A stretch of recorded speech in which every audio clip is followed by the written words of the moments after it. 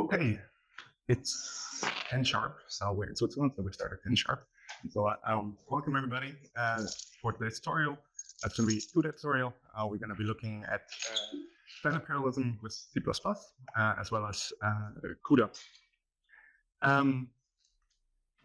Before we start, let me introduce myself. I'm Benedict, this guy on the left here. I'm a desktop engineer at NVIDIA. My background is CFD. I just obtained my PhD from ETH Zurich, where I've been looking at CFD and how to accelerate those type of computations. On the right-hand side, there's Dimitri, also this gentleman here in this beautiful blazer. He will help us as well with the exercises, and if you have questions, he will surely be able to answer. He's also a DevTech, working on Polygon methods, and also done his PhD at ETH. So all the content you're going to see, all the source code and so on, is on GitHub as well, so you can look it up later. So this is the Accelerated Computing Hub. You can check it out if you want to look at this later. For the course, what we will be using is a platform called Thread. This is basically an NVIDIA cloud, where all the notebooks, all the source code is already set up. You have a container. You will have access to GPU instances, which you can just launch, and everything should readily work. That's the theory. You should have gotten an email where you get a link it's an invitation link to a Brev org. You should click on that, and then you should be part of this organization. Today, this is the SED Park course, and you will have access to that content. And tomorrow there will be a different organization, which is the CUDA course, and you will have access to those notebooks and be able to run them. You will get, once you do this, you will have to sign up to Brev and also to the NVIDIA cloud. You will need to enter your email address and basically click continue. Then you will be prompted something like that, where you either enter email, password, or you can log in with more options like Google, Discord, Apple, and Facebook if you want to, whatever you prefer. Once you've done that, you will get a verification email. You will be prompted to enter this 6-digit code. You will click continue, and then last there's the recommendation settings. If you want to be updated with the latest and greatest of NVIDIA, please feel free to tick these boxes. If not, don't. Important is also, you will then need to create an NVIDIA Cloud account if you don't have one. And there, it would be really nice if you have this account name, really put your first and last name and the organization, so we can later keep track of things. So that will be useful. Once you have done all this admin stuff, you will be going back to brev.nvidia.com, and you will see hopefully a screen which looks similar to what you see here. This is the base of operation that we're going to be using, and then you can click on this launchable tab here, so that which is highlighted up there. And what you will see is there's the SED Power tutorial, and you can then have this button View Launchable, which you can click. For tomorrow, it's important on the upper right corner. There's you see that? See it here. So you have here this organization, and tomorrow it will be a different organization. You can toggle this, but make sure for tomorrow mostly that you're in the right organization. So there's going to be a CUDA course, and today you only have access to the standard part.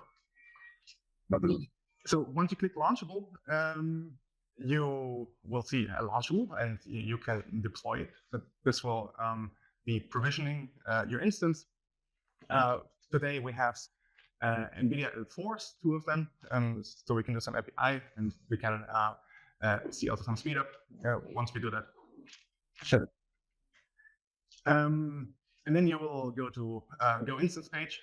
The Launchable is now deploying, so you will spin up the instances.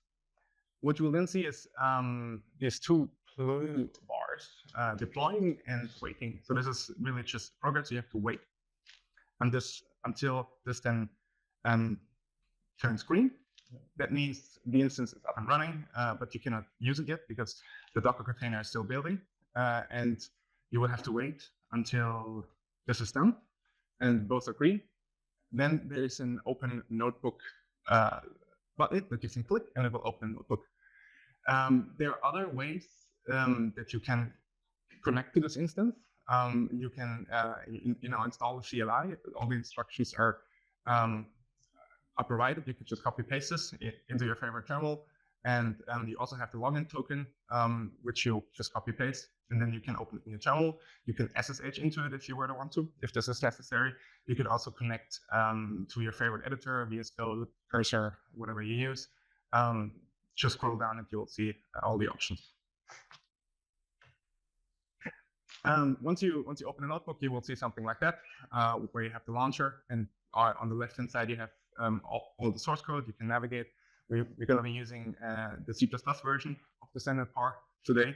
So you navigate here, and you will see source codes, exercises. So here I went CKP lab 1 Daxby, and then you have all the exercises shown, and you can click on them, edit them, and then run the notebooks. So first, a good starting point is always the notebook. So there's Daxby.py. It has all the instructions also written down there, and it has all the compile commands. But you will edit the actual code in the source files. So exercise1.cpp. You edit this, save it, and then move on. Yeah, this will be the first lab that we're going to be doing. It looks something like this. This is the first notebook, and then you can see there's a couple of explanations, and then there's cells which basically compile it and allow you to run it. So this will then connect to these L4 GPUs.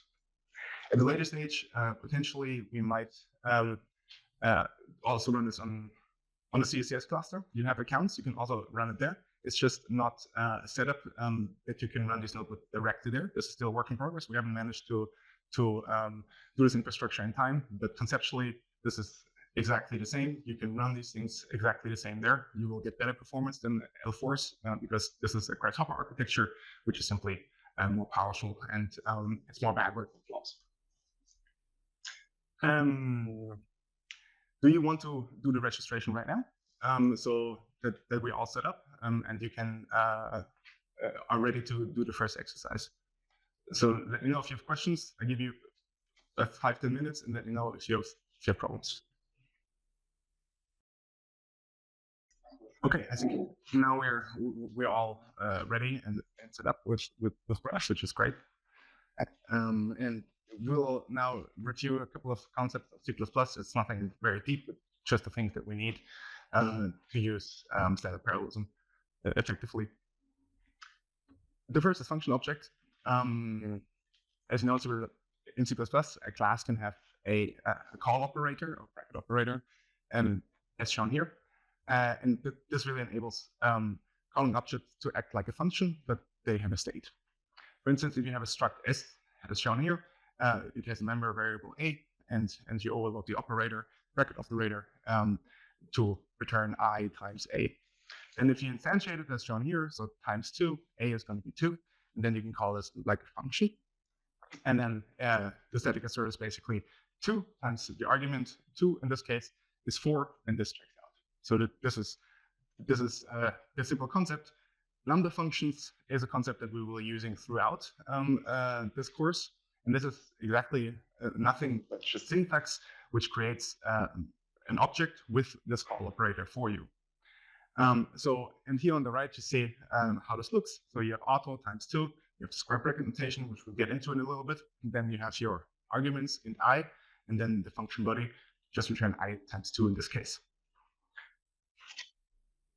And this is what it would expand to, if you were to write it out. It creates an anonymous C++ struct with this corresponding call operator, and then constructs the type. So you can readily call that lambda function object. And the parameters and body of this lambda expression will then be just pasted to be the parameters and the body of the call operator. It's really just copy pasting what you see here at grade.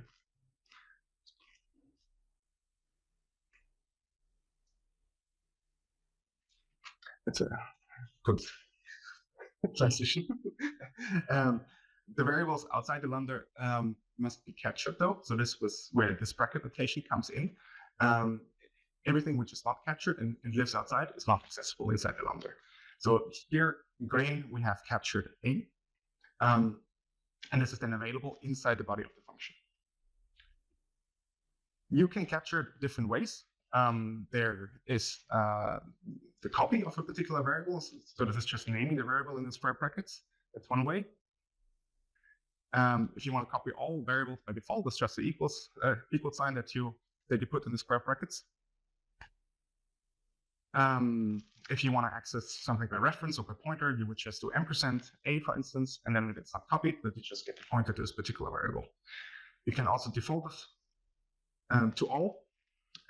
So you just put the ampersand. So by default, everything is then captured by reference or by pointer. And you see what this anonymous struct would look like. You would just have a member which is the reference of the variable A that you would capture. One gotcha is always that global variables are always captured implicitly by reference, and this will be important later if you want to write portable code that works on coherent and non-coherent platforms. But we'll get into this in a little bit later. You can also provide a bit of list inside the capture, so you can say, okay, as shown here, you have a list within these brackets and say ampersand. Everything is captured by reference by default. And then, but A and B, those should be the ones that are captured by value. So you can concatenate these type of things. You can also say the other way around. You want to capture everything by value, but just A and B should be captured by pointer over reference.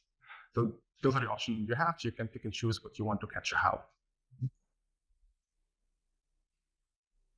There's also one other capture, which is capture by initialization.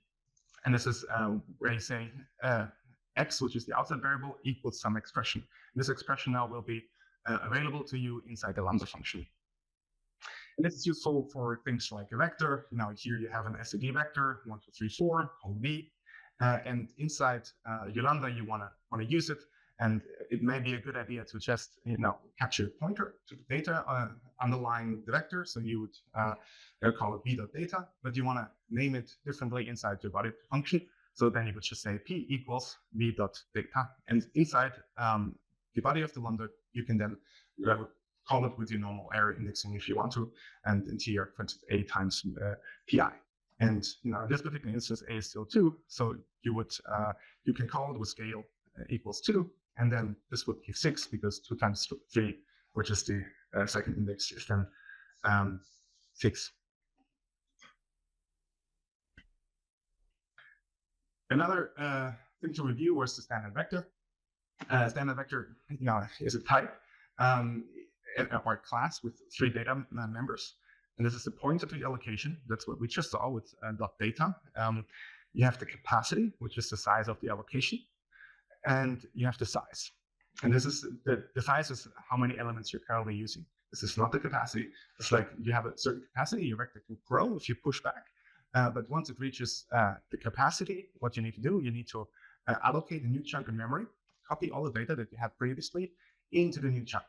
So on average, if you do this this new allocation and introduce a factor, so every time you double the capacity, for instance, you will still realize a constant time or amortized time complexity for pushback, for instance. But you every time, once you reach a capacity, need to allocate a new chunk and copy it there. This is something to keep in mind. And on the right, you see what the vector could look like. You have the data pointer, it's in the case of integers, the size and the capacity, and then you have the operator, which is overloaded, which just indexes the underlying location.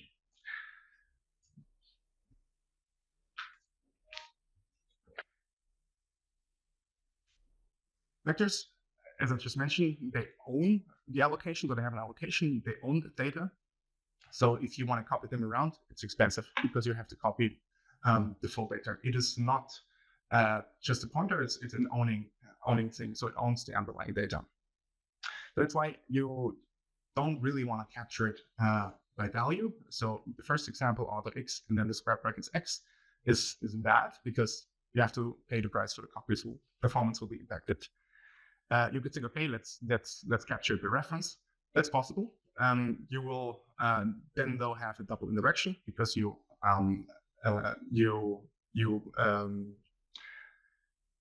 capture the reference to the object. So this has, again, the size, the data, and so on. So the best way to do is really just to capture the pointer by value. And this is what we've seen before. You just, you can do it by initialization. P equals X. So data is typically a portable way how to capture the data of the vector. So this was already everything we need from the C++. But now let's see how we can use this for C++ standard parallelism. And the goal of the parallel programming or the standard parallelism really is an on-ramp to parallel code. A lot of code is still serial. However, the hardware is parallel. You need to program parallel in order to exploit the hardware. Otherwise, you leave a lot of performance on the table.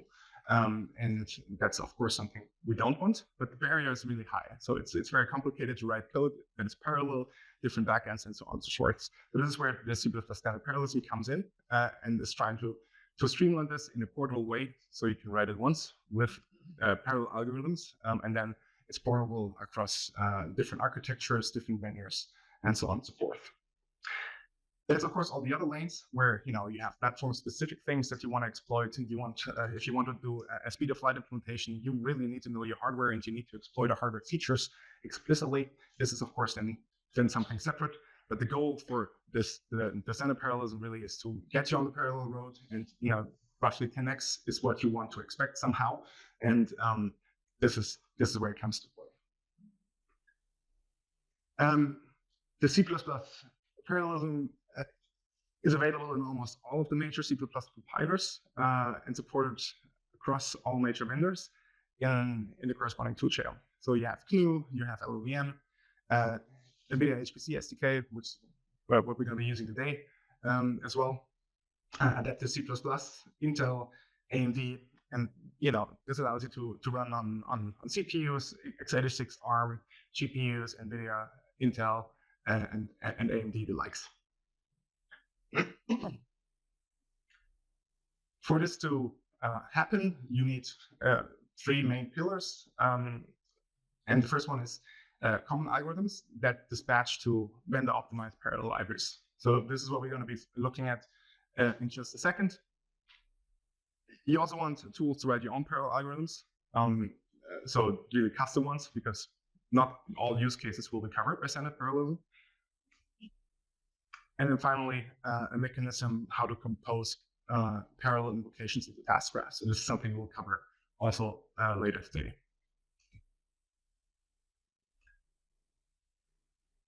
But now let's focus on parallel algorithms. This is the first pillar, and arguably an easier barrier to entry. Algorithms operate on ranges of elements typically, and these ranges are typically described by iterators. Data structures in general, like the vector, expose the elements through these iterators. So there's a vector, there's a begin, and there's an end typically.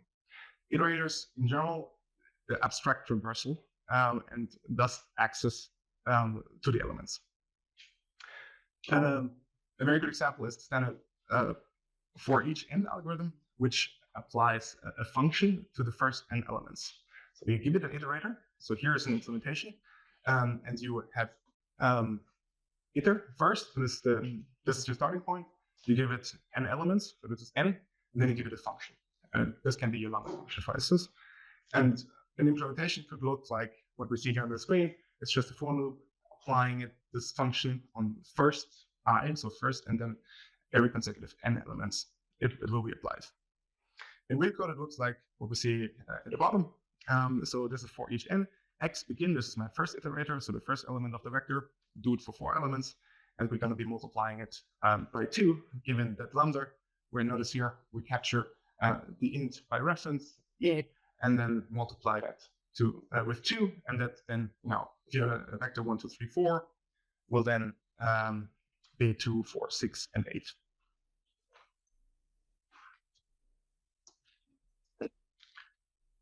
Next example is Staxby. So this is where you have the vector y, which is then where you add a times x to it. In C++98, you would have your normal standard vector, and then you would do a for loop, and just index as we're used to with a bracket notation plus equals a times xi. Very simple, and you can do that. Question is now, how would you do it in C++20? And you will need another header, which is the algorithm of the rangers. And you would also use the algorithms that we just saw for each n, for instance. But now the question is, since it's not a simple iteration, you need an index, you need two vectors that you need to index somehow. The question is how you get this index range. And in this example, the answer is the standard views iota, which is an index range which is generated on the fly. It starts at 0, and you pass it first iterator, so you do .begin.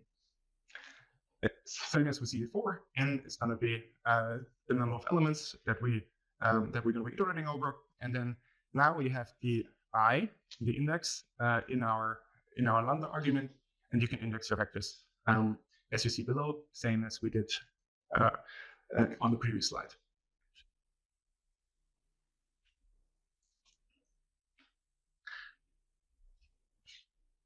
So we already saw ranges a bit and views a bit, but what actually is it? Ranges are objects that you can iterate upon with begin and end. So this can be vectors, for instance. Views, however, are ranges, but they are also cheap to copy.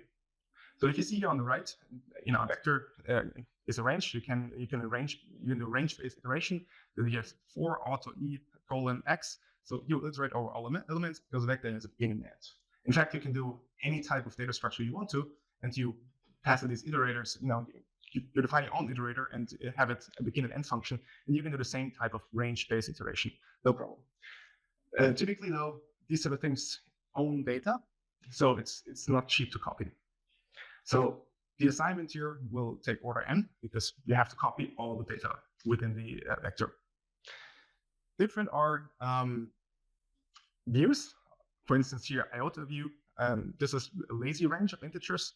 It doesn't store n integers, but just stores a begin and an end and iterates in between and generates these on the fly. You can have from 0 to n with this notation right here, or from 0 to infinity where you don't bound it. It doesn't really land.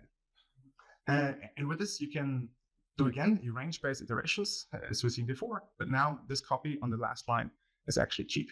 So this is order 1.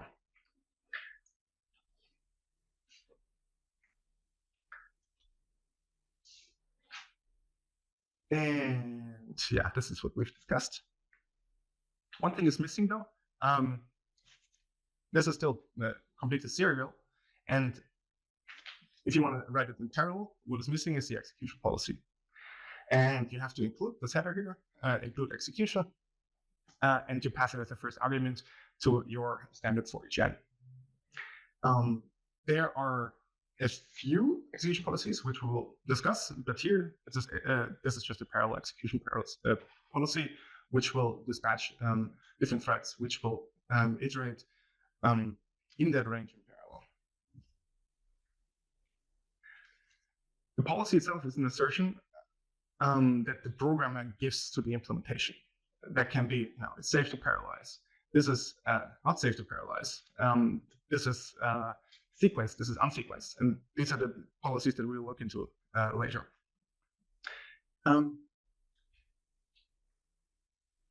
Where in particular, if it's run on the CPU or the GPU, is not in your hands. You don't specify. It's just this.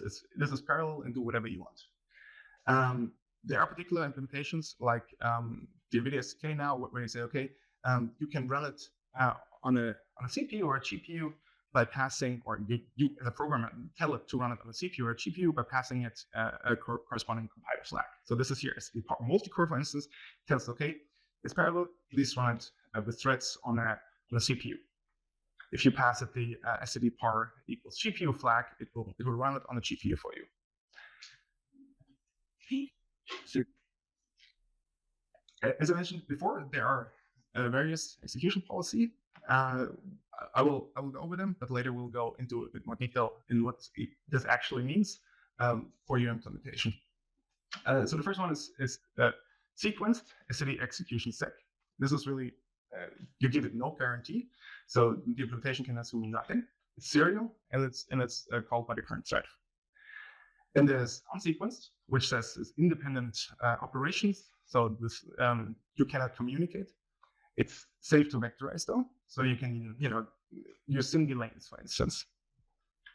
SCD execution par, on the other hand, now it's safe to run on threads, safe to parallelize. That doesn't mean it's unsequenced, so it may not use single lanes. It may auto-vectorize if the compiler can prove it's safe to do so, but this is not a guarantee that I, as a programmer, give to the implementation. Finally, there's parallel and unsequenced, which basically just uses threads plus single lanes. So this is the most freedom you can give to the implementation and say, okay, I know what I'm doing.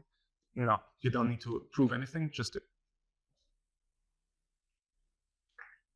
Parallel algorithms in general are fork synchronous, which means you have a calling thread, then you have your parallel execution, the CPU will wait for it, and then you join it again, and you're back to your calling thread.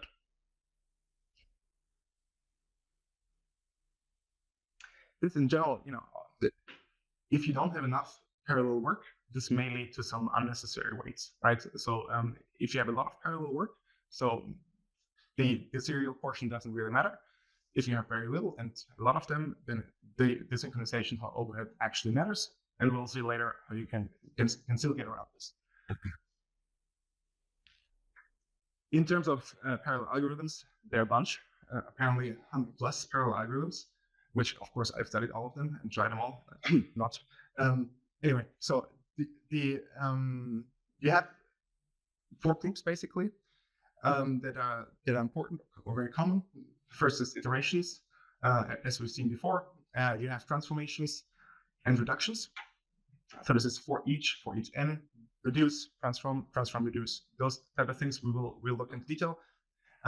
Data movement initialization, you have copy if, fill, generate, these type of things. You can remove elements and reorder them, replace them. You can rotate a vector, for instance. You can also search, find if, search n, and these sort of things. There are implications on the parallelism, which we'll discuss also later. But now it's with this little overview of the parallel algorithms, we are ready almost to start the first exercise, to get the hands dirty a little bit. And you will go to your Pref instance, which hopefully now has the container built, and you can open up the Jupyter notebook. There will be a little green box. We can say go to notebook or something like that.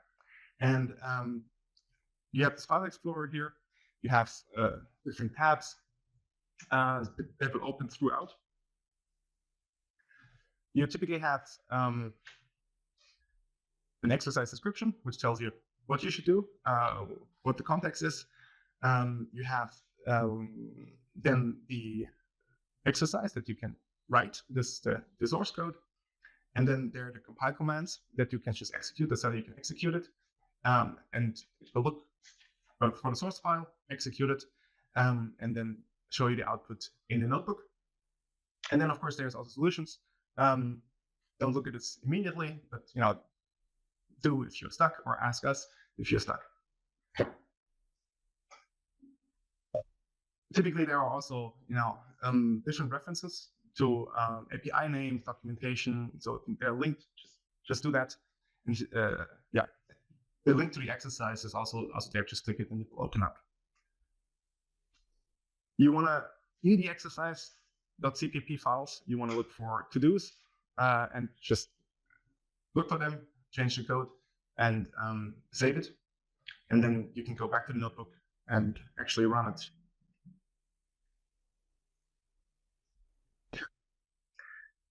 At the very beginning, I think there's a notebook test as a start, which just executes NVIDIA SMI to see if your GPU is up and running, and the CPU is actually up and running. So make sure this executes and it gives you something meaningful. If not, let me know. Then we likely have to restart the instance, but it hopefully should. So the first hands-on exercise is DAG speed. We have a lab for that. This is lab 2, exercise 1 and 2. And the goal is that you rewrite the sequential loop that we have, DAG speed using for each and the iota view. And then as a second exercise, you want to parallelize this with SCD power, SCD execution power. And yeah, feel free to open the notebooks and get started. Get the test solution. So now, what you have hopefully done is, use SCD for each M. You gave it an execution policy, SCD par, and magically everything works parallel. You gave it the iota view, the begin iterator, going through n elements, and then you put the DAG speed body in there. And this is now parallel. It works on all kinds of platforms. This is here shown on the left. It works on AMD CPUs, Intel CPUs, ARM x86, as well as on GPUs. Here are listed NVIDIA V100, A100, H100. So those are the almost latest and greatest GPUs. Even not so much, H100, almost latest and greatest. But what you can see here, it runs and it gives a performance metric here on the y-axis. This is the throughput. DAG speed doesn't do any computation actually, right? So it does, but it's not much, right? So you just move data around. So the metric here is gigabytes per second, which is the throughput, which is a bandwidth, right? So you expect this to be bandwidth bound. So you want to achieve higher data. So bigger is better. You can see that going from CPUs all the way to GPUs, there's a big performance boost, and this is simply because GPUs, the hardware has a higher bandwidth, so you can achieve higher bandwidth. But it doesn't really tell them much if the implementation is any good, right? So, just because the hardware is better doesn't mean, the implementation was good. But this is what the plot on the right is for. And this basically is the throughput over the theoretical peak. So a Hopper, as you have CSCS, has 4 terabytes roughly. And, it would be a shame if it's just 1 terabyte, even though it beats the CPU, but it's still not exploiting the hardware. But here you can see the percentage of peak that you achieve. And you can see that, you do achieve a significant fraction of peak. So most are around 80 to 90%, which is already good. So this really says, okay, with this simple parallel execution, you can achieve a good fraction of peak, and you really exploit the hardware that you're running on. This is what we want. Yeah. Now let's look at data management. We really haven't cared much about data management, so everything just somehow worked. Which is great, which never happens, but in this case, I think it worked somehow. The underlying mechanism is that the standard parallel algorithms require something what we call unified memory, which means that any thread in the system, CPU, GPU, whatever, must be able to access all the memory that we're going to be using inside the parallel algorithm. There is 2 types of systems. We typically call them coherent systems and non-coherent systems. In coherent systems, everything works on its bugs, which of course never happened. But examples of truly coherent systems are things like GH200, which you have here on the CFC ops nodes, or GB200, which is the successor.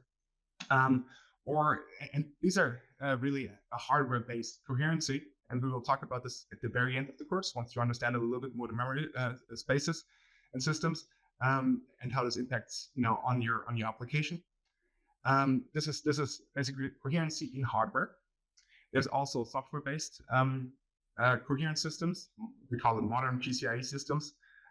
They use something called HMM. You need a recent Linux driver supported from V100 onwards, and you need recent, more or less recent CUDA version 12.2. So there, everybody has access to everything, and you can just compute. In non-coherent system, it's a bit different. But you can still fake it. You can make it unified, and you emulate it with the compiler. any system allocated memory, such as the vector, which underneath basically just calls malloc, will then be replaced by CUDA malloc managed, which is then when the driver takes care to migrate pages to the GPU. There's restrictions though if you're on non-coherent systems, and in particular those are stack variables, global variables, or code in different compilation units. So there, no GPU has access to these. So you need to be aware of those, and I will show you in the next slide how you can mitigate them. Even though you have a coherent system or not, the spatial and temporal locality does matter. You have on a GPU, the distinguishing factor is that you have a lot of bandwidth. Latency is also high compared to the CPU. So CPU has low latency and lower bandwidth typically. With GPU, a higher latency, but it can hide the latency and gets higher bandwidth. So you do want to make sure that your memory ends up where it should be, and you have a spatial and temporal locality. So how to mitigate the restrictions and how to achieve performance plus affordability is that you want to capture the scalar values, which are often put on a stack. You want to capture them by value. Then you can access those. This will be relatively cheap, and we'll see in a second cheap. The global variables that we saw before, and I mentioned this in the previous slide, those are typically implicitly captured by reference. You don't want to do that. You want to capture them explicitly by value. And then you want to capture pointers to the data also by value. And this is shown here. So a code which looks very innocent, as seen on the right, where you just have your function, you have your standard for each parallel, or fine, you capture everything by reference. This works on a coherent platform, but the compiler already preempts it and says, you really know what you're doing. So it's like here, likely this will be an invalid memory.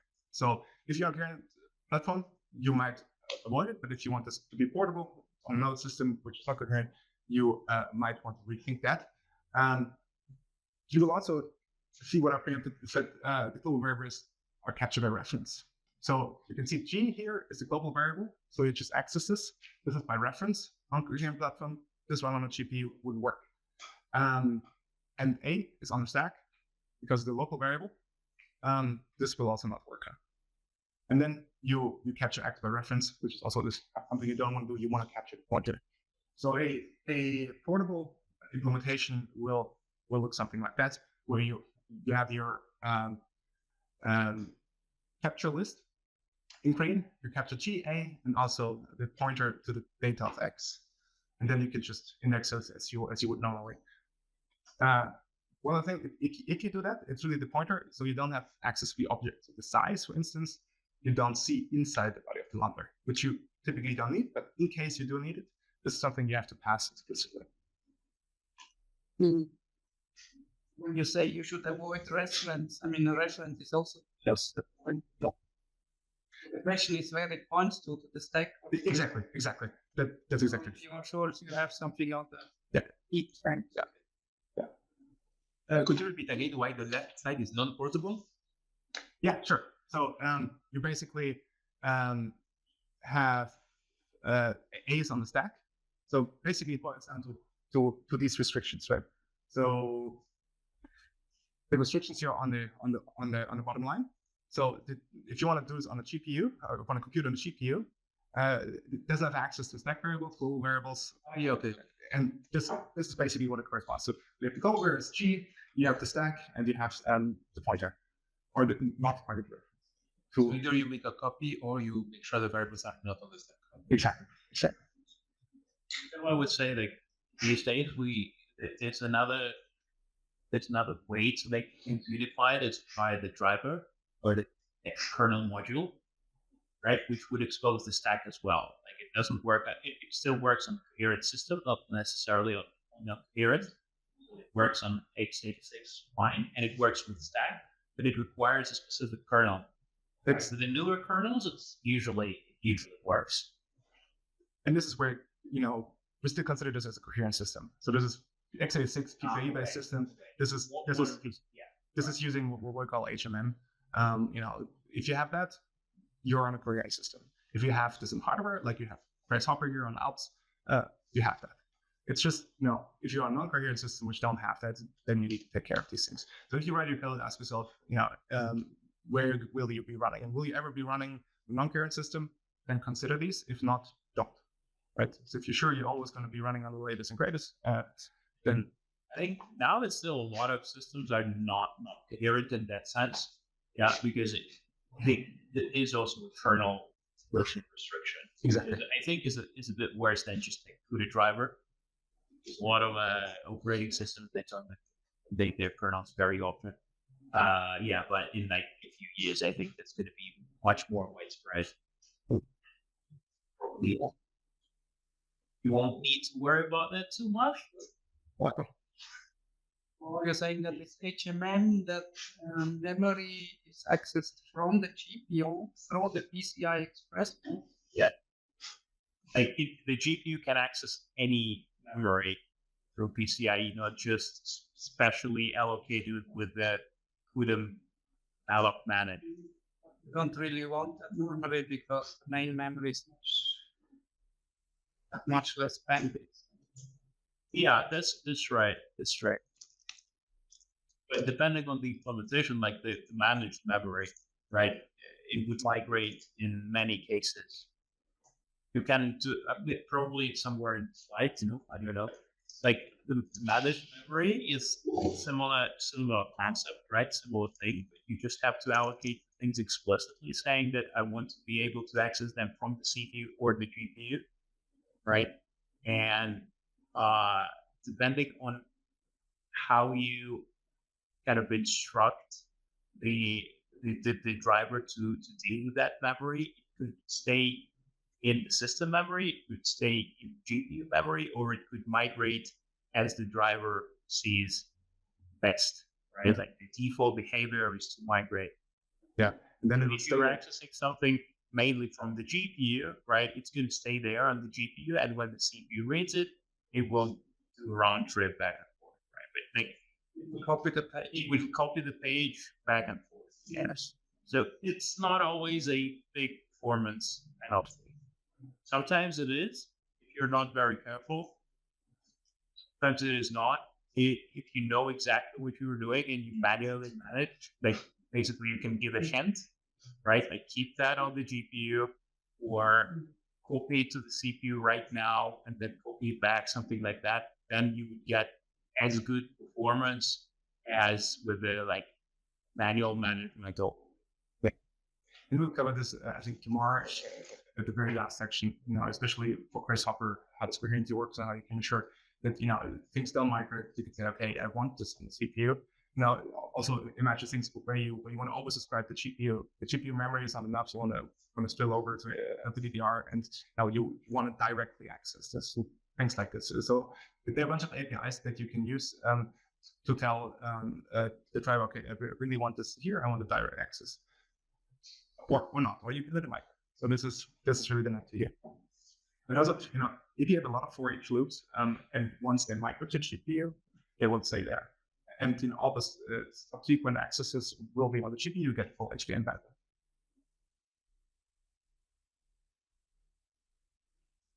So this is now you will have the exercise number 3, and this is exactly to make it portable and also to look at the difference. Then it should capture by variable or not by variable, by value or not by value, and see what difference you observe in terms of performance and compares if it is it's not. So that will be yes, that's capture the value, the tailors, and the points. Yes. And since this is a very short exercise, we'll just do 5 minutes and then we discuss.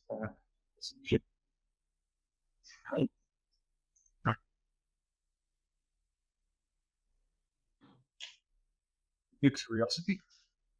So who is writing the explicit implementations that are then pulled in, I suppose, generally for hours?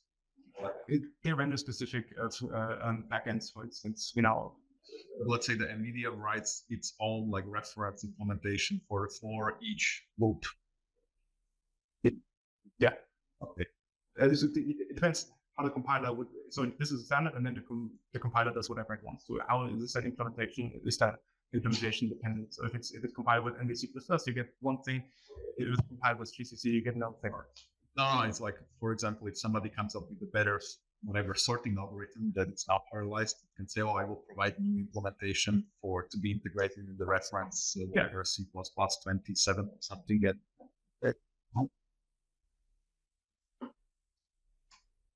How does this compare to OpenMP? I mean, with OpenMP, you can also do this. Yeah, basically, this is just the standard C++ way to do it. Yes. What is then so NVIDIA or the one us side or on both sides? We have we like both, to be honest. We also like OpenACC, so it's just the way. Is that outside of that or not? It's like there's a hierarchy, right? That's I think what our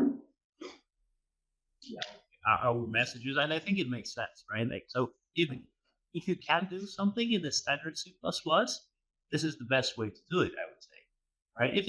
Especially if it's not super performance critical, right? Or if it's simple enough, like a simple transform, right, that can be easily expressed in one of the parallel algorithms, and you don't have to go like invent something very, very tricky to make it fit, right? Then there is, say, OpenMP or OpenACC that allow.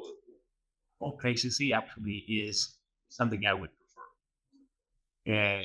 That allow more flexibility. That would allow like some minimal exposure to shared memory, for example, to certain synchronization. Like certain things are a little bit more complex. And then if something is very performance critical, and like you can think of a very good implementation that would require going into lower kind of details, into lower level features, right? Then it's CUDA. And it's just Now these integrate if I have they all work together. It's like within the same application, right? I don't know, 80% of your code with just standard transforms, let's say, right? And then for the maybe, I don't know, 10% of the code, you sprinkle a little bit of the OpenACC pragmas here and there, right? And for the rest of the 10, maybe it's that 10% of the code, but I don't know, 50% of the runtime, right? Because you know what happens. You have a specific, let's say, CPU branch, right? And a specific CUDA code that runs fast. And it would interact, like everything would just work. Or do it's often mix and match. Yeah, exactly. So again, you know, a lot of code, like lots of those lines, but you know, they kind of need to be on a GPU, but not really performance critical. And so these algorithms, you get a very good fraction of performance already. Just use those, and then you know, once you see this hotspot, and that you have a couple of other lines which you're gonna send them and deploy a few profile, and those you then typically go to CUDA or you know ACC if you want some more control of asynchronous experience. And write a lambda and then stick it into a parallel algorithm, transform a lambda in CUDA. Yeah, you can do it on I need to be sure that the data is on the GPU. Yeah. No, like CUDA these days, it has mostly code up, I would say, given standard C++, so it does definitely support Net 17, a lot of features, 20, maybe everything, I'm not sure. Oh, that is another stage. You can have lambdas in the CUDA kernel or a lambda in the host code, pass it into the CUDA kernel. There's a lot of different things that. And they usually, right, because the way the C++ is working, usually they come with zero overhead because this is just compile time transformations, usually. A concrete question on that. So in the parallel execution, is that the spot where I can control how much, like, you know, how are the resources sort of discovered and allocated? Because you know, say you want to actually do many sums or right. It's or I don't want to dedicate or hardware I get to define this out. I would like to split it on the whatever. Sorry. I'm not sure. I have to check with the photo. I mean, All right, let's say just can you use streams with and we will see how to do asynchronous. Like let's say maybe the background. So I'm anticipating the point where I say think in the framework where you have whatever log signature functions like run the ML model or something. Be sure that's not an ML model. And then you just want to say, okay, dump it into compile. Then Python just compile ER techniques and so on. And then I suppose, okay, you have to distribute the resources somehow. And it's not obvious how here I can. Okay, here I see the execution, which is the NS receivers concept, which will come in 6. How then? and with dispatch, I think everything has a separate stream. Yeah. Yeah. Different state capital. Yeah.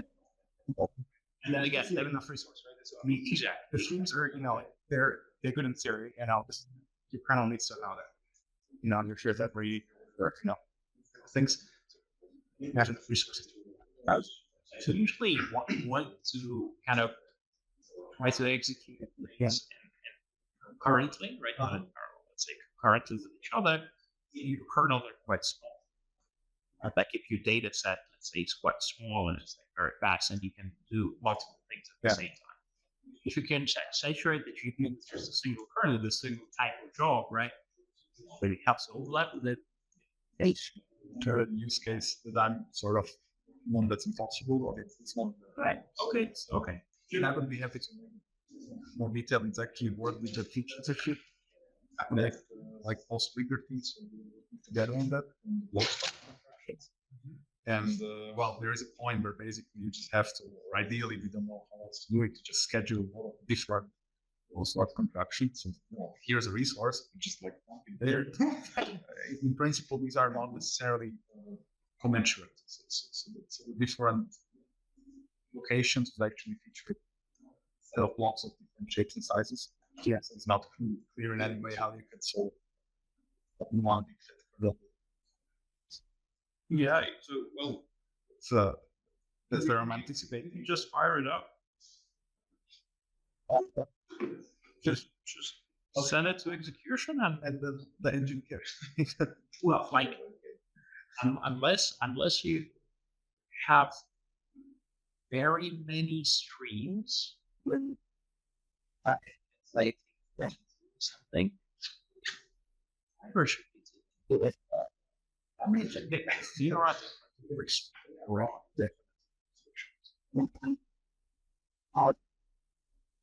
Wait, having this is almost as good as just having more blocks. Having certain regions.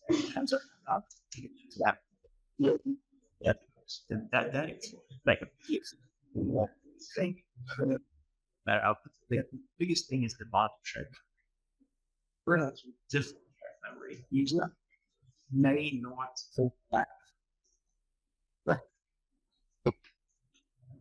It's basically like not so sure in my world. Sam streaming multiple there's like where it is like 100 rates of depth in you. Or grid size smaller than number. How to know is different for people. But it was good possibility to overlap. They come to the same with sure.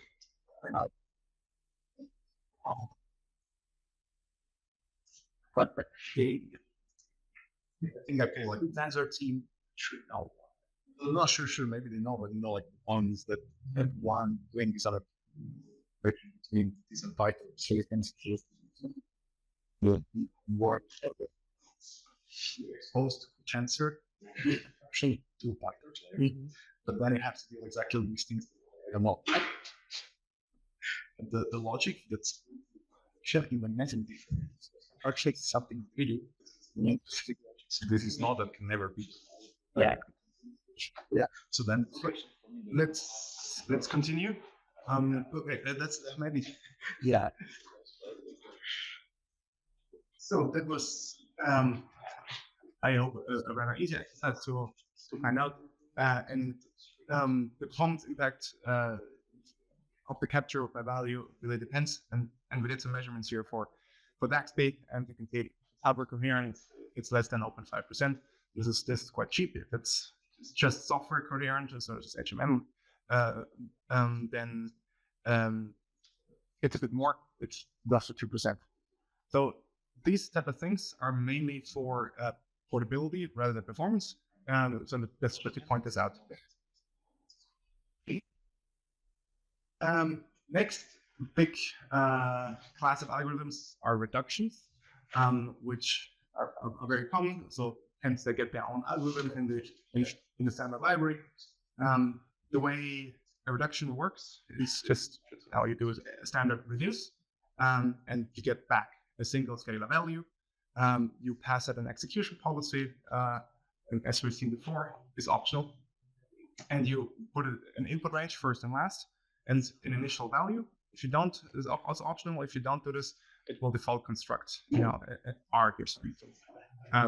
And then you have a binary reduction operation. It can be multiply, use subtraction, sum, or add, or XOR, or whatever you want.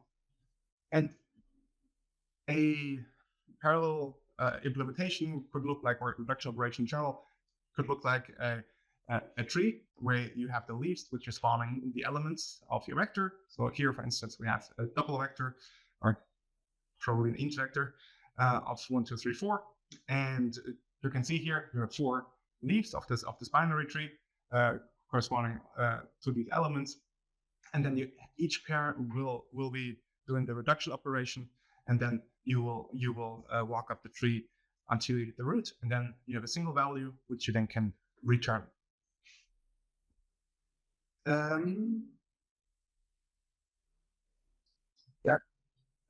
This is a standard way. A lot of the times you don't just want to reduce, but you want to also apply an operation on the leaves first before you reduce. Like you want to square them, you want an absolute value or something like this. And this is where transform reduce comes in. Again, this is exactly the same what we had before, but now you have this unary transformation operation. Your tree becomes from what we saw before now to the transform operations, which are just applied on the leaves. So just the elements, and then everybody does the reduction operation. For instance, if you want to compute a norm or something, you will square it. This is how it would look like. You have a unary operation, which is the squaring of the actual element, and the reduction operation is going to be the add operator. And this is how the tree would look like. In actual code, for the norm, for instance, you would do the squaring, but then you would also take the square root. Basically the same what we've just seen. In code, it looks like the following. You have the square root, which you have to do it at the very beginning, at the very end. But then you use transform reduce. You have an execution policy is parallel and unsequenced, begin and end of the x vector. You have initial reduction value of 0, which is initialize that, and then you provide these reduction operators in the form of a lambda. Those have the 2 input arguments, x left and x right. In our case, for a norm, we just add them together. Now we are at the node of the binary tree, and continue to do these reduction operations. And at the last argument, you will do the unary operator, which is what you initially apply on the leaves. And here, this is just a squaring. So you get the argument of the lambda function is the x, which is the value of the leaf. You square it, so x times x, return it, and then that's basically all there is to it. And you will have your norm. Here's another hands-on exercise. Lab 1 is still exercise 4 and 5. And the goal is now to compute DAXB still, but also compute the sum. This is how it looks like for with a raw for loop. So you have your DAG speed, but you also keep track of the sum. And at the end, you return that sum. And we basically want to parallelize this, or we want to write a sequential raw loop using the parallel algorithms first, and then we want to also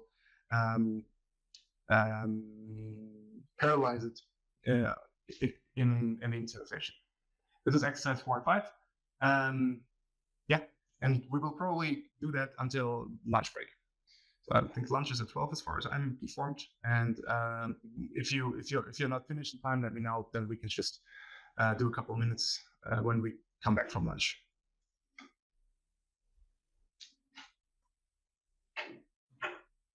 Great question. Yep. Want to update Y as well. We want to update Y, not just to get the reduction this up. This is what you want here. Yeah.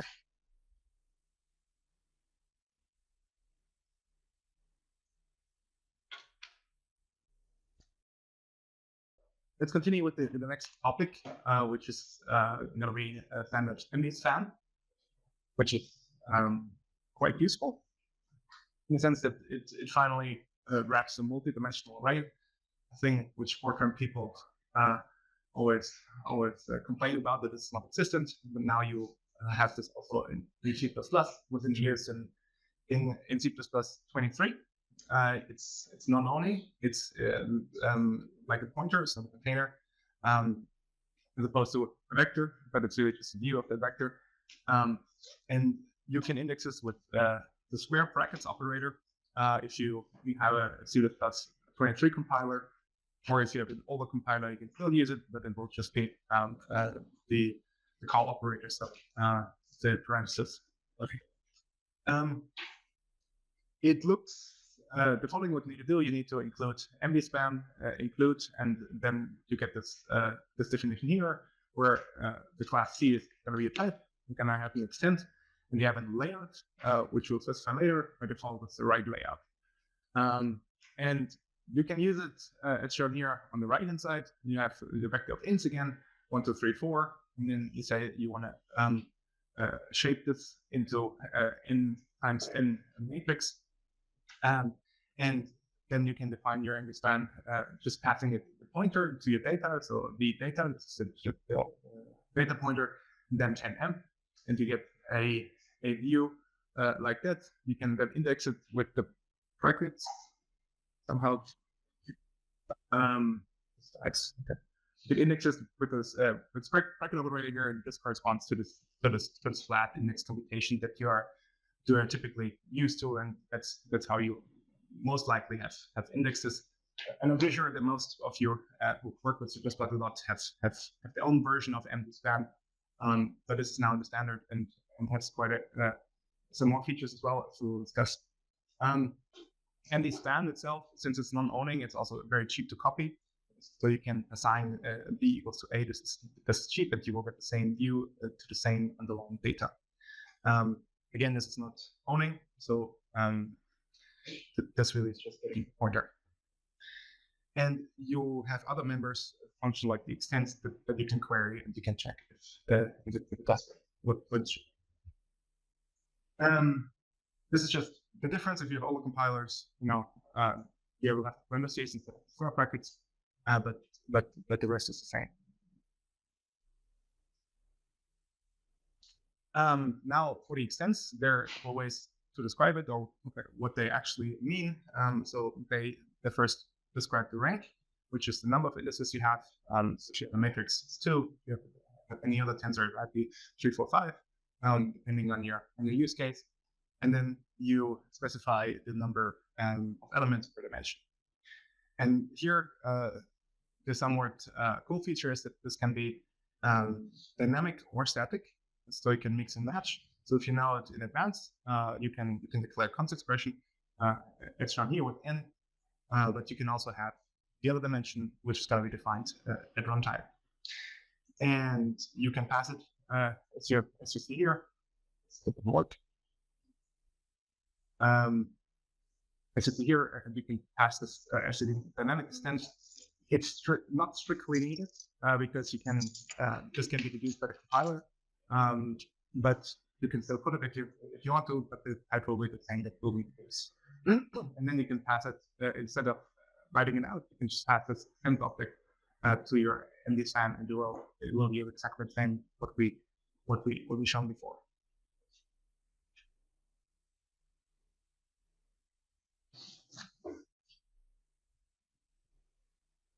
This is basically just to show you that you can put this dynamic sense or not to compile and deduction will work in this. And then layouts. There's default layout, as you've seen before in the definition. And this layout mapping is really just mapping from your multidimensional indexation, so IJK, to a flattened 1D index. It's basically offset to the pointer that you have in your vector, for instance.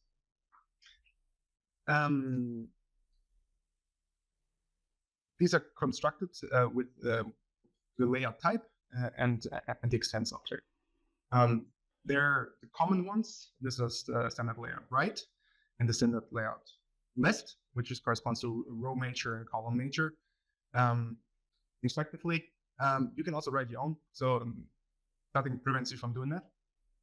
And here on the right is the example how you can choose the layout that you want to just pass as the layout mapping and the extents that is type up here, and then you get the mapping as shown here. A little bit of a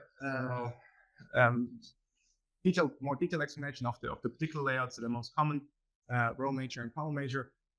So the right layout corresponds to row major, which is where the rightmost index continues in memory. I always have trouble remembering it, but the way I remember it now is row major. So once you skip a row, you have a major shift in your index, and this is what's depicted also here. So the first index is obviously A11, which is I guess clear. But then if you jump to the next column, that's the next index in memory, because this is 1D memory, of course. And then once you go to the next row, you have the stride offset, and then column is again continuous. And this now corresponds to this mapping here, so I times n plus j. This is the right memory. If you do left, now it's column major, leftmost index is continuous in memory, column major jump if you swap columns or if you shift the columns. And now A11 is of course always first, but now the next index will be A21, and then A12, and then A22. And in code, you can just shift it here instead of SC right. That's that. Now the indexing corresponds to J plus N instead of M, and now you add I. So that will see it works.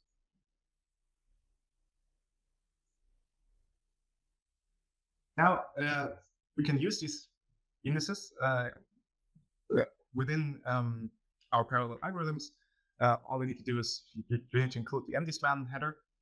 You can define the X span and the Y span as with the year, which the number of rows and number of columns as with the year, and then you can pass this to your standard algorithm. If you're executing policy again, your indices, and the number of rows is going to be your n, and now you want to do multiple elements, or here just get 2 elements per parallel 4 index, and you can now index those through R and C. So C is being the column index, R is going to be the row indexes, which are parallelizing over. This would pass it n rows here, and so this is what's parallel, and then within that you do an iteration over the columns. And you have square bracket notation where you can index y as and x as correspondingly. So this is the Gatsby example, just iterating over the columns inside the lambda and paralleling with number of rows. This leads me to lab 1, exercise 6 and 7, and there implement what we just saw. So you want to process two Gatsby elements per parallel 4 index by using exactly MD5. And in index 7, you can change also the layout from left to right and also observe the performance, because these type of layouts are useful because in some cases, column nature is more efficient. In other cases, the row nature is more efficient, and this just lets you play with this. It's very obvious what is better, but other times it's not. This gives you a means to really play with these set of layouts. Okay, so now you have around 10 minutes to exercise 6 and 7. Next topic are views. So what exactly are views? We talked about ranges. Ranges are objects that can iterated upon. Beginning and end. Views are ranges with what I want to copy. We have worked with a couple, but now we'll do a bit deeper dive because you can do all kinds of things with views. We has this iota view, which is lazy range that we've been using. As a recap, vector is expensive to copy because it's an owning thing, so it owns the allocation. So if you assign it to another vector, it will copy the allocation, so it will show it in an object. A view will not do that. A view will just view the allocation that I passed it to. But you can do a lot of things with views. You can adapt them. There's a SED view transform, and this adapts a range by applying a function to each element. So, for instance, you can do if you have a range 1, 2, 3, 4, and then you can transform it this view, multiply by 2 here, for instance, and then you get 2, 4, 6, and 8. This is done by defining the iota view as we've done so far, and then just call this transform function, passes you lambda, and then each element in this example is multiplied by 2. The cool thing here is also that you can compose these ranges with pipes. So you have this pipe operator here, this vertical bar, and in this case we pipe the view R 1, 2, 3, 4 with this operator here with the transforms, and you will get 2, 4, 6, and 8. As shown here, and then we can use a view to do a reduction, for instance. Right? And in this particular case, if you reduce the iota, you'll get 20. It doesn't need to stop here. You can pipe it again with x2, and you will just again multiply everything by 2, and you will get 4, 8, 12, and 16. Composing these views creates all these new ranges, but you only traverse memory once.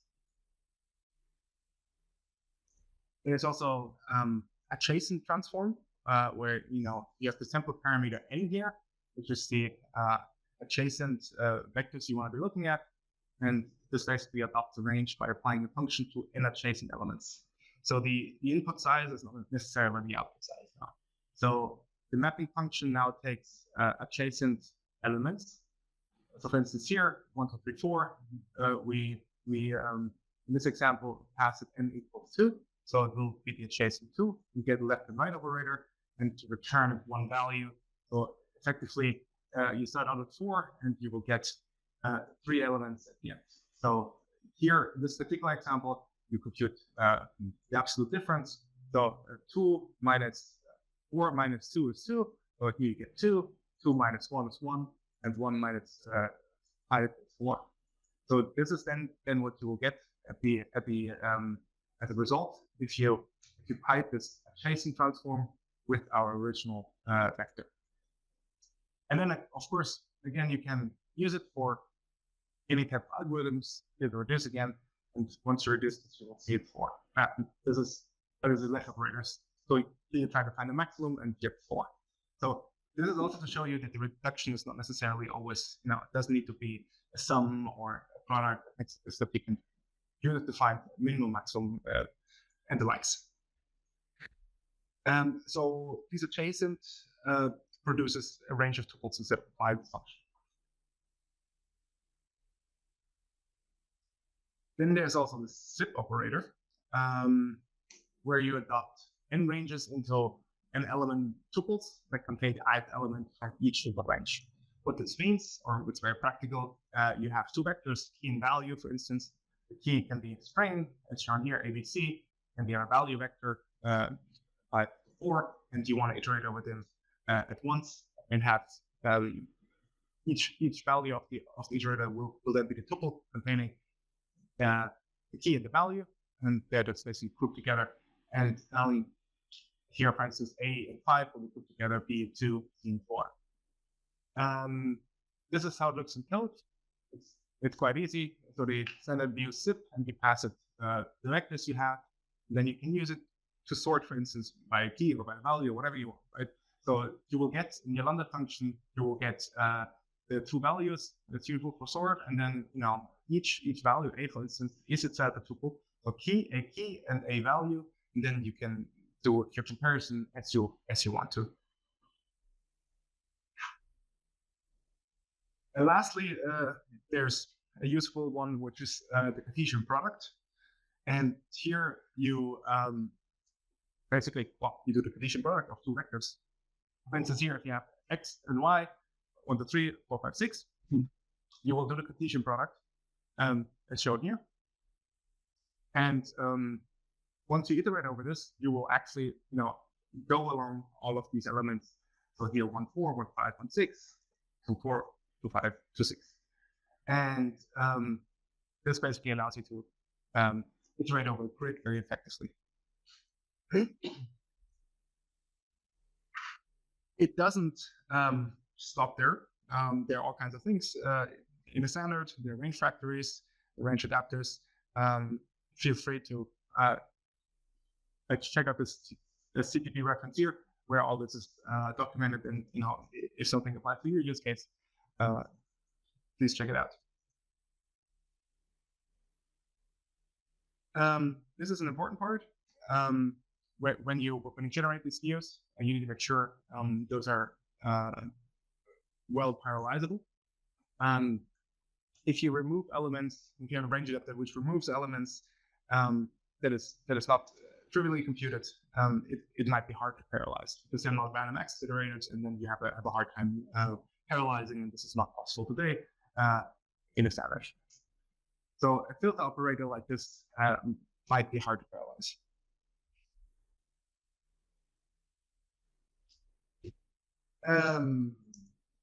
So previously, we looked at attack speed, how we looked at attack speed with one element per index. This is very similar to what we did before. So we have a standard empty span again, as before, rows and columns, and then you have the Cartesian product view.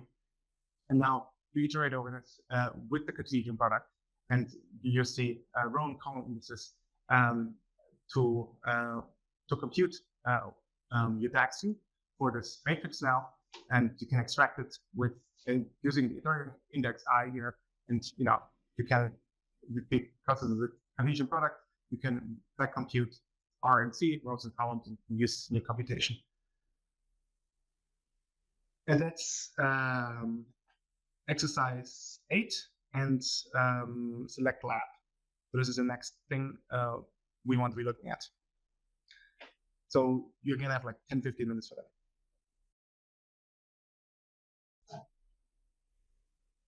Okay, let's just slowly get to the next topic, and hope you guys are almost finished. If not, you'll probably have some time later as well. Just want to wrap up ranges and views before we move on to distributed programming. Ranges is something you can iterate upon. You have begin and end. Views are ranges that are cheap to copy and lazy, so you don't do any work unless you actually iterate on them. You can compose them. Type operator, which lets you construct really, a lot of traversals that you would want to do. And we looked at the Cartesian product, which is useful for multi-dimensional iterations. So if you want to construct your grid, for instance. And this is what we're going to be using also in the next part. This is distributed programming. Here we're going to look at how we can use these algorithms in combination with MPI and how we parallel against those. The example is the 2D oxidation heat equation, and this is from here. So on the left, you have a temperature field with certain boundary condition, and this is time stepping loop, and we basically solve the heat equation, find out difference, and get up it in time, and we'll work through this together. Your boundary conditions T0 everywhere, but in the bottom where you heat it is going to be T1. At the beginning, everything is 0, but it's your initial conditions that you will be imposing. And then we can track the energy, which is basically the integral over this domain with temperature, and integrate it over. It's okay. And yeah, so we track this over time. We do a time loop basically, and what you'll see that this will converge to a steady state solution, which we in the end then figure out. This gives also us a check that your code is implemented correctly, because you know to which energy level it should converge. In terms of spatial domain, this is basically a structured grid by an X and Y cells, and we will computing this double sum here, where we compute a simple 5-point stencil, so it just needs the nearest neighbors, and itself the center. The center will be read old, write new, and all the others will be read old only. Since it's MPI, we're going to be doing a domain decomposition.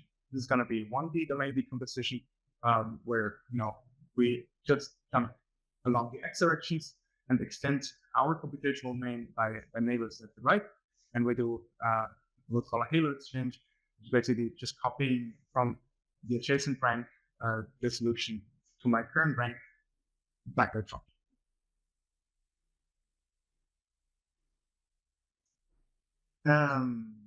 And this is how the code is structured in the exercise. We have these parameters, which you basically pass in with some RC arguments. And there are 2 vectors, new and old, and you have the initial conditions to which you initialize in the first, before the first time step.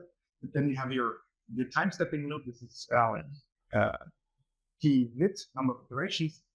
And then you compute your energy in your local domain, and then you do an MPI reduce, which basically collects the energies from all ranks, and then you set the energy if your rank 0. Could be any rank steps, and then you write. So with this structure, we will execute a program with MPI run np2 /sheet. This is the name of the executable, and then as arguments you will have an x and y, which is the nodes along x and y direction of the grid I was showing earlier. And the number of iterations in the time steps is going to be the last. This is per rank. This is an X and Y. So if you increase the number of ranks, the full program will be scale. So you get the domain twice. So if you want to do strong scaling, you just have to adjust an X and Y correspondingly.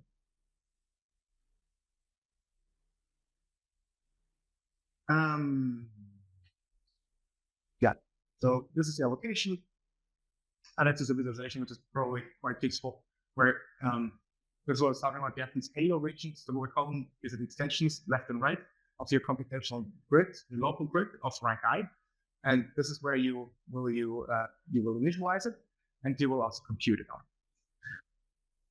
This is then where you can exchange the halos. So the previous and next. The previous next you will exchange.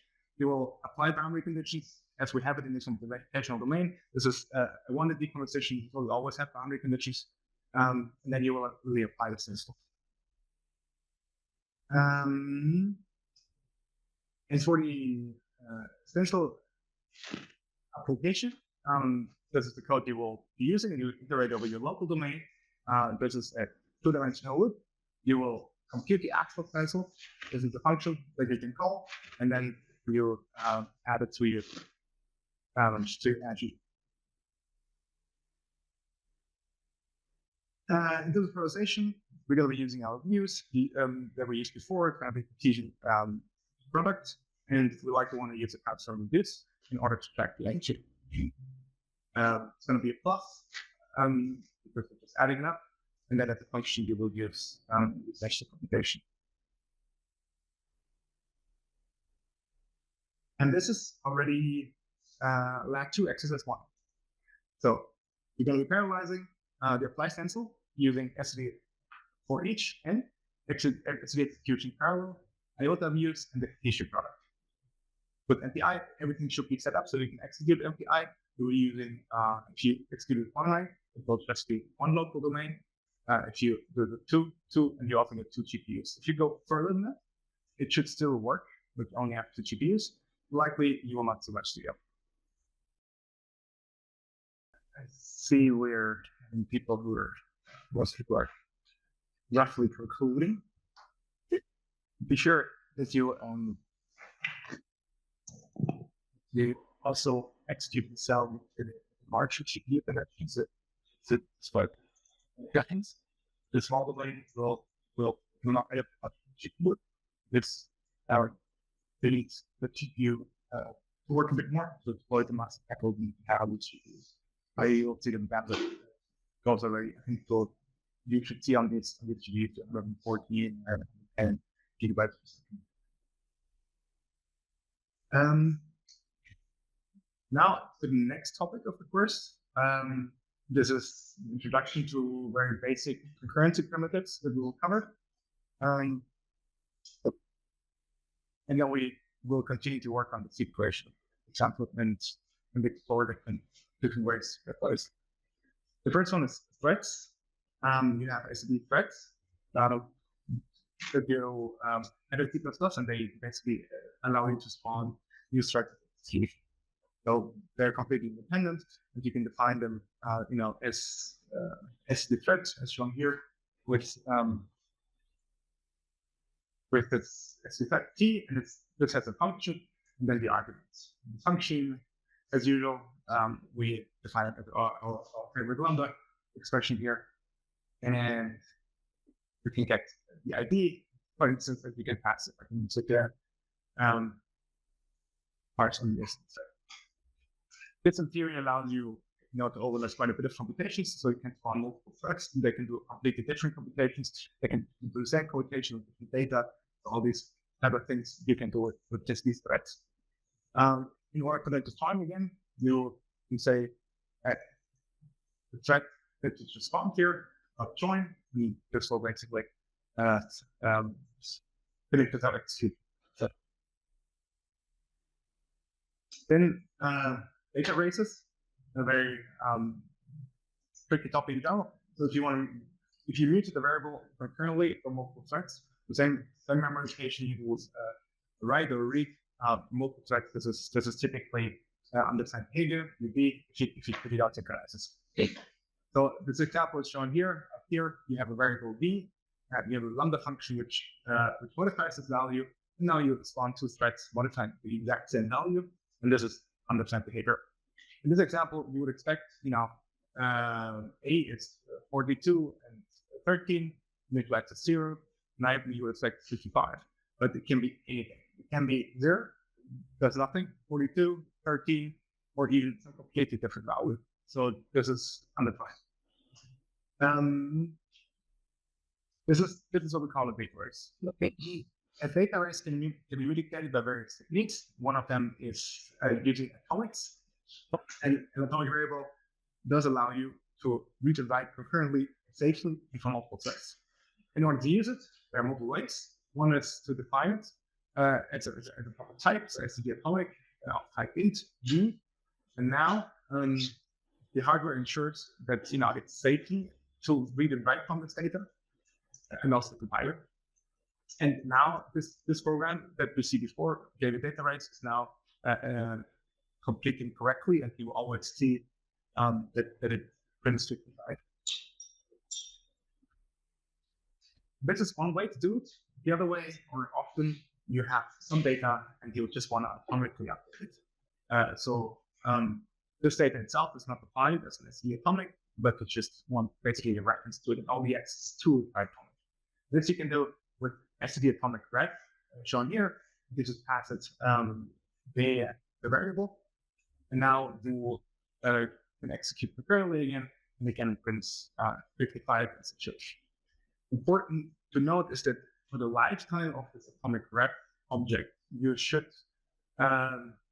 always access this variable through an atomic reference and not by any other means, because that will corrupt everything and people can get a database. There's also barriers that you can use for synchronization.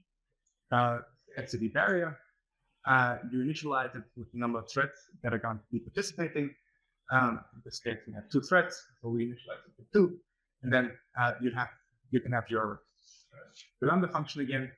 And in the lambda function, we do some computation with whatever this may be, and then you say write and wait, and then you do your print if you want. And the barriers, what they do is to make all the operations performed by all the threads before are visible to all the other ones, and after being unblocked from the wait. So they wait, so they write and wait here, and then the other thread can pass here.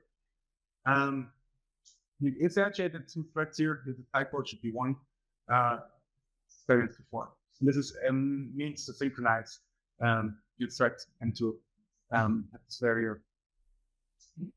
The last of this is a mutex. This is a means to provide a critical section in your code that synchronizes access to the data. Set the mutex, we define it as such, and the thread can acquire this mutex so that it belongs to only a single thread until it releases it. And this is typically done by assembling lock guards. So a lock guard will acquire and lock the mutex so nobody else can access it, nobody else can acquire it, so they will just wait and spin there. Then only one thread is in that section and does its job. And then this lock guard in particular, once it's destructed, it will release the mutex again, and another thread can acquire it. This is done by the destructor of the lock guard. So anytime it goes out of scope, it will release the first one. And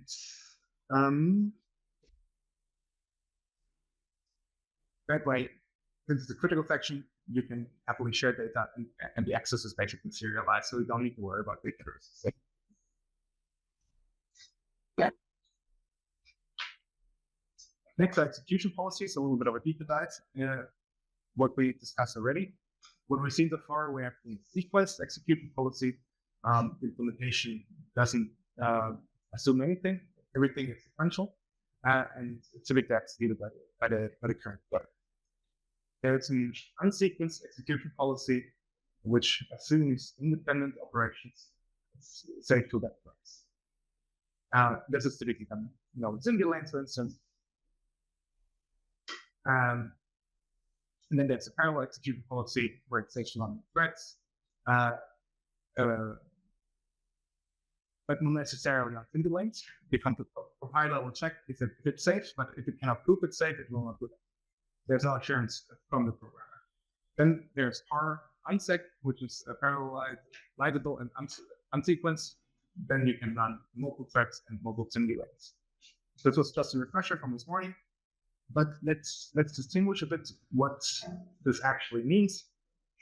On the left hand side, we have parallel execution policy, and on the right hand side, you have the parallel unsequenced execution policy. In parallel, this just means you're executing different threads.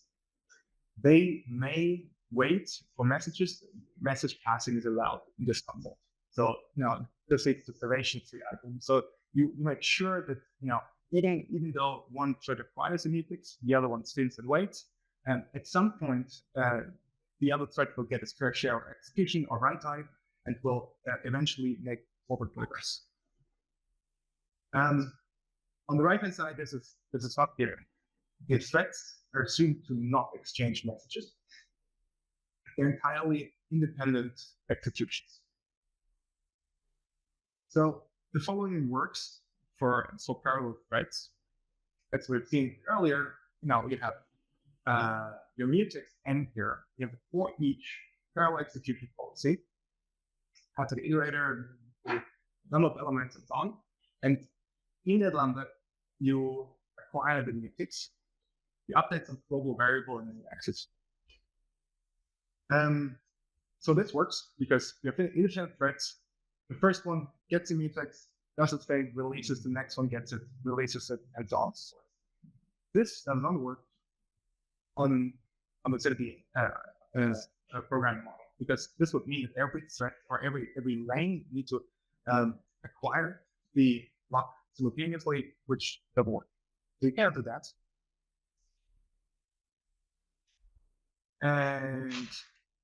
But it goes even further than that. So before we have looked at atomics and void with single K, I can use this to signal, or update my global variable to an atomic. No, you can't do that either, because that would still mean that the threads are will hash messages to each other. And this is not allowed, because in an atomic or in single fashion, scattered writes will quickly mean that you select only one leader who actually writes it. So in a reduction like this, you would lose values. You would drop values, and this would still give the wrong result. We also cannot do that. In these circumstances, what you want to do is you want to call the corresponding algorithm. In this particular case, it's very easy. It's very good. Then you can use parallel unsequenced, because the actual operation, which is the plus here, is parallel unsequenced, so it doesn't depend on anything. You do not need to signal anything, you can just. But all the other mechanisms in that programming model are not.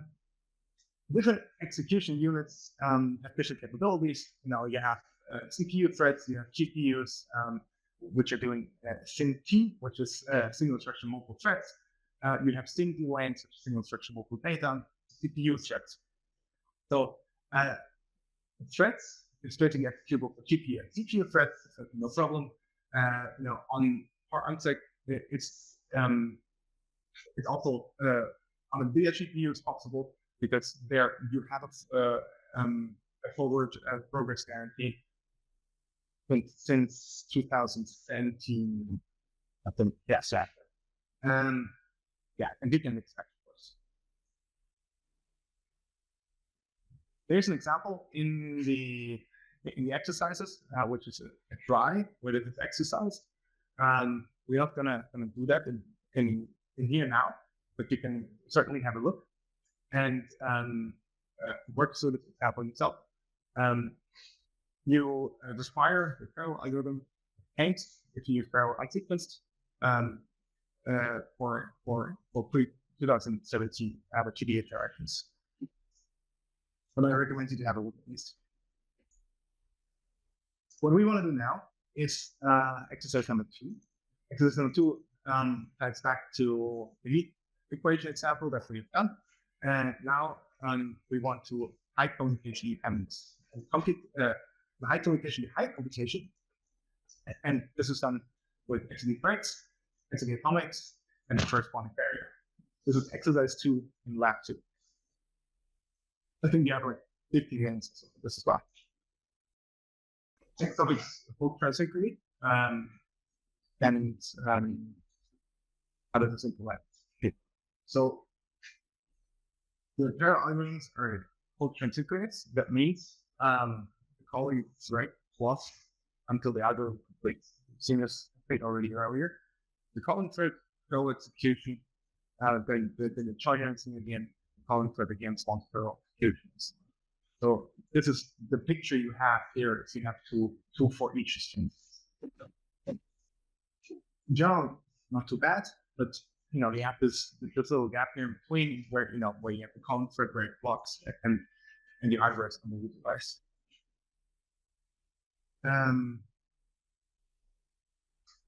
It doesn't necessarily matter if you have so loud parallel work. So if your whole simulation, which lasts 24 hours, it's just 2 for each heap, and the sequential overhead likely doesn't matter anymore. If those 2 for each take up, it's the awesome. So, but it can be the other way around, where if you have little parallel work, you get a lot of over. And you can work around this if you use operations, we can use years, which can help. And this can be limited this. So on the other hand, you also don't have a barrier between operations anymore, which you might need in order to have the correct outputs. This is an example of a PD solver, where on top you have synchronous parallel algorithm for interest in the time stepper loop, and then on the second or in the middle you have CUDA implementation, which launches some kernel and it does some magic on streams, which is basically a parallel invocation of these kernels, which we will cover tomorrow. And this is basically to show that if you have enough parallel work, this overhead, the synchronicity or the synchrony is negligible. If you have little, it becomes non-negligible. In particular, if you look at the plot on the right hand side, and this is the speed up of ISO C++ versus CUDA, you can see that if you have very little parallel work on the right, very few elements, you can see that it's almost 2.5x slower than what you would have with CUDA. If you increase it, then you have a lot of parallel work, then the synchronization doesn't really matter anymore. Now we will look at asynchronous algorithms. So you have a calling thread which can dispatch basically multiple parallel executions, and then they do something else in between, and how this works.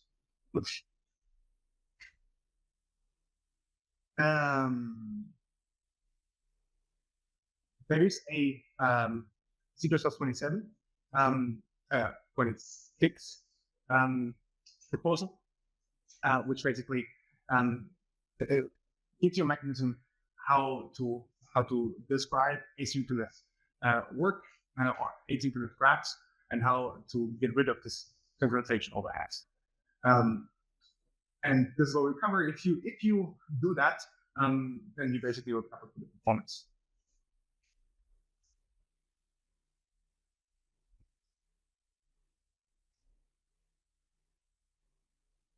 This is just a summary of what you said.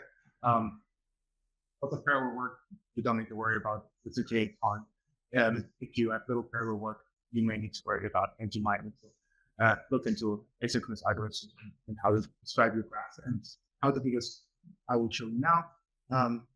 The key is SB execution for this asynchronous execution. Synchronous, as we just discussed, we want to get rid of the underutilization. That's one limitation of the C++ parallel algorithms. The other are the resources. Which resources do we actually want to do parallel work on? Could be CPU, could be GPU, could be your QPU, CPU memory. Yes. So on the slide, you see various execution contexts.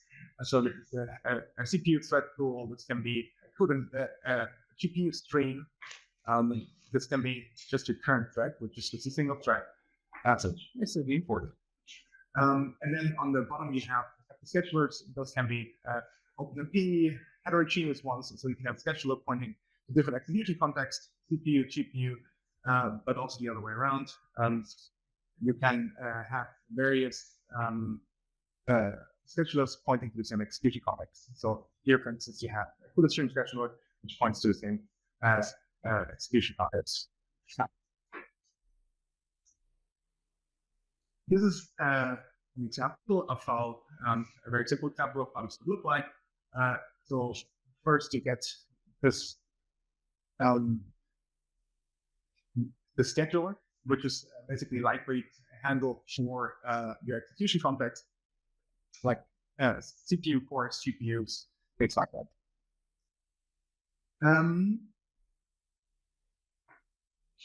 Now you want to get a sender or a handle in which you can send work to that is going to be executed on the corresponding execution context. So handle to send work to the scheduler. This is what you get if you do execution schedule, hashing the scheduler. we just call it begin here because this is the start of some work that we may want to do. Then you can call an asynchronous algorithm like when to catch some ones to it. So you pass std execution, then you pass it begin, and then you run the function. So this is going to be work. And then you might want to there's some more work, which is just if you run the function, it's going to be exactly the same as above. We just add when the two to it would be the two nodes in this computational graph that you're building right now. But nothing has really been started yet. This is really just creating your work pipeline. If you want to start, you basically call it in this line, wait, and you pass it the setter, and then you just wait and get the value. And in this case, you again get a favorite 52 out of there. You don't have to do it as I showed you. You can, you don't have to. Similar to use those are pipelinable, or you can use the pipeline operator and just concatenate the different tasks.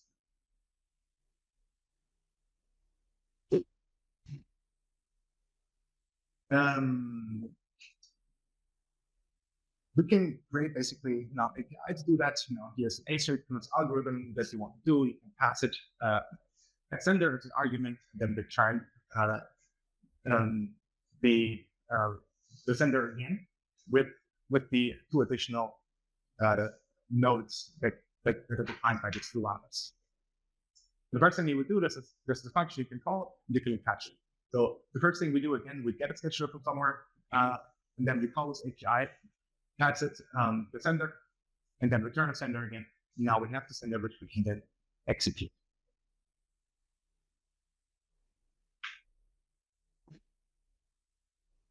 But this was very, very simplistic.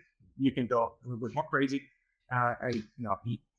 Construct with respect to things all kinds of fast. Here is an example of a much more complex graph. You have various more nodes, and more importantly, you can also split this graph into different nodes. We can, have different execution contexts, GPU, CPU, and this is all described, by this HTML graph here. So, which would take the sender and the scheduler. It's another scheduler, and we basically say, okay, I want the GPU schedule and the CPU schedule to pass it here in the asynchronous function. And in here, we say, okay, I have to begin here. So this is basically a default schedule. We have to begin with S, and then here I go A, then go to B, but I want to split A already, right? So A is split, then I go to B, which is falling after A, and then I split again, which is then C and D, which are both following B, right? So we see that next here. Then I have states like when all, I wait for these guys, C and D, I wait, and then I have my nodes, B, which is the 10 print E here, and then again I wait all. This transfer here is basically transferring this computational node to the other scheduler, right? GPU context. So this now will be here run on the CPU, and then right, and then this here captures also the work of MN that is previously.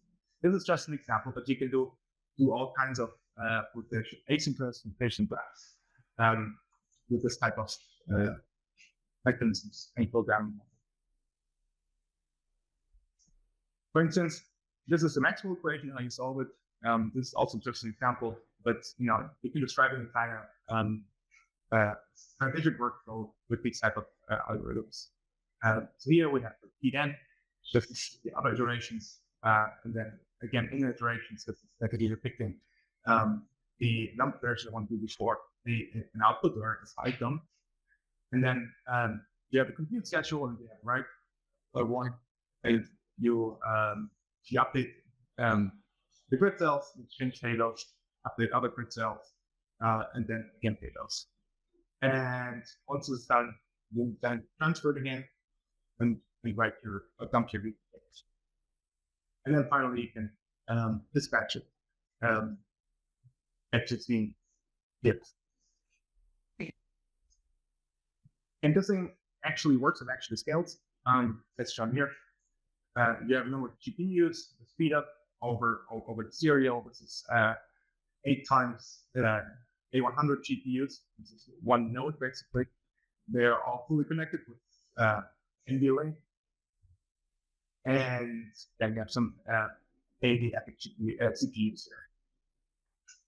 And you can see you basically recover almost perfect the structure per node. But users should go beyond the node boundaries. You can see the scalability is still reasonable. So you recover still 80% of parallel efficiency. When you go up to, I think it was 1120 GPUs, all injects nodes with 8 A100 GPUs.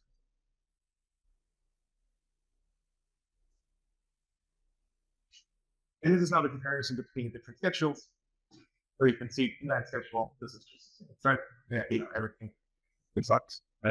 Great. And this is here to speed up over. And you have the OpenMP scheduler, and this is the scheduler where you then get it speed over OpenMP ecosystem. Right. And you can see here on the right, with all these, you can recover quite a significant fraction of peak. Factual equations also bandwidth bound, so you don't compute bound, so you want to at least get a bandwidth. It's close to stream, as you can see with these asynchronous algorithms, you get 80% of the performance, and that's what you would typically hope for next. So you can see, like, this is just a speed up over OpenMP, which is, I mean, anything but here, this, I think it's more meaningful in the sense that now this is a fraction of peak performance that you get. So how well do you exploit the hardware? You exploit a CPU of 80% efficiency and you exploit a GPU at 80% efficiency. Right?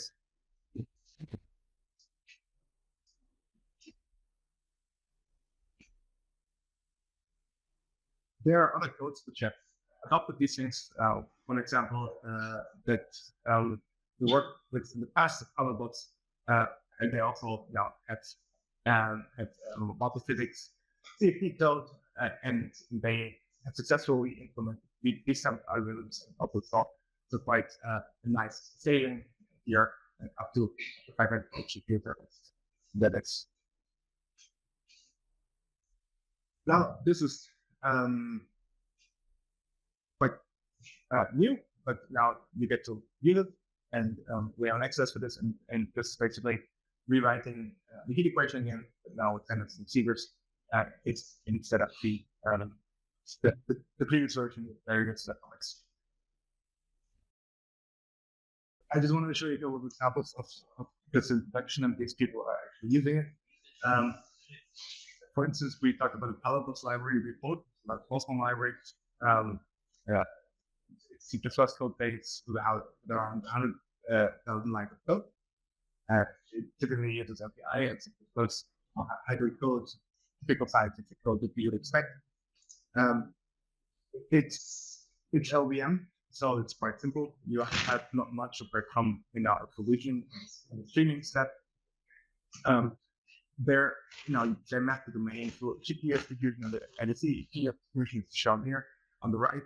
But on the left, it's really the grid cells say that you have to do, and it's really just for each, where you do a solution in the middle, and then in the end you do a series. And this doesn't really apply boundary conditions as far as I can tell, but this is already the bulk of the computation that LVM also actually use. There's not much more than it can do. And apart from this, they also use transform reduce, productions which computes things like energy and things that you want to keep track of globally. Apart from that, there's exclusive scam, just just for I/O. So to compute the processor boundary offsets, the processor offset indices, things like that. So for packing them and unpacking. With this, they were able to achieve very good performance. That was also on the collision is non-linear, but the advection is linear, which basically the collision is not a compute heavy either. It's your memory bound, which would you expect. Their metric is always megabytes per second, and that's what they achieve. They achieve around 80% double precision, which is exactly what we expect. Also in a strong scaling, it works very well. So they also have a 80% fast scaling. It's not too competitive because they just as years never have communication to do. This is just these 19 storage that have to stream and exchange. Another example is Ludesh, that is a mini app for Lagrangian explicit shock hydrodynamics on unstructured grids. This is in various versions there, and on the left you have the OpenMP, it's a Flux version, which works well. But on the right hand side, you have C++ versions. The standard C++ version, and arguably they do the same. Performance is also similar, but it's slightly more concise. And the main benefit is that it really runs across many compilers and many architectures. CIEs and GPUs as well. The last example, another example is standalone sports one, which is actually I think from the same group from Jonathan Flax, but this is not a standalone LVM framework. This is an useful. I think it has much less capabilities, so there's much of a multi-physics background. You can do less than small sites. I believe it's also more of an education framework. See how to teach us people, and that's what implemented fully in parallel C++. Last example is Myers. This is also a CSP code. It's a reduction use code from the University of Aachen. They have quite a bit of stitching solvers. They have a kind of volume solver, unstructured develop, post controller. They have also a backwards match plugin, which is in general quite quickly to keep track of. They do things like very tiny particles, which are in the sub-chromophore scale, which means smaller than the smallest scale that you would have in the flow. So they need refinement, even though they are fully resolved and there's no modeling, there's still refinement on the parties itself. They also use standard C++, and they get good performance across the board, even if they're on CPU or GPU. With this, I will give you the slides, and there's a bunch of references. So because first, I expect everybody to put everything and solve everything in aesthetics right with production code. I wouldn't expect anything else, but in case you need to quick look up, there's content talks. In general, GTC talks are well recorded typically, and you can just look them up, and it's a great resource. I pasted a couple of ones here for your reference. I've also got papers where you can see either on the programming model or the performance. So when you get features of programming model.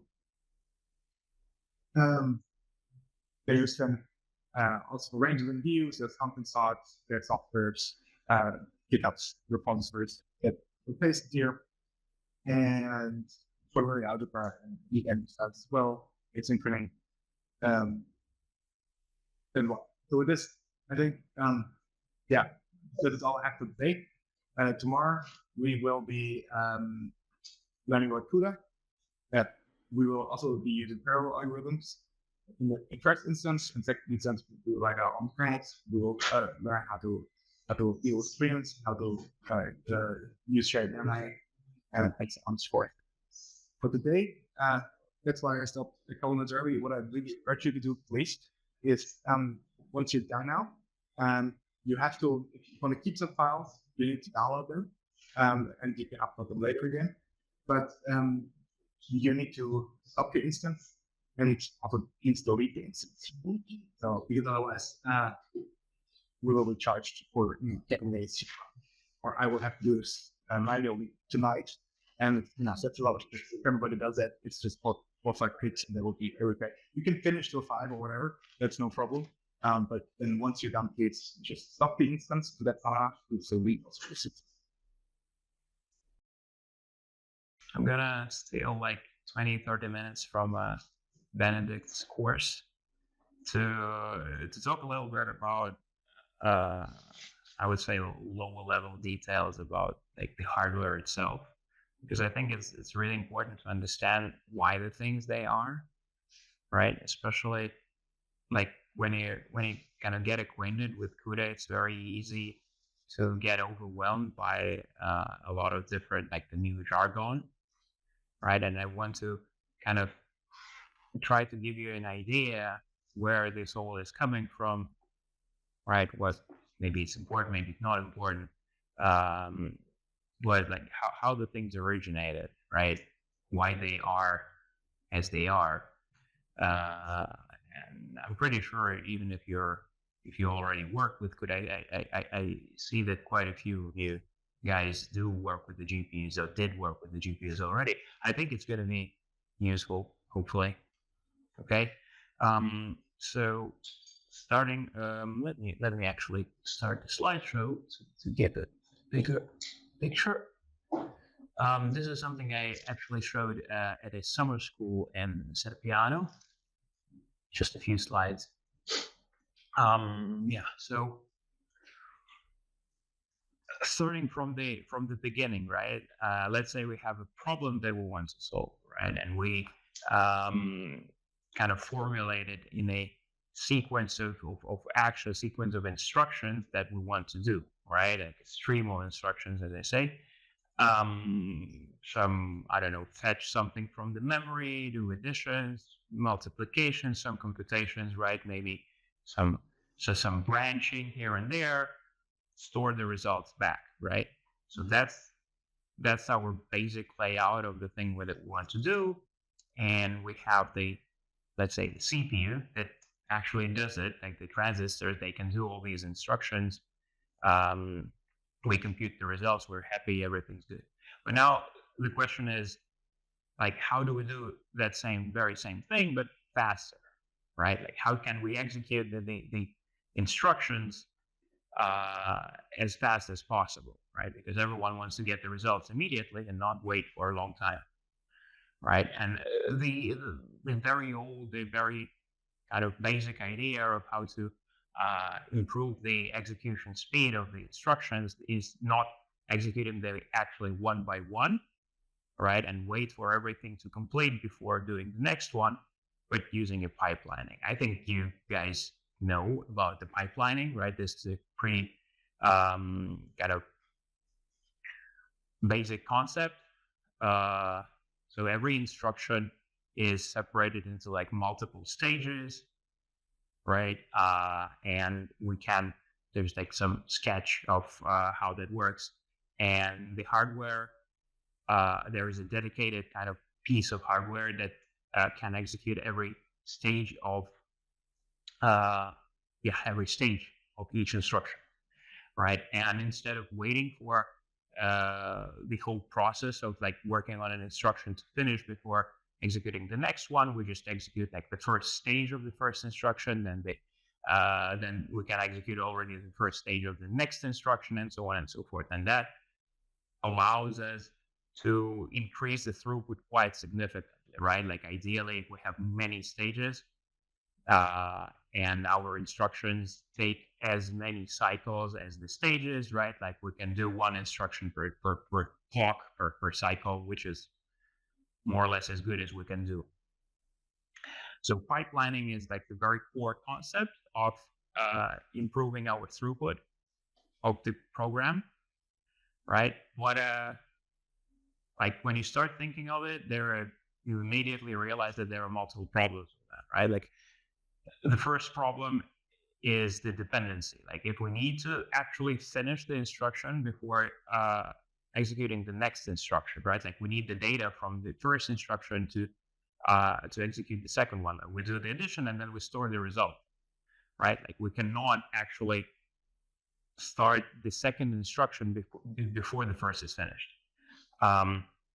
Certain instructions like the memory fetches, they have too much latency to hide it behind just the pipelining, right? Like the memory fetch can take anywhere from like 100 to 1,000 cycles, right? So there's a lot of stall time, right? A lot of big gap.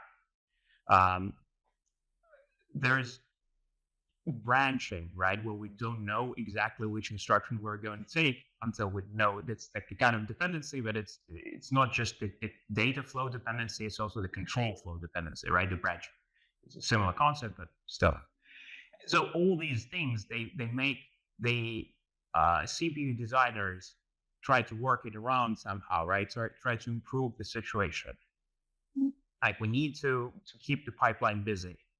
And there are many tricks. I'm pretty sure you've heard of some or all of them. They all make sense, right? They all are quite complex, I would say.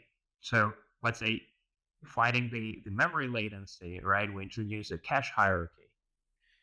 We have kind of a small amount of memory, right, sitting next to the CPU that has a lot lower latency that stores the results that we're actually working on. That's the caching, right? That decreases the memory latency quite a bit. All the data dependencies are trying to be resolved without a order execution, right? It means that the CPU chooses the instruction, not necessarily the next instruction in the stream, but like any other instruction that it can do, any other instruction that doesn't have any dependency on the ones that are being executed right now, right? There's like a specific window where it can select the instructions from. Speculative execution, right, to fight the branching. So the CPU may start executing both branches at the same time, and then just like when we actually know which branch we had to use, something is discarded and the correct branch is continued. So there's many tricks like that, right? Like register renaming also. Typically the x86 kind of syntax, well, instruction set, let's say, the instruction set has a number of registers, let's say 16, right? But in the hardware, we can have many more registers, okay? And the hardware will actually try to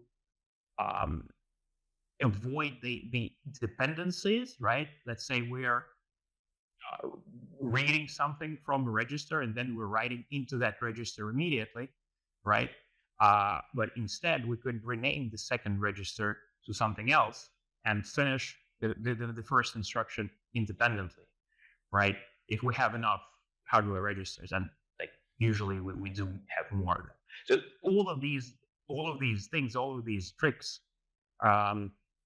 they result in high IPC, right? This is one of the core metrics that everyone announces. Like, we're presenting a new CPU like Zen 17, which has 11% higher IPC than the previous one, right? It means the instructions per cycle. So basically inverse of the latency, right? Of the average latency, how many instructions we can execute on average per cycle. Yeah. The implications of that, right, is that the front end, the part that schedules the instructions, the part that does all of these transformations, the front end of the CPU is becoming more and more involved. Okay, it uses a lot of chip area, a lot of transistors, it uses quite some power. It takes a lot of effort to design. This is like one of the core parts of the CPU, I would say, right? These days, the core. And the question is, right? The next question would say, can we do something else? Okay, there's always such a question. How do we fight the latency? This is one way, right? Do we have any other ways? And apparently, yes, there are other ways. One of them is is based on oversubscription. Okay, and the core idea here is that we assume, right, that many problems, many like scientific problems, let's say, or I don't know, AI or like whatever, but many important problems, they naturally exhibit certain amount of parallelism. Like, right, we don't just need to do a single stream of instructions. We may need to do that stream of instructions for many different elements, many different pieces of data. This is like a basic assumption that helps us reduce the latency between instructions in a different way, right?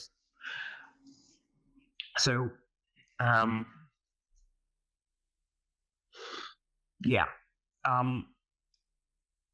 what we could do, right, if we know that we have a problem that needs to work on many different elements kind of independently, right? Maybe not strictly independently, but like very loosely dependent on each other, let's say, we could just multiply the CPU core, right? That would be a very kind of logical approach. We just do many of these cores, and that makes sense. And that like every CPU these days is multi-core. Some of the server CPUs that have like over 100 cores, and that works. There's another way, as I say, oversubscription. What that means.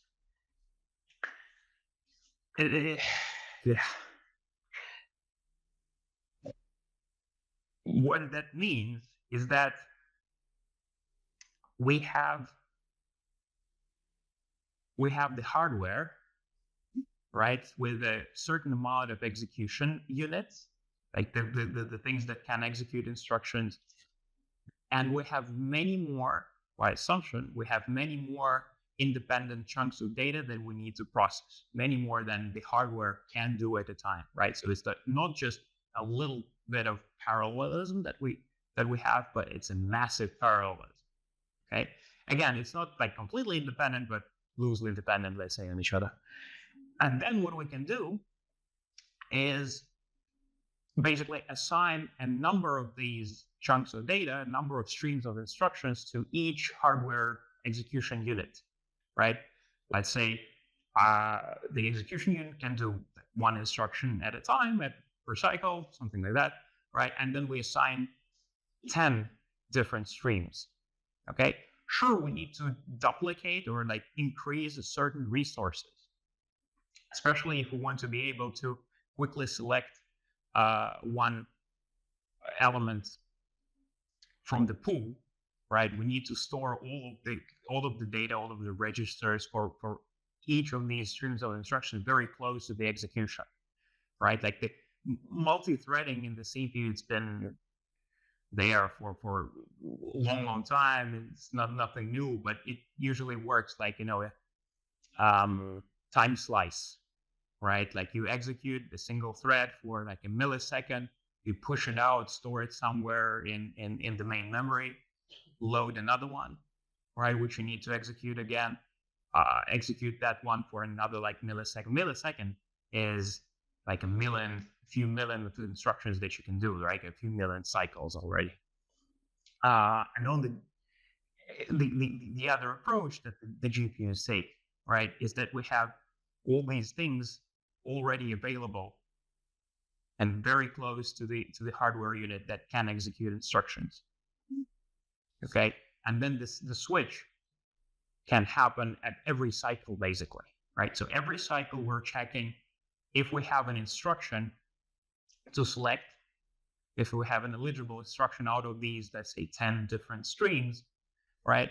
Then we fetch it, we execute it, like push it into our pipeline because the pipeline is still there. So we have an additional kind of dimension how we can hide the latency. It's not all of these reorders, out of order stuff, these kind of things in the front end, like all the magic that's happening in the CPU. We just have many more legible things to select from. Okay, I hope that's clear. This is oversubscription. We oversubscribe our hardware units. It's like hyper-threading on this. Yes, hyper-threading is a form of that. Exactly. hyperthreading in the CPUs, it duplicates certain parts of the front end, keeping the back end. Like the back end is a part of the CPU that actually executes the instruction, right? Like does the actual addition, let's say multiplication or whatever. And then the front end is everything that precedes it, like it decodes the instruction, gets the data from a register to where it needs to be, so on and so forth, like all the schedulers. Yeah. Hyperthreading is indeed the similar concept. Yeah. Yeah, and like here is a sketch of how the things work, or how the things could work, right, in the hardware. I'm already here talking about the verbs and stuff. I'll have a few words on that later, but basically here I depict like 4 different streams of instruction, right? And when we execute one of them, we have to wait for a little bit of time before we can execute the next one in that specific stream that I depicted by the gray box, right? But while we're waiting for the next for our instruction to be finished before we can do the next one in this stream, we can do an instruction from a different stream, right? So first we select A, then we select C, then B, then D, and that means that at every point in time we have something to execute, right? Like the green boxes, that is actually the execution, happen every cycle, every time slice. That's the ideal situation. It doesn't always happen like that, but you can imagine that we can reduce the latency quite a bit by doing this OS subscription. Then naturally, kind of, you can see that the limitation of that approach is, one thing is the amount of parallelism that we have, right? If we don't have too many items to process, we just cannot do that trick very well. And another thing is that we need a certain amount of hardware resources to store all the data for all these streams, right? Like we need probably a little bit of cache for every stream. We need a certain amount of registers, right? There's a concept of shared memory in the GPU, and I'll say a little bit about that as well, which also is shared memory, but like in a different sense between the different streams. Okay, that is the limitation of how many elements we can be eligible at a time, and how good we can hide the latency. All right. So that was the idea. Now a little bit of the concrete things, diving into how the SM works. So an SM, streaming multiprocessor in a GPU, is like roughly equivalent to a CPU core. That's the thing that actually does the computations. There are multiple of them in the GPU. They all are pretty much the same. They can work in parallel. And there is very little coordination between actually the different SMs. All right. So these SMs, contrary to the CPUs, as I said, they don't have very complex front end. They don't do out of order things or branch predictions or anything like that. They use oversubscription to minimize the latency. And there is like yet another level of exploiting parallelism. And it is basically using vector instructions as much as possible. Basically, all the instructions, or almost all the instructions, again, in SEM are vector instructions, right? So it's like one instruction operating on 32 items of data, right? In terms of programming, right, from the user perspective, it's called the warp, or 32 threads. But actually in the hardware, it is a single instruction, roughly, that operates on 32 chunks of data. Like from the software point of view, you as a user can see it as 32 independent threads, because that's kind of more natural to program the thing. It's much easier to program that than, the vector intrinsics of the CPUs, and like you don't want to mask your things if you some boundary conditions when you want to process certain elements in one way, other elements in other ways. for the CPU, let's say, to utilize the vector instructions, you would need to mask these things. It's quite a bit of a nightmare if you do it manually. So the programming paradigm is a little different for CUDA. It just allows you to program every thread, like, software thread independently, and then the hardware does the compiler does the convergence, right? But on the hardware side of things, it's just a single instruction operating on multiple pieces of data. All right. So that actually demands even more parallelism available. Well, not available, but like it requires even more parallelism to make the hardware work efficiently. But on the other hand, it like also increases the fraction of the SM of the chip that can do the actual computations compared to all the other auxiliary work, like decoding and like basically the front end. SM has certain amount of registers, certain amount of shared memory, which also works as a cache, L1 cache.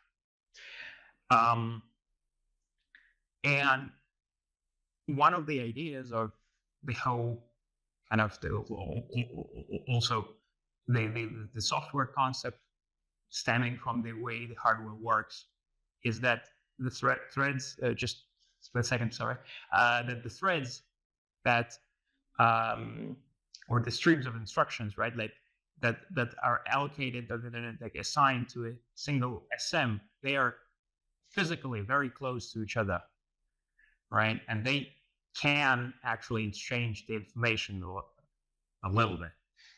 Let me answer your question, and then I could say, yeah. I just had a question about what you said about the masking and CPU. Yeah. I was wondering, like, when you have a kernel and you do some branching to just update like half of the works, let's say, like, then is the compiler doing the masking? Yes. The compiler actually does a very similar thing to what you would need to be doing with the CPU instructions, like the CPU intrinsics. It does it for you. But yes, after all, what the hardware does, it first executes the first part of the branch with just half of the threads active, or like whatever threads that need to do it. And then it executes the other part of the branching, also with the different threads that need to execute the different part, right? So it is masking after all. But in the software, it's much easier, I think, to program with the normal ifs and stuff like that, and let the compiler do its job. Then think about it, like create the mask and apply it. Intrinsic programming in CPU, I think, is quite hard. I think it's harder than doing the CUDA programming model. All right. So if I go back here, and again, we have 4 different legible streams of instructions, right? And now we're thinking about that they all work on the same SM at a certain point of time. It is pretty natural to allow them to communicate, because they are on the same piece of hardware. They are on the same, the transistors close to each other. So that's the concept of a thread block, right? The thread block is like a set of certain amount of chunks of data, right, of data items that can only be scheduled on a single SM. Like, it cannot be split to different SMs, and hence it's guaranteed that the threads within the thread block can communicate with each other with low latency and quite efficiently, right?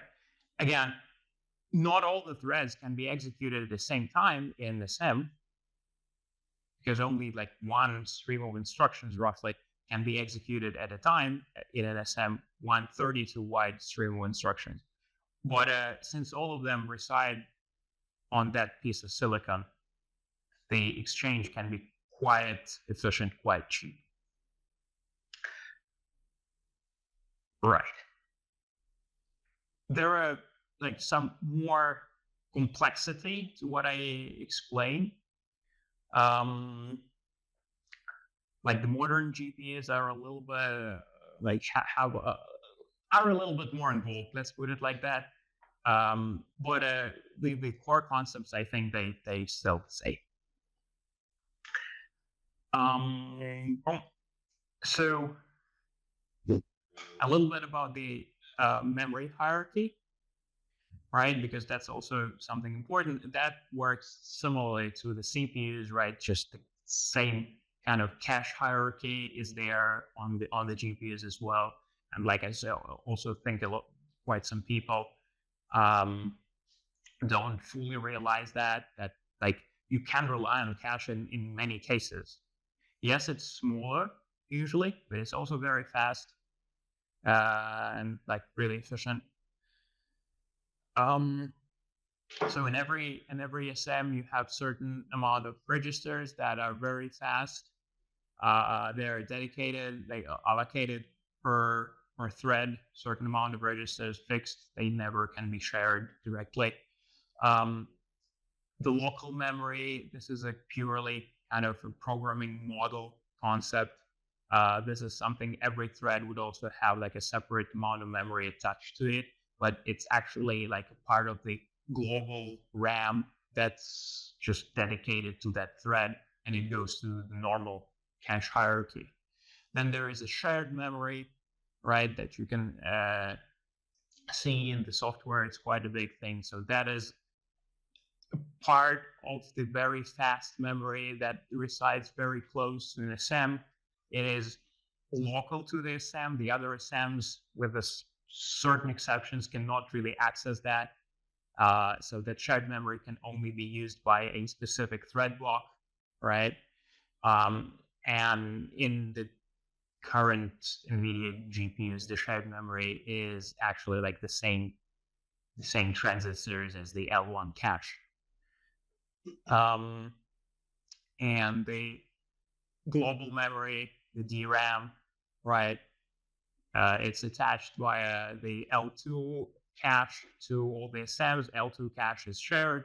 So the SMs, if you want to exchange certain information between SMs, that could go through L2 and like with the specific synchronization primitives. Or like if multiple SMs fetch the same data, ultimately it will be resolved in L2. All right, and that's the way to actually minimize the RAM latency in the GPU. I think that is actually all what I wanted to talk about in terms of the hardware specifics. I hope it was useful. I hope you understand what I was trying to talk about. Yes. Question: these thread blocks are the number of registers and shared memory basically determine how many thread blocks can run on one block. Yeah. But these thread blocks do not necessarily need to belong to the same kernel. No.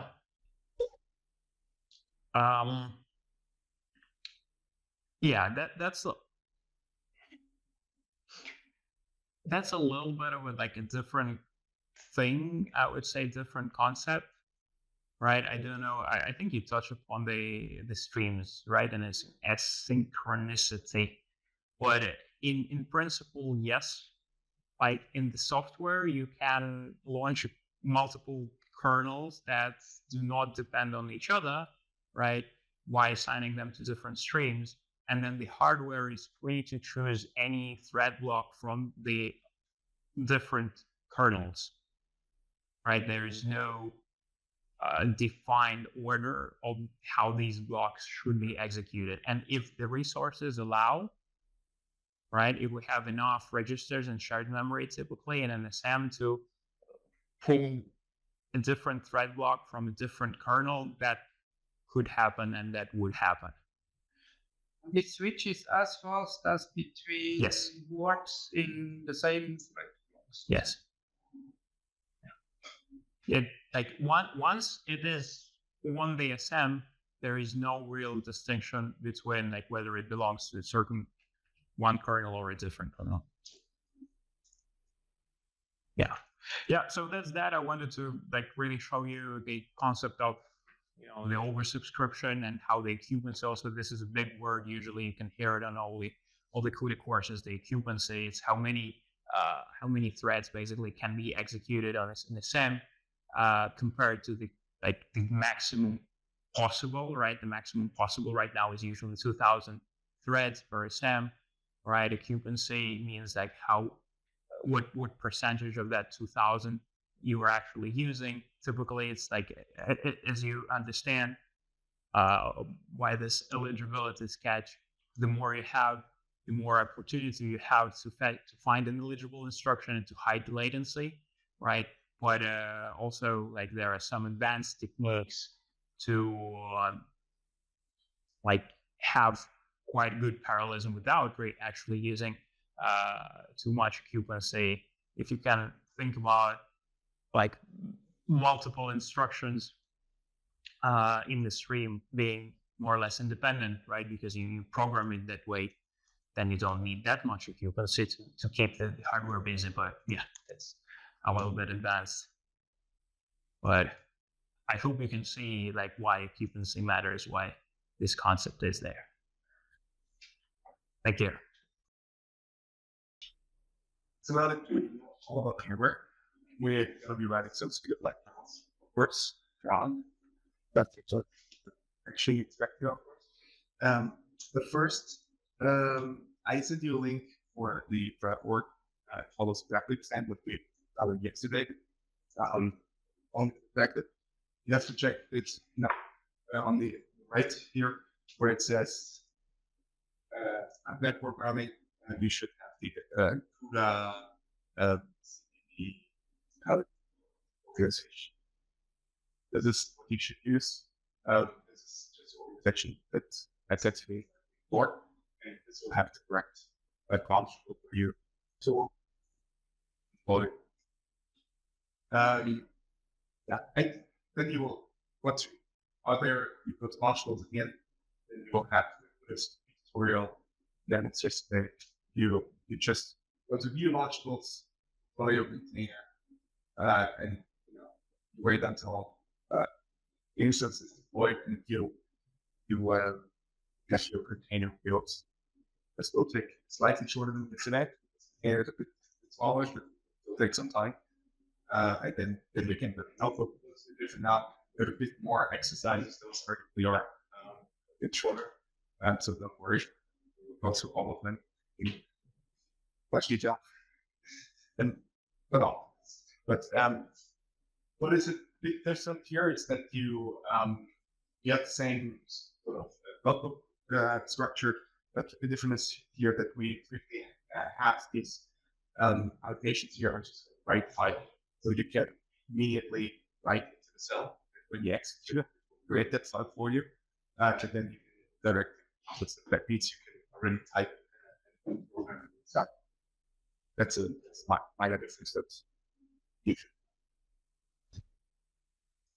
Okay, so the course is structured the following way. So you will get a little bit of channels, also parallel as a first step, how it's stressed library, and then we go a little deeper into that. How you select your own kernels, how you select the shared memory, and synchronize.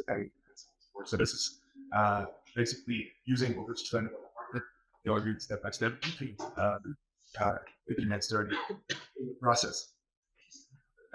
This course or this section, we'll talk about execution spaces and specify those stress where you want to run certain things fast.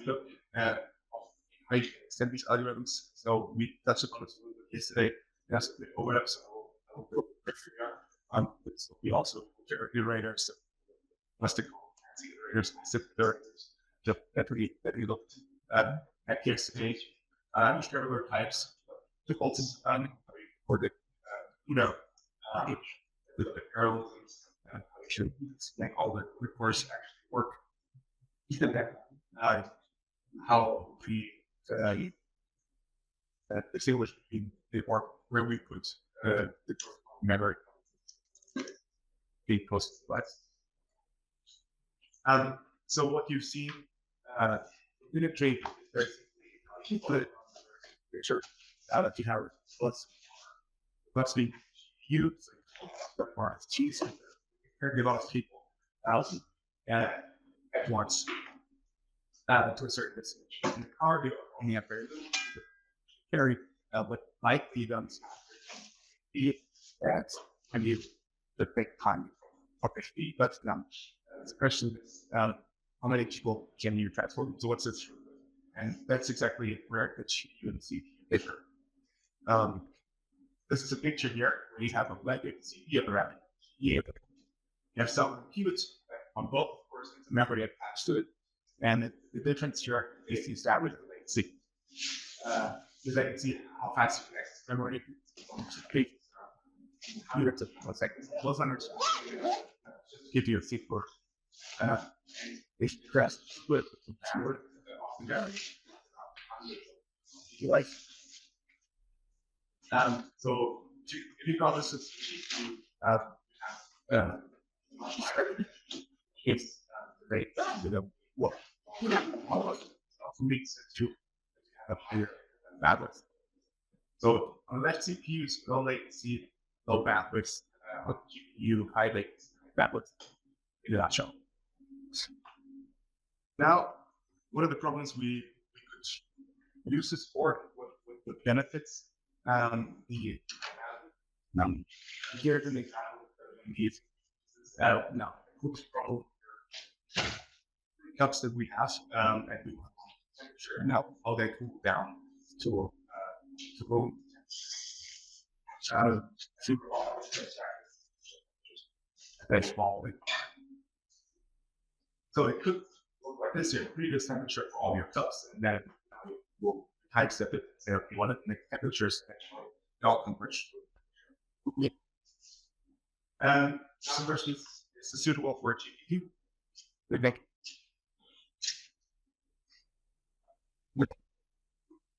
Yeah, more cups. That's the number of cups you want to simulate. What determines it is suitable for a GPU. Yeah, it's suitable, but you can really exploit the bandwidth once you have enough threads. This is really shown here. So here you have envision, right? It's one single CPU thread, and will get 4 CPU threads, and then you have a GPU. And T the number is the number of cups you want to split. You can see the imaginary box is more or less type. And you can see for 112 cups, one CPU thread just goes go faster.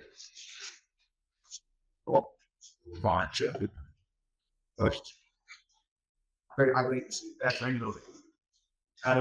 As you increase the cups, one CPU thread more worse. There's a parallelized, and your parallel becomes one CPU, more threads. Actually, GPU somehow still up there. Now, instead of simulating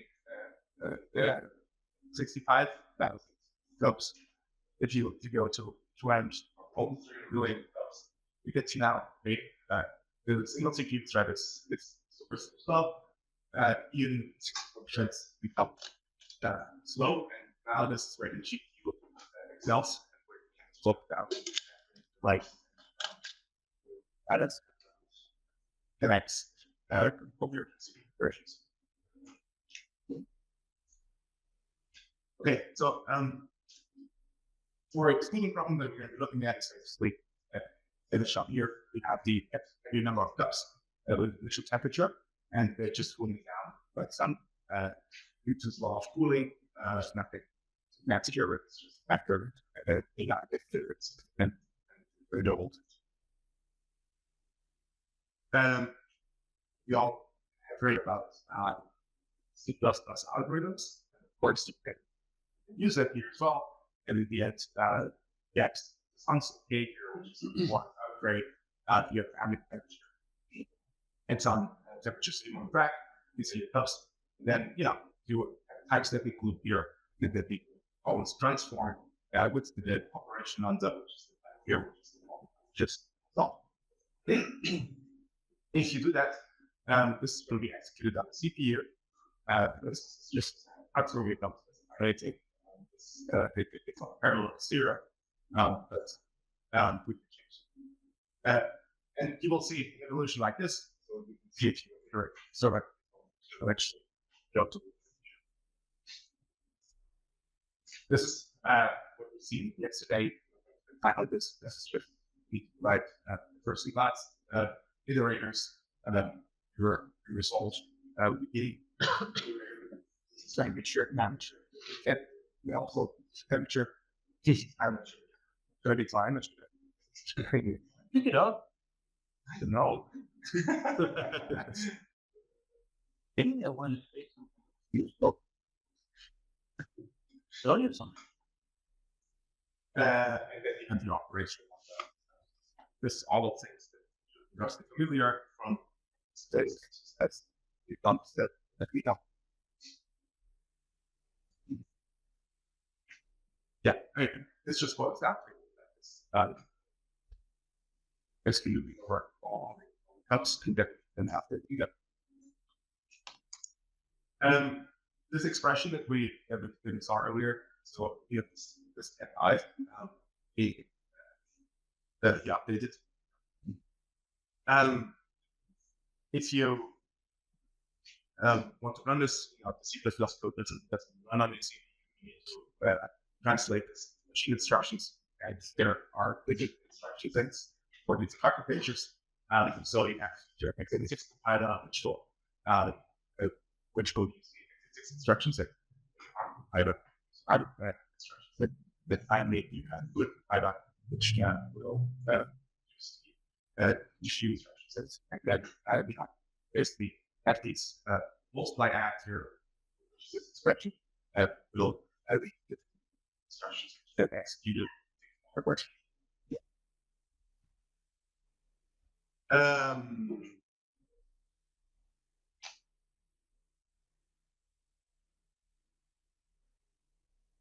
Yeah, this is just how you just with the compilers that you use. If you use MBCC, this compiler will generate GPU expressions and run.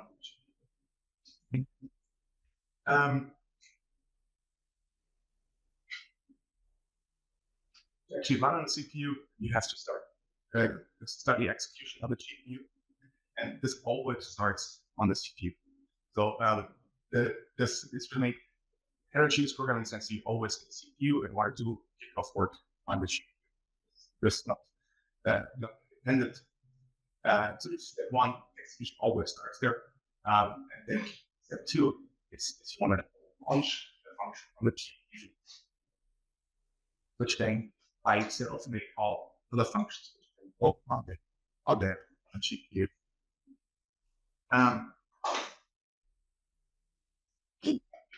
So how do we actually run the coding device? And in C++, we often rely on libraries.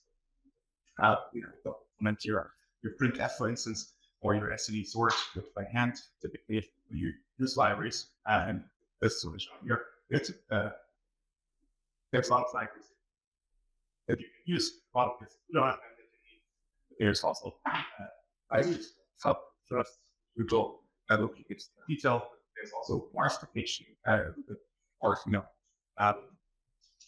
building blocks for applications that we provide, such as CUDA,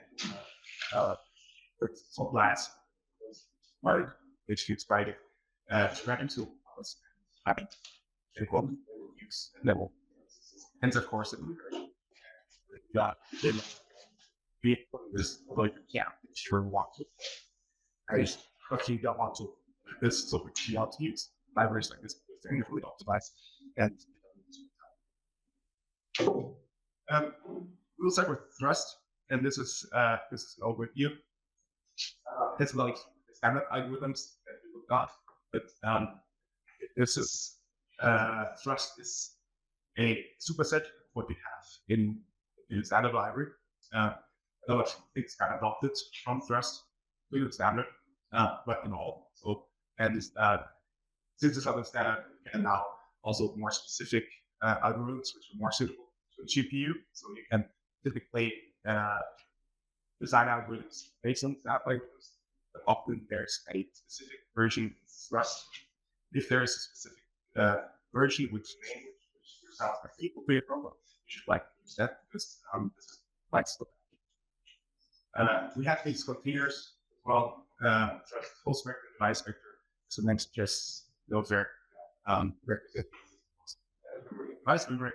This unit universal vector, which is everywhere, basically unified. We have function objects, like some extended algorithm that you apply in the standard avidly sort by key. Those can be important. For instance, for key, when you may want to just reduce a certain rows in your record. That's the case. You have iterators similar to the standard, just H2.4, which we'll touch upon.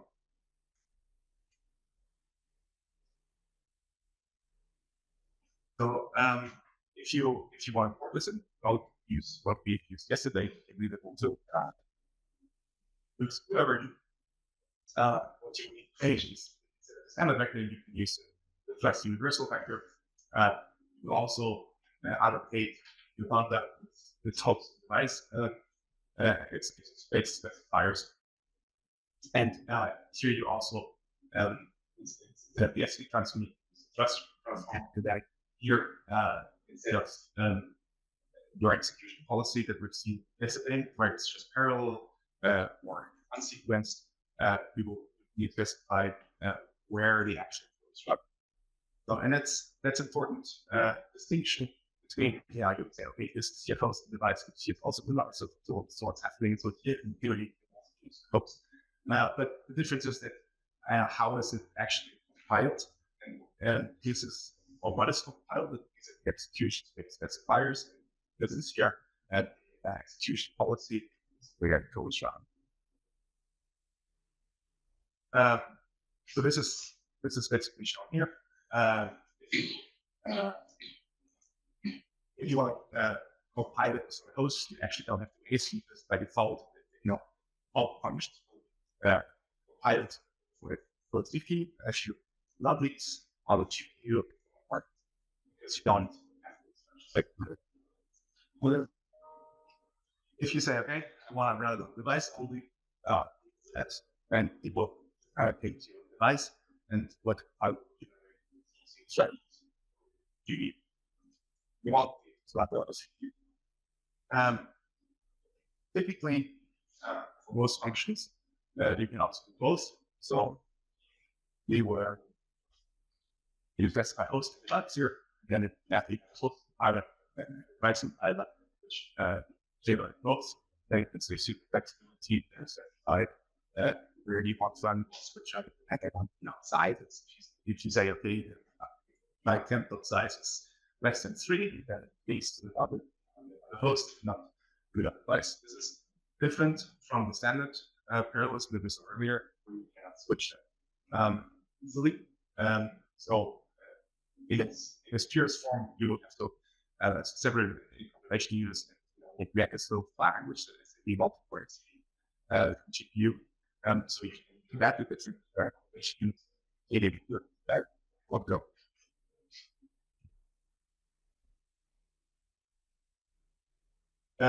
Those are the policies that I touched upon. Jeopardize. It's like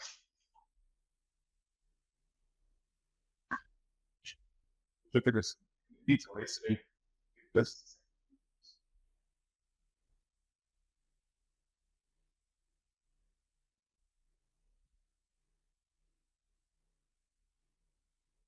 Yeah, so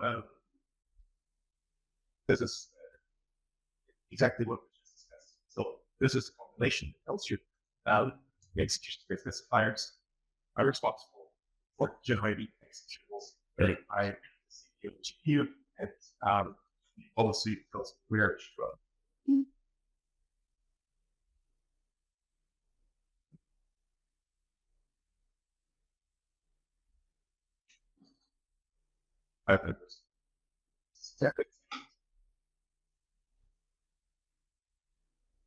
This is a table which basically summarizes all. So if you have function and you allocate out, it can be on the CPU if you specify policy out bytes, you specify batch the device, not most most what I just you have stopped not to and then dispatch to GPUs. And to get a little bit of that feel for that, so it works as you would expect. We expect exercise number one, where you say, okay, we have to fill with these question marks. Okay, where label it actually doesn't work. If you miss a specifier, yeah, you just 5 minutes for this. Play with the first exercise. It should be in a directory allocate execution phase.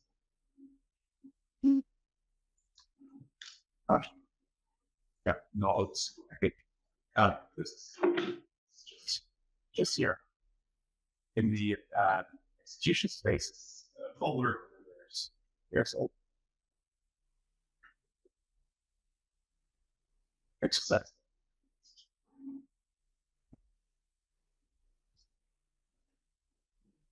I don't know when nothing.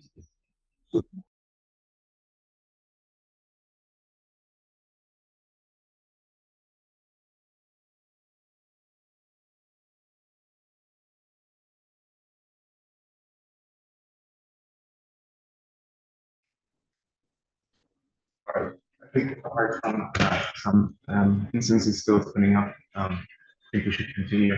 This will be something we can also pick up later. This is not much of a big task to do these things. So we have to request for each algorithm and run on the host because we have the execution policy host. And the solution is, of course, to use the source device, and then these algorithms they just run on the device directly. We also had to annotate here this device. This is the execution space specifier that we need to use as well.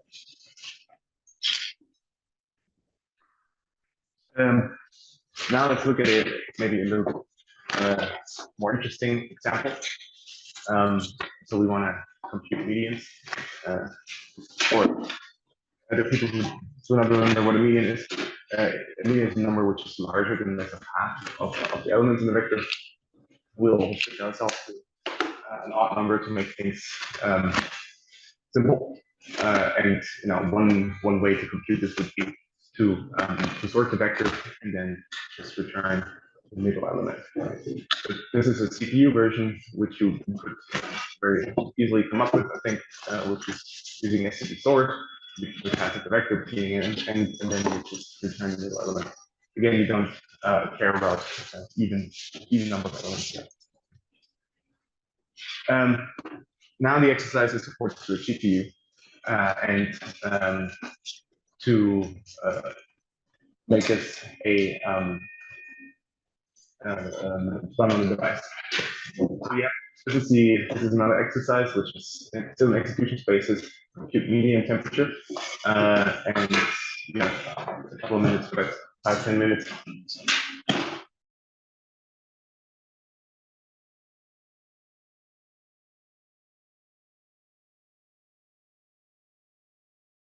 So you now ordered this to the GPU. First, before showing the correct solution, one could just adaptate the median as a device function that will not work. This will not work. So you have to also use this sort and the only correct. So switching these from SD sort to trust should be just exchanging SD with trust and adding gates into policy. This should be the only changes if you want to swap those.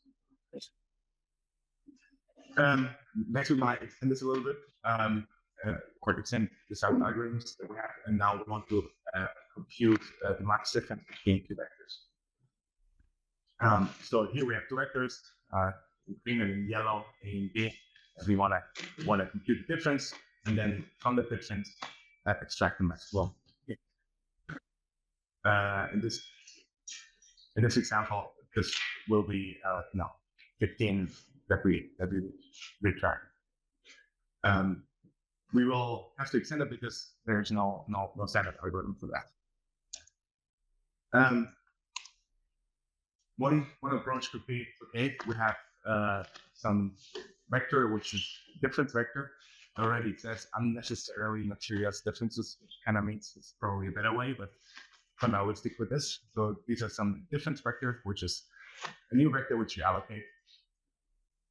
We use the transform, run it on the device, and then we compute the differences and then store it in this vector because some vector is just the actual value between x and y, which is just the vectors of A and B.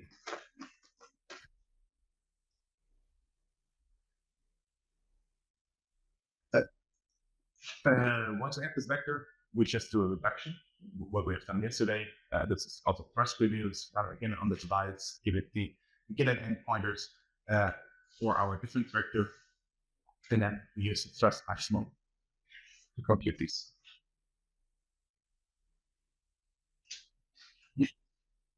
The question is if this is really optimal. We probably have an answer. The question is, do you also know why this is not optimal? I mean, the first obvious thing is we have the new vector, which is a allocation, which is already not great. But even after this, we plug in A and B and set our transforms, which is basically we need to read A and B, which is 2n and the number of elements n reads, and then we have to write it to the difference vector, which is another write. Then we have this difference vector, need to do the reduction. And then we have to read, of course, the difference vector, which needs another read. And pretty sure, so this basically amounts to 3 in reads and one write. But I'm pretty sure if I were to give you this task on a CPU, without any standard algorithms, you'd come up with a better solution.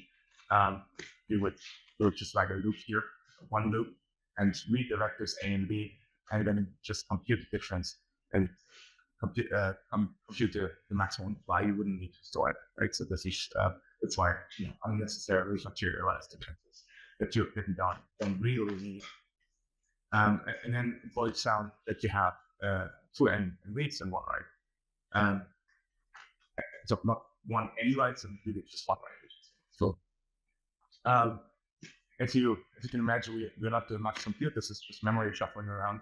We standard out in the amount of read and write you actually do matter in terms of performance. So we want to avoid them as much as possible, and we can have a look at how to achieve this with algorithms. Similar to standard library, and there are different kinds of iterators. Just called transit iterators, where you can have a transform iterator, which just gives you, once you have a sequence, you can apply a function to it. There's the zip iterator, which we've seen before. It's called zip iterator, and just you have 2 sequences, zip them together, and once you iterate over them, you get a triple of the inputs with backwards. And that's the counting iterator, which is actually giving an integer sequence you can iterate on. And now you can do your our max difference algorithm using these fancy iterators. So you would do zip iterator, you would run over A and B.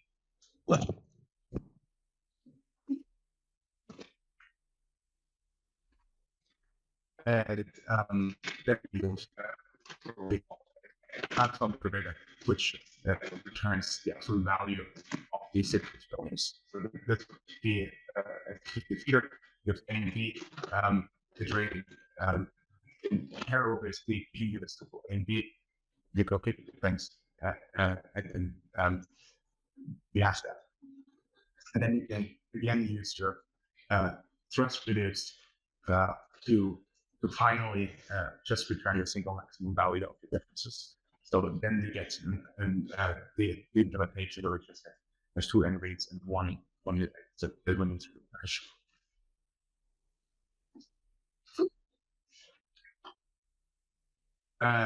This is what we just talked about. So now A and B, just a reduction, and we nearly have two end reads and one right. Any guess how to translate key components? Let's have a look. This is normalized performance, or this is almost limits, and you can see that the version with materialized in terms of it's here for the old one. And then here we have the version with the fancy iterators with covariance number of weights. And you can see the version with the iterators takes 2x less time to execute, and you also need 30% less memory to not materialize and not the effect sector.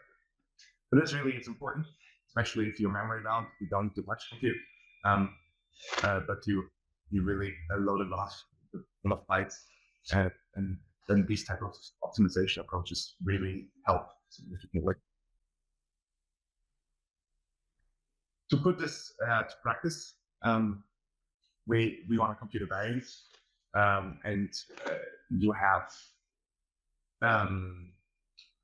this in extending algorithms exercise, and we have around 10 minutes of this, so it should be pretty self-explanatory. You get a code like this, you have square differences if you want to use fresh videos.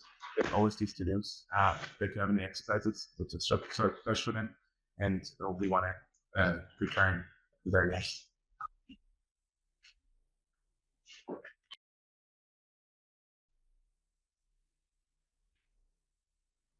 Okay, so this exercise we want to compute the variance. We basically had to fill in the square difference computations. As is, if you were to do it manually or actually sort it to the vector, you get two in read and one in write. But of course, we can do better than that. And with the transform iterator, where we basically define our lambda to return the value minus the mean squared. We specify the total bytes, get the value of the next center, and then we just see getting into that's reduce. So this then gives you one and read and y write.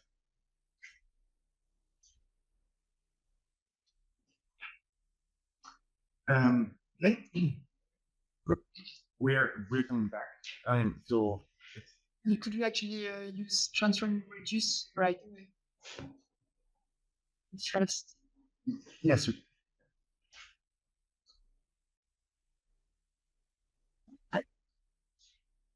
Now we go back to statistical code heat equations. We have looked at it yesterday. So just it's a standard 5-point stencil where you have to nearest neighbors, left, right, bottom, top, and those are the ones at the center. You read them and you also write to your parent cell. This is something we have looked at yesterday with the design parallelism, but let's look at how we can do this also with trust.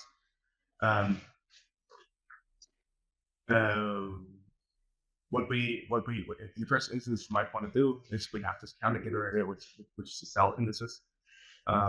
Then we probably want to do a transform of this.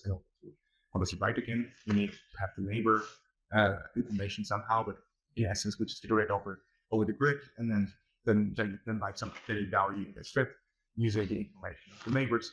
And here we basically just do using thrust transform, execute again on the device, and passes the cell indices vis-a-vis iterators and offset it by the size, and the next output vector here.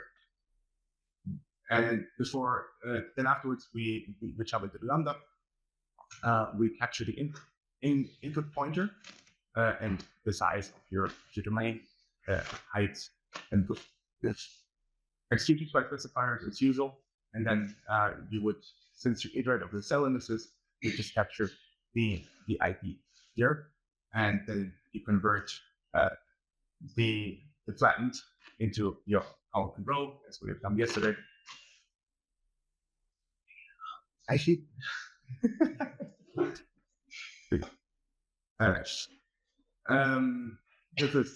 This is similar to what we have done yesterday, a little bit different, but I'll show you why in a second. And then we need to do some boundary checking. Then we need to do some boundary checking, and then reflect it in the end. We want to compute the stencil and just add the contributions of the corresponding neighbors and return it.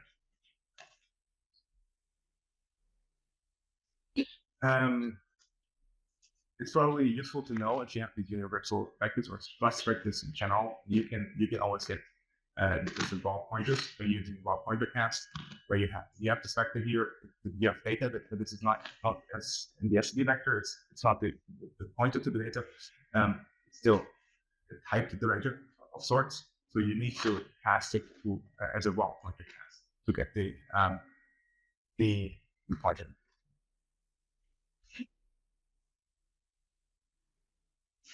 Now comes first tabulate. So we have seen that we have to have the cell indices, and we transform them afterwards. So this amounted to a counting operator, a counting iterator, and a transformation.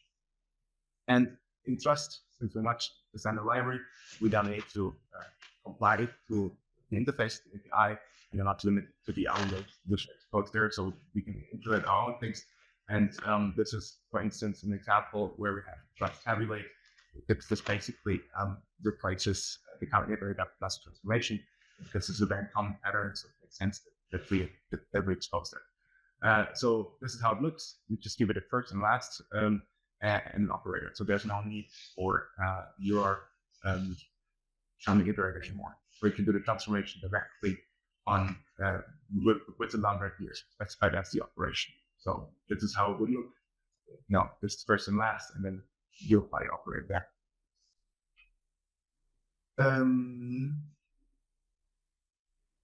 This is also, it's really just input and output. And you can capture the input if you want to as a pointer, and then just write it. With this, you can modify the code a bit or simplify the code a bit. You can just use tabulate instead of transform in the counting iterator. And the rest basically remains the same. We just have the output, we give an end here, and then we capture the input vector by pointer.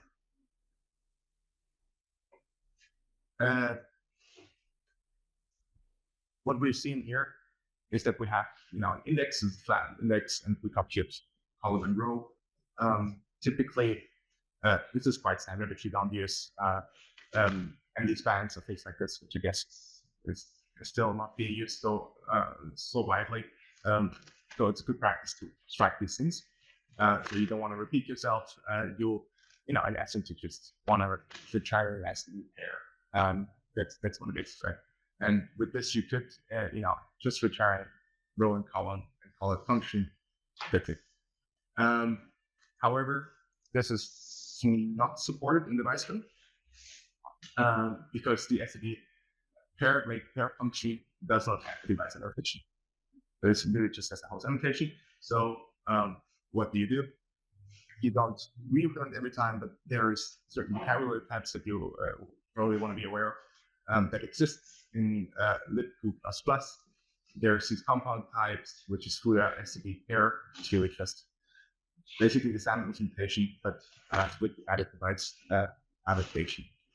There's tuples. There's things like optionals and variants. There's conflict types, MD-SPAT if you want to use them on the device side. There's the atomic graphs, all these basically the same concepts that we looked at yesterday. But if you want to use a device function here, you would just need to add the CUDA call column. Yeah, so just add CUDA call column and try to get both CPU and GPU versions working.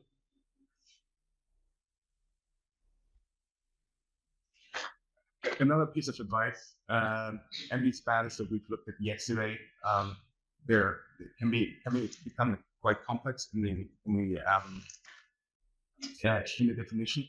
So good practice is typically to just use aliases.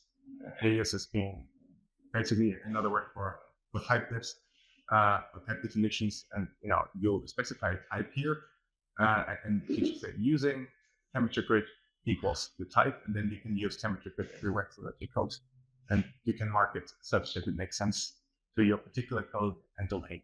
So we do this all the time, and this is very useful because these types can get quite small and abstract, and nobody wants to scroll all the way to the right to see what's going on. Good.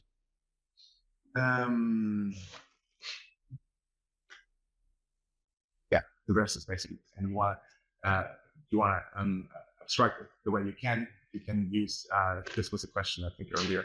So you can compose all your lambda in any way you want to. You can call these functions. They just need to be annotated appropriately that you can compose without any loss. So like you would in normal C++.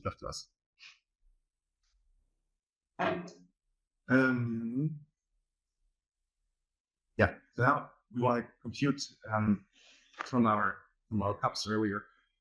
We want to compute total temperature in each row, and this is a function we could use. We could use tabulate again on the device, and we have a vector of sums that we're going to be doing. So this is result vector here, and we're going to have the sum of the function. It just iterates over the columns and sums up the temperature. Do you think it's a good solution? You say no. Why? Sorry for putting you in the spot. I don't know what the compiler will do with that, so I don't really actually know how smart it will be. Yeah, for sure there is some construct that has been implemented stuff in the low level side. Using is done properly in an efficient way. Exactly. I mean, that's exactly the point. I mean, this thing will still execute in serial, right? So this is not magically parallel. So the compiler doesn't magically transform your loop in the lambda to be parallel. So you still have to care about parallelism. So right now, what it would do is it would split across the rows, but the column sums they're still there. Depends on the matrix, of course. If you have very little number of columns, this might make sense. If not, then you might leave the columns on the table because you do not parallelize. You have a bunch of CUDA codes, as we heard. You can have many, and if you just have a bunch of columns, and very little rows, you basically have the GPU idle for most of the time, and you do the computations in there with thread trains. And that's obviously not what we want to do. The GPU is designed for oversubscription. The GPU is designed for massive parallelism. So we want to respond as much as we want to, or we can, and just compute it like that. This is where the question is now: how would you actually do that? This is something you could design and solve in parallel if you were to want to, right? It might be complex, but this is a rather common thing, and for roughly common things, Trust can provide an algorithm for it. It's useful for more than one people. Then it might make sense to wrap an algorithm explode in the library, and this is what Trust does. And there's an algorithm for exactly that, and this is called reduced by key. So here you have the keys as being the row values, and for the row indices and the values being values to the row. And this just then provides a better implementation of what we've just seen before. And it just outputs the for this particular instance.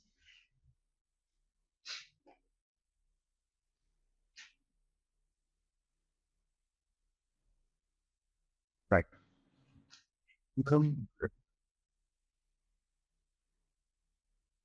Okay, this is how we would could potentially implement this. We can, one option would be to generate the keys you can evaluate, and then use the keys as essentially to index the columns. That is one way, and then you would call, you have to resurrect your sums, and then you would reduce the key, and then get the row IDs in, and then you would also have the temperature, its input values, and output. The thrust reduced by key also gets you the output keys and values both. We do not always need them, so we put it to thrust to make the start iterator. This is when you don't need and immediately discard that. This results into any reads, right? This is just a slide on discard operators. So this is where we should, don't materialize it, don't make it, but forget it, that you can just design roughly a wrapper, which just returns something. This is how it could be implemented. And there's a difference if you materialize it or not materialize it. And if you satellite versus reduce by key, we can see that you get almost 100x speed up compared at the large number of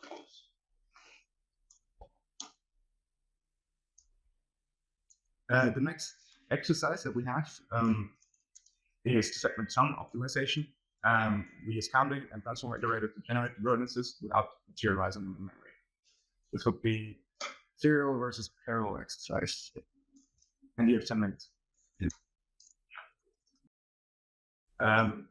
So far, the algorithm that we looked at is two passage, row ideas, and the temperatures.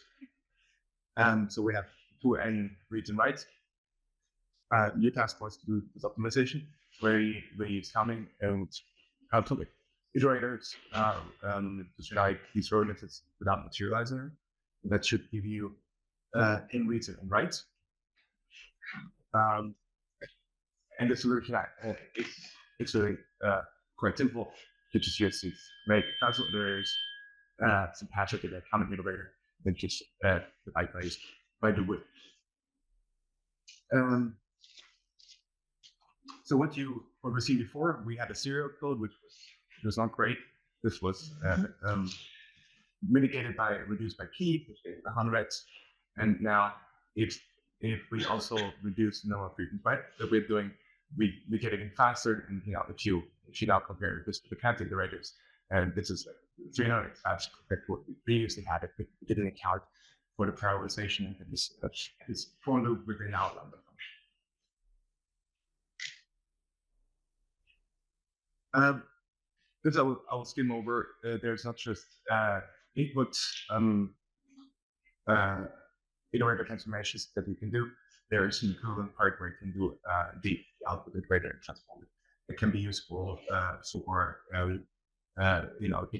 if you want to write it in another format and it's straightforward, once tried it, it's like this. I will not go into too much detail here.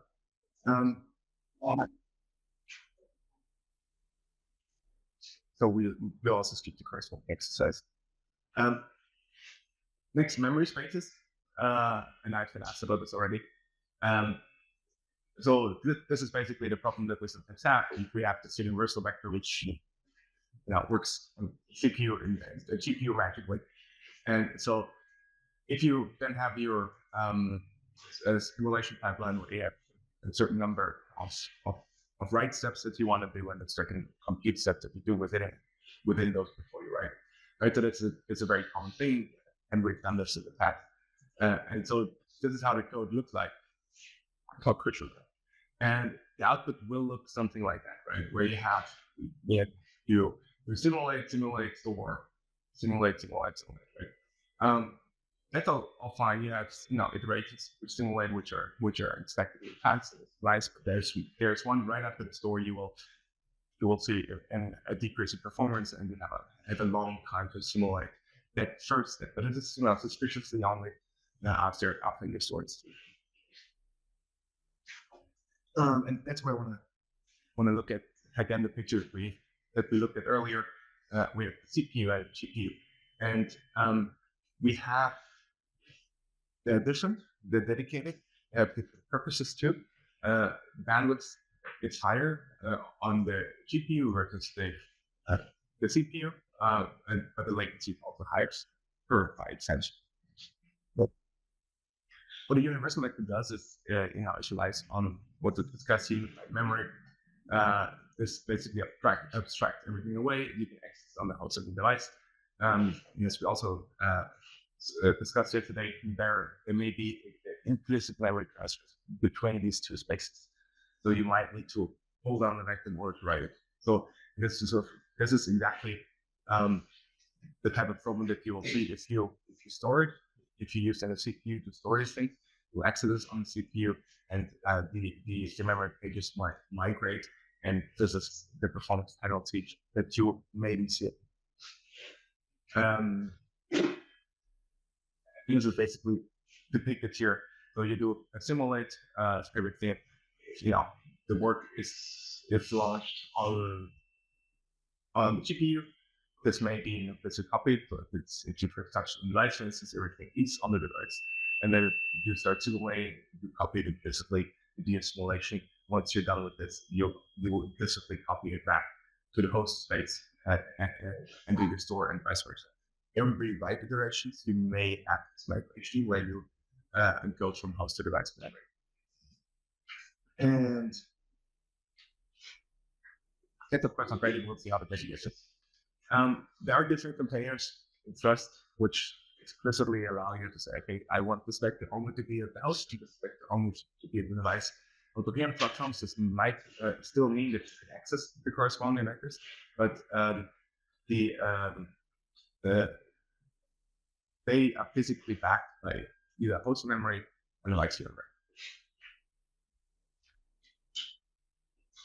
Okay.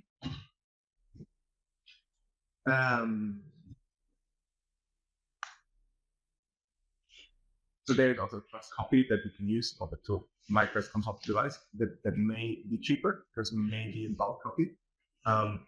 Then if you do the work, especially if you can hide it. This brings us to the next exercise where you want to use first host vectors and device vectors instead of the universal vector, giving the code that you want to explicitly copy that. Yep, 12 minutes. Are we almost ready? Everybody? Okay. So this exercise, we want to explicitly copy host device.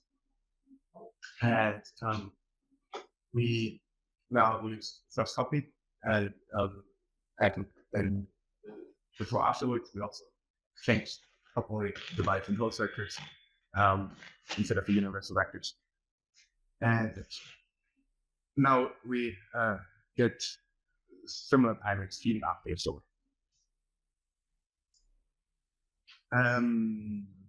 Now this is basically the end of the section with easy CUDA. Next is very complicated CUDA. But so key takeaways were if you use the MECC compiler, you generated CUDA code or GPU code. If you want to compile, so if you have the C++ section compiled with GCC Python on the x86 platform, you will get x86 instruction set on ARM, something else, and on GPU, you need to recipe use MECC if you want to compose. There's a bunch of accelerator libraries that you can use. So far, we have been playing with Rust, which exerts these parallel algorithms, general purpose. There's much more. There's CUDA, I guess, which is from a Q plus, like your matrix multiplies. There's also things like sparse.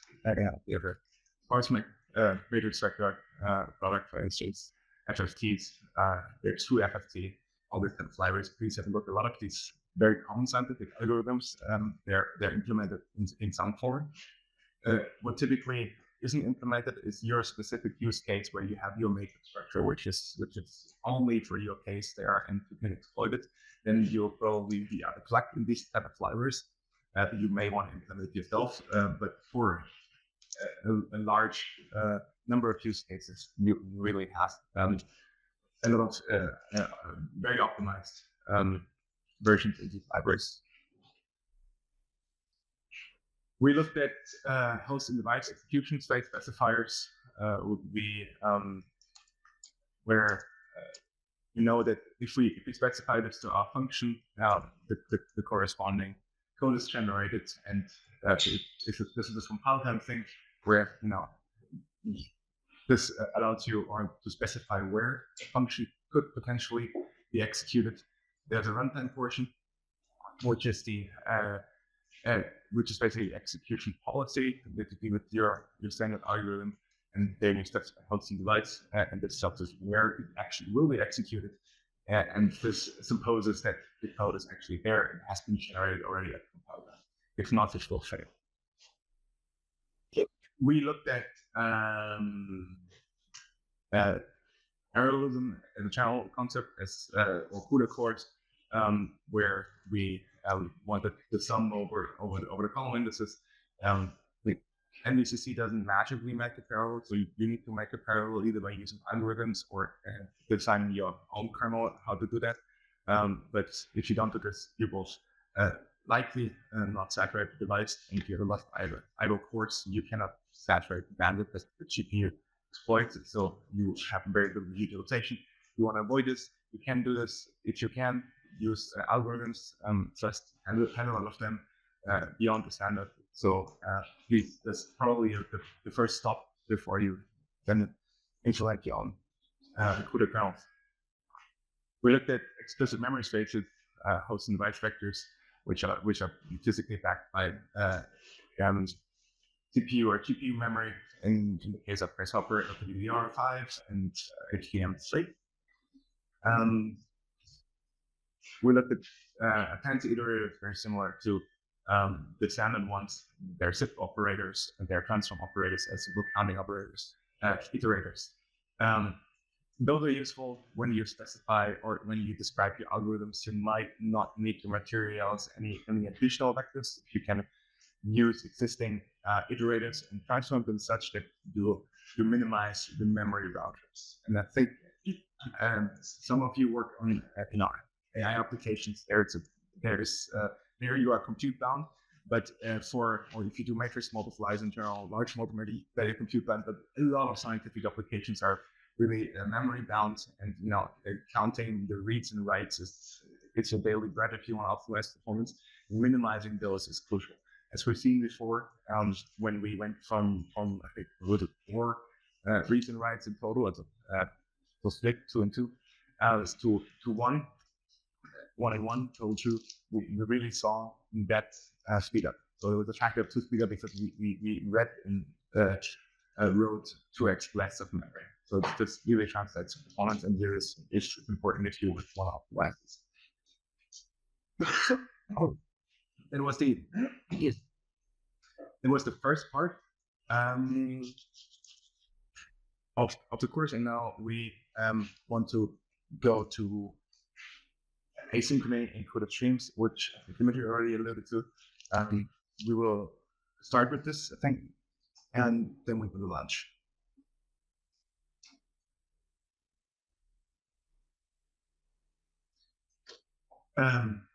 So this section, we'll look at asynchrony and in particular, the example will be overlapping computation I/O.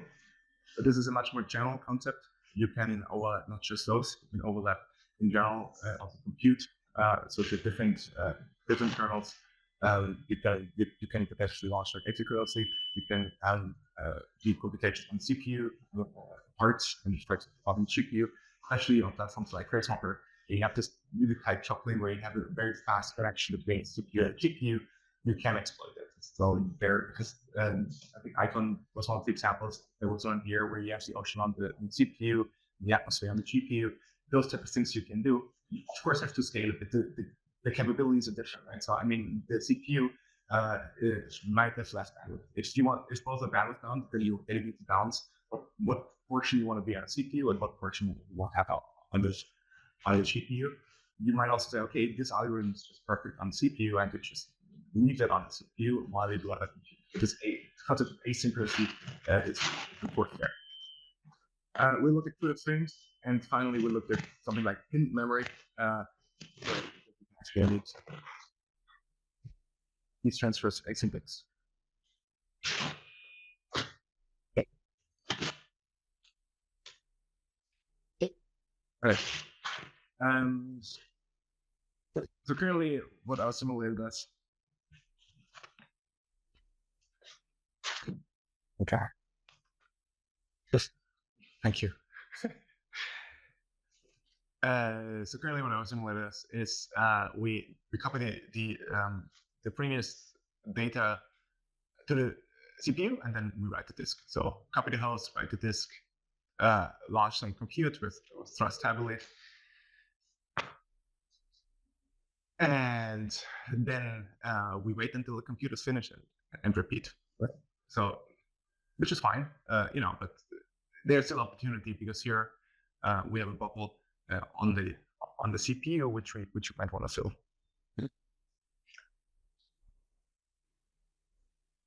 Yeah, so we want to exploit that. So we want to do something on the CPU as well. And in that algorithm, the only thing we can do on the CPU here, or we want to do on the CPU, is the write. So we want to fill that bubble, and instead of waiting on the CPU, we want to write.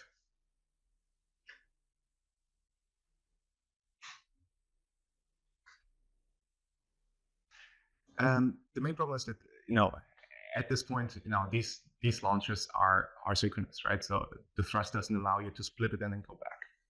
That's where the CUP library comes in.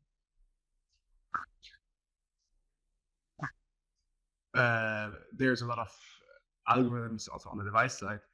Like a device transform, radix sort. You still have your iterators. You have other things like double buffering features or future values. This is a layer which is slightly below thrust, and above the lib. Computers was probably using this to make things asynchronous.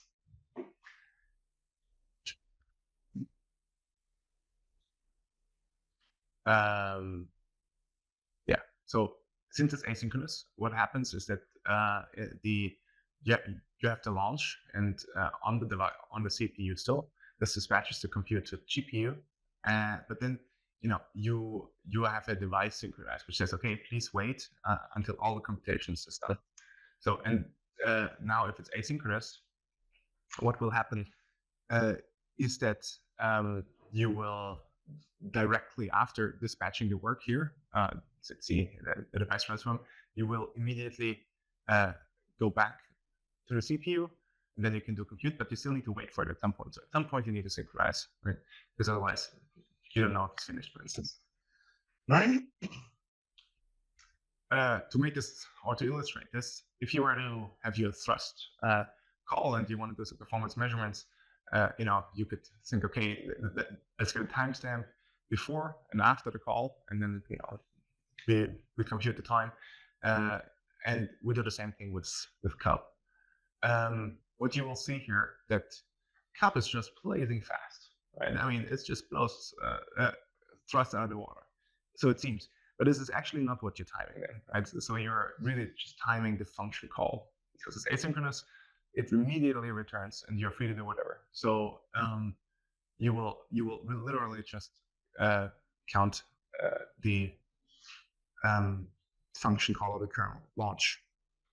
What you need to do if you want to have the full timing, you would need to do this CUDA device synchronize, which is okay. Please wait until all the compute on the device is finished, and then you would put your endpoint, and then basically have your timing. And now it's back to the performance of Thrust.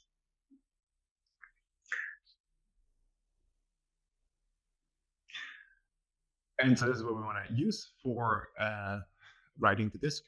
So this is what we had before. If you were to do it asynchronously, if you just write this timeline out, you can see that there's quite a significant speed up to be gained.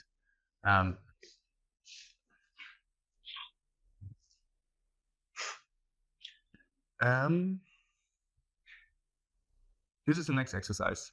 So we want to compute I/O, and we want to overlap compute and I/O.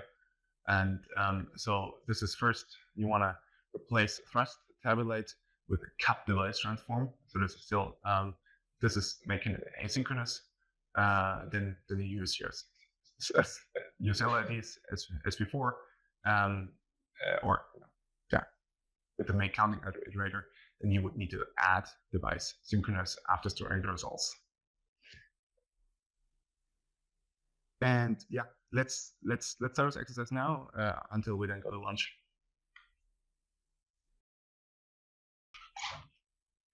Now we have finished the exercises. We think we have asynchronous calls, and we think we overlapped compute and I/O. That at least the theory. Let's put this to the test. And the way we typically test this, apart from checking things like execution times, is you want to profile your code. Now, all different schedules, you can still profile it to see what performance you get, right? This is what you need for this. You need a profiler, and there are various options at the system level. We would typically use inside systems. This gives you a timeline. And you see the different kernel calls, which are being thanks.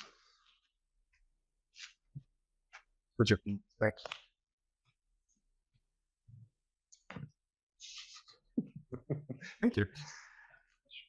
Yeah. Okay. Perfect. Yeah. So inside system is a system level profiler. It gives you a timeline and it gives you an overview of when things are called and how they chain together. It gives you also an overview if they overlap, what happens on the CPU, what happens to the GPU. And this is a tool which is basically what you should run anyway. If you have a workload and run inside systems, often it's the case that there are some bubbles that you see that you were not aware of. You were not aware of that the code actually spends a lot of time in that function. And it might be a very, very easy fix for that function to just gain 10x because we're doing something which we're simply not aware of. So this is really a tool to check, and then you see, this makes sense. I spend a lot of time there because there's a lot of compute that needs to happen, and it's very hard to optimize. Then you're there. But often it's the case, there are a lot of low-hanging fruits which we can identify with such a system-level profiler. If you want to go on the kernel level, there's another tool. I will just mention it here. I will not use it because it's a bit overwhelming if you get started with CUDA. This is called Inside Compute. This is a tool where you record certain kernels or all your kernels, and it gives you all the metrics, how your kernel is performing, how much bandwidth you're achieving, how much compute you're doing, and it allows you also to say, okay, I'm in a compute bound region, I'm in a memory bound region, and this then informs how you can optimize the kernels that we will be looking at in a little bit. But this is just to make you aware. These are the two tools that we very, very routinely use to optimize code. And to start, we will look now the code you just written, and we're going to be pre-profiling this with inside systems.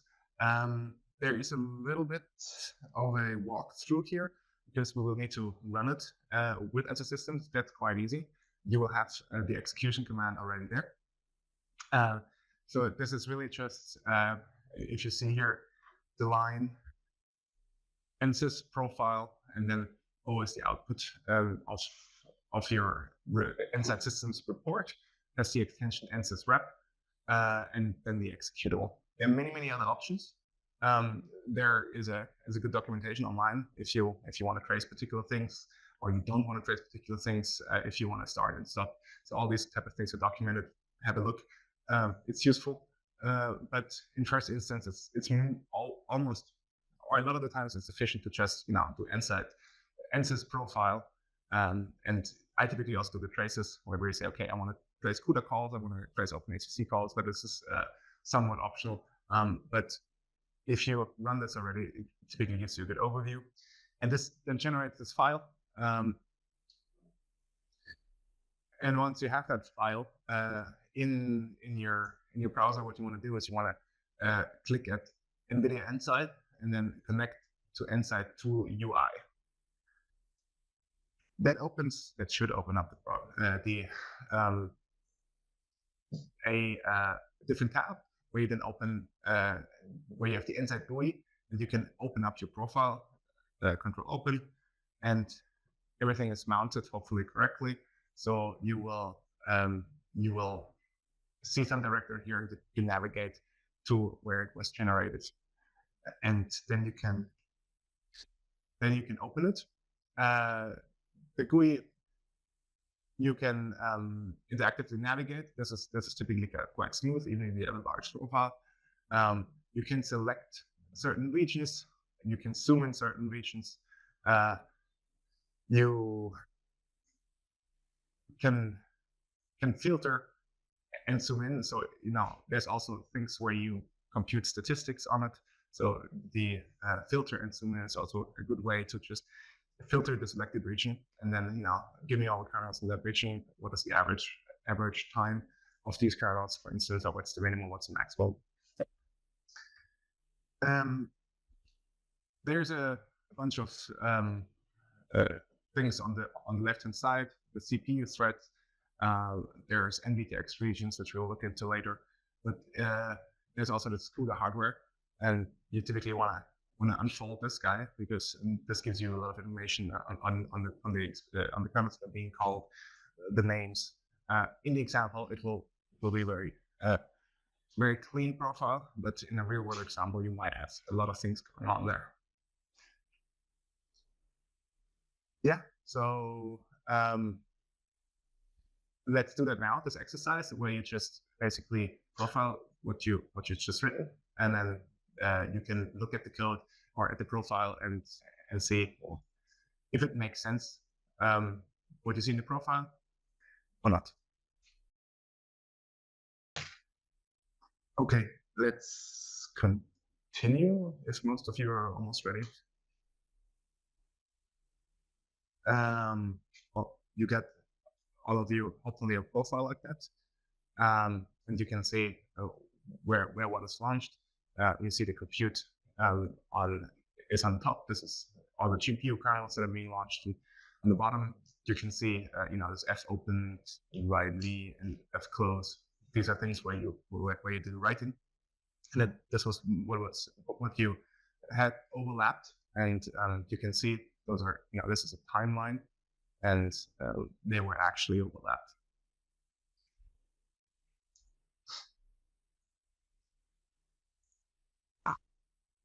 And here at the end of the iteration loop, you have the synchronization.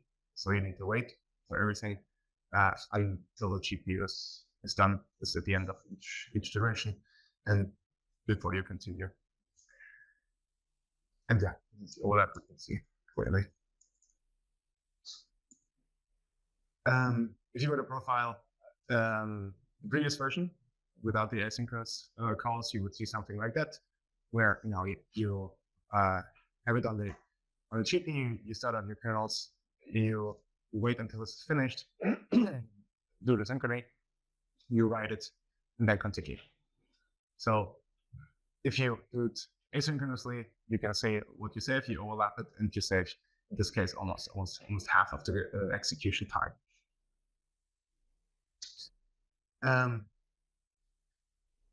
This is this is a very simple example. Your kernels that you will be working with, or will likely, or your profile that you will collect will likely look much more complicated, and it can be overwhelming. You don't know. You need to zoom in and check the kernel name and associate it to what you think is happening actually in the code, and this can be overwhelming. So you kind of don't want to do this.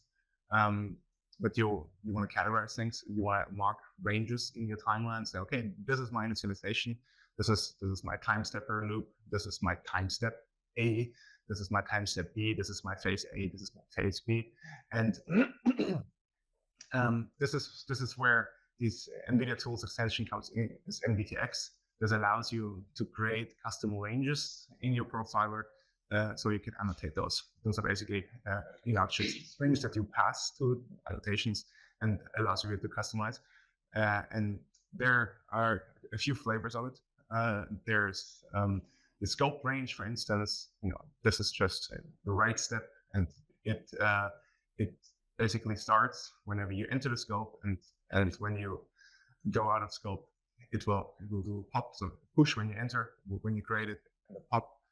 When you destroy it. There's explicit ones, not scope-based ones, where you can say NVTX push and pop, so you can start it anywhere and pop anywhere else. There you need to be careful that you actually do the right amount of pushes and pops, otherwise things get out of whack and you don't know what's going on. This happened to me in one-on-ones, of course. But you can really compose it as a string. This is nice here. You can say write step 0, and they compose it. With these type of ranges, you can filter it also in your inside systems. There's all kinds of things you can do. You can compute the statistics, as I mentioned, based on these NVTX ranges. If you drop down, or if you look a bit closer, you can see these events views and or statistics where you can filter and find the performance of each of these regions.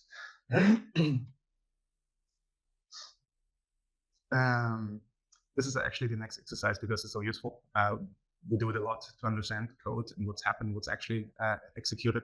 So you will annotate the code where you want to specify copy, compute, write, and wait, and it's check that in profile is actually what you think it is.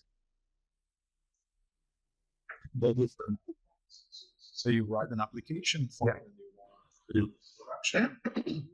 Care about this, or what should their sling latch? It depends. So if it's large ranges, it's inconsequential. If it's many ranges, there's an overhead. There's typically also a row which is, I think, profiler overhead, what it's called. You can also check that. But yeah, I mean, if it's a lot of ranges and very small kernels, you will feel the difference. If you run it also with and without instances, makes a difference, right? You guys almost done? I think so. Okay. So once you've annotated it, you will see a profile which looks like that. So you can identify, copy, compute, write, and wait, and you can very easily look at what's going on in your code, where you're stalling, where you miss optimization opportunities. In that profile, you can actually see that the compute unnecessarily waits for the copy to finish, so you don't necessarily need to do that. And this is where CUDA copy async comes into play, where you can make these copies actually asynchronous. So basically, you want to make that copy, just dispatch it, and continue. The magic behind this is CUDA copy async. This is not like any other nice C++ interface. It's not type safe. You need to specify everything in bytes. You need to specify the copy direction, and these type of errors are quite easy to miss if you try to an error code, which you should also check. So the API is a destination pointer, which is a void pointer, which is weird, but that's the way it is. You have a source pointer, which is again a const void pointer. Then you have a size type, count, which is the number of bytes you want to copy, and then the direction, which can be host to host, host to device to host, or device to device. Most commonly, these host to device or device to host things that you would use to either copy it from the CPU to the GPU or vice versa. If you check this error code, you might be a bit confused, because if you do not constantly check the error codes, it could come from other asynchronously launched operations. So you would need to check often or to consistently identify what you get. If you do it like this, in the current setup, you wouldn't get speed up if you do just call CUDA mem copy async, because all the work that we submit without specifying anything would be ordered on the GPU, and this ordering basically is what we call these CUDA strings. When you don't specify it, you get some default stream, and everything here is ordered, right? So a stream is basically an integer type handle, where you say, okay, stream 0, stream 1, and stream 2, and this would then works in different CUDA streams, could potentially overlap if the resources allow it. This is basically what we want to achieve here. So we want to have a compute stream, which just takes compute, and we have a copy stream, which takes the device to host copy. But this is from the previous, which you wouldn't change in the compute, right? So you could overlap them, and then only wait until you wait for the copy to finish before you write. This CUDA stream type, or how you construct a CUDA stream, there's a CUDA stream type. So here you would just create them like a copy stream and a compute stream. Those are the declarations, and you would need to properly construct them. So this is CUDA stream create, and you just pass it a pointer to the corresponding ones.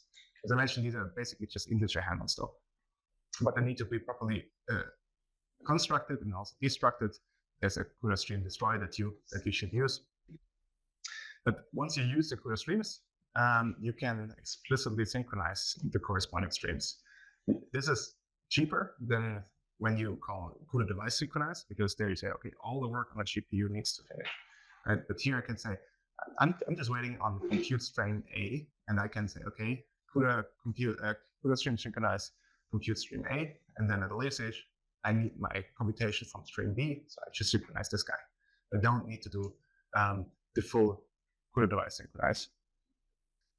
That's more lightweight. You want to prefer this if you can, right? If you need to synchronize the full device, but if you do not need to, prefer streams.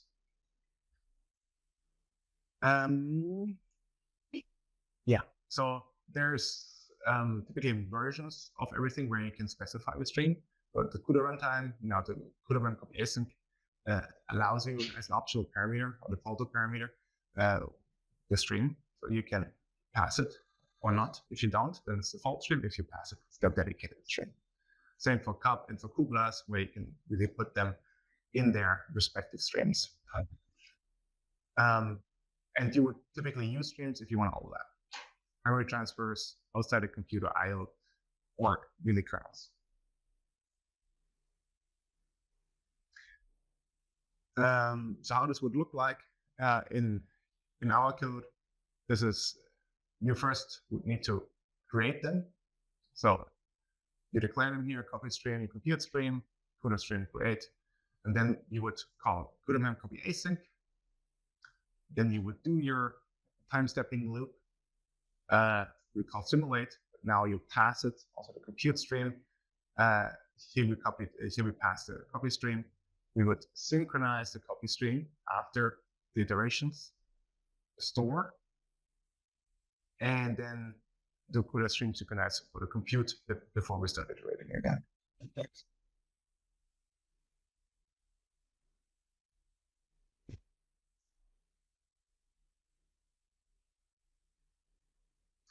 this is here a picture of how this could look like, right? So on the CPU, you launch the copy, you launch the compute, and on the copy stream, this is ongoing while the compute is ongoing on the compute stream, and you wait until the copy is done, you write, then you finally wait until the compute is done. This is what's depicted here. In code, you have the two waits here, the CUDA stream synchronized copy and the CUDA stream synchronized compute. And then you start the next iterations.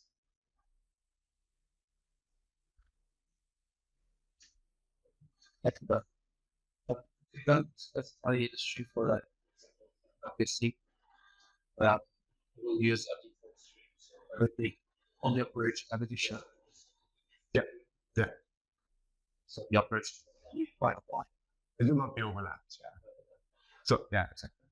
So but it's important to notice that even if you specify streams, your kernel might be super large and consuming a bunch of resources that it cannot overlap. So it might be still ordered, but it could potentially, if the resources were allowed, your kernel is smaller, it could overlap. Things like I/O, for instance, can be overlapped, but compute to compute, potentially. Depends on the situation.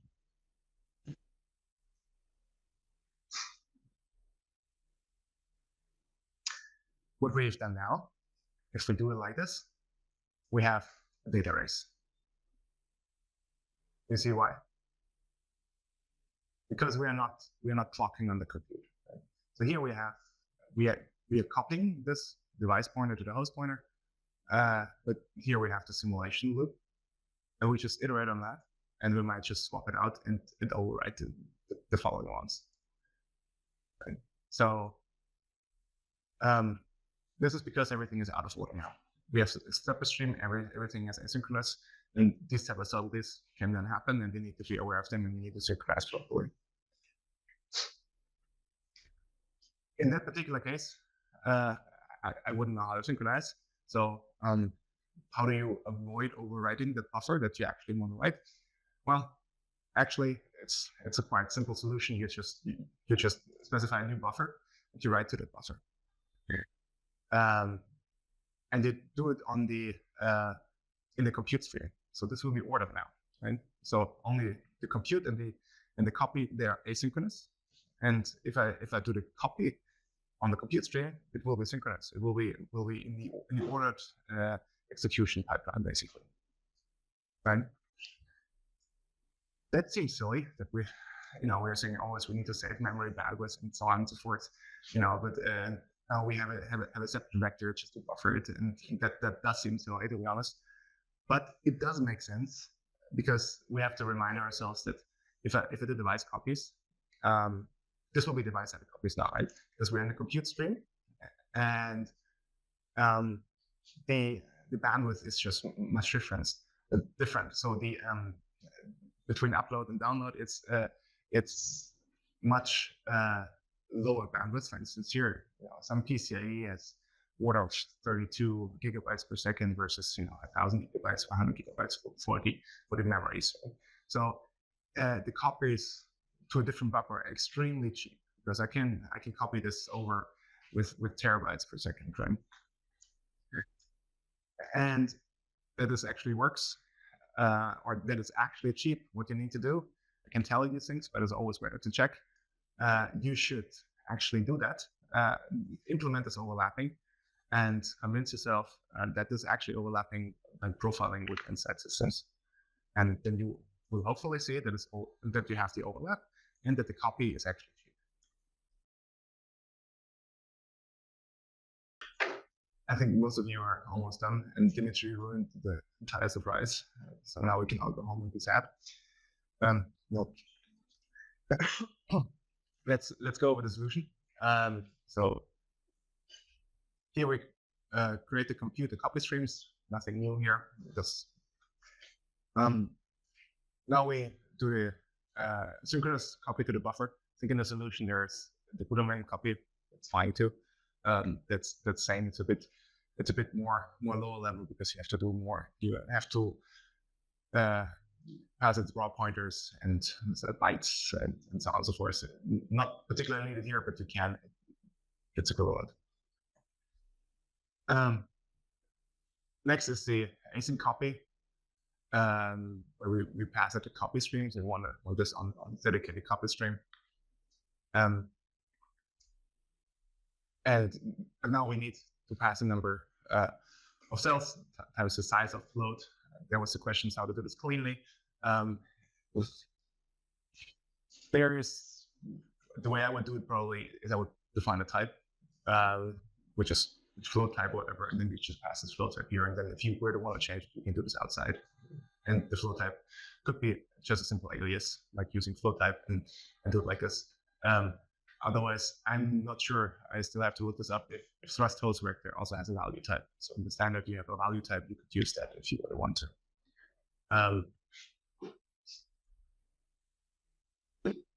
Then you do your compute step loop. You do the simulate, pass the compute string, and launch the work on that.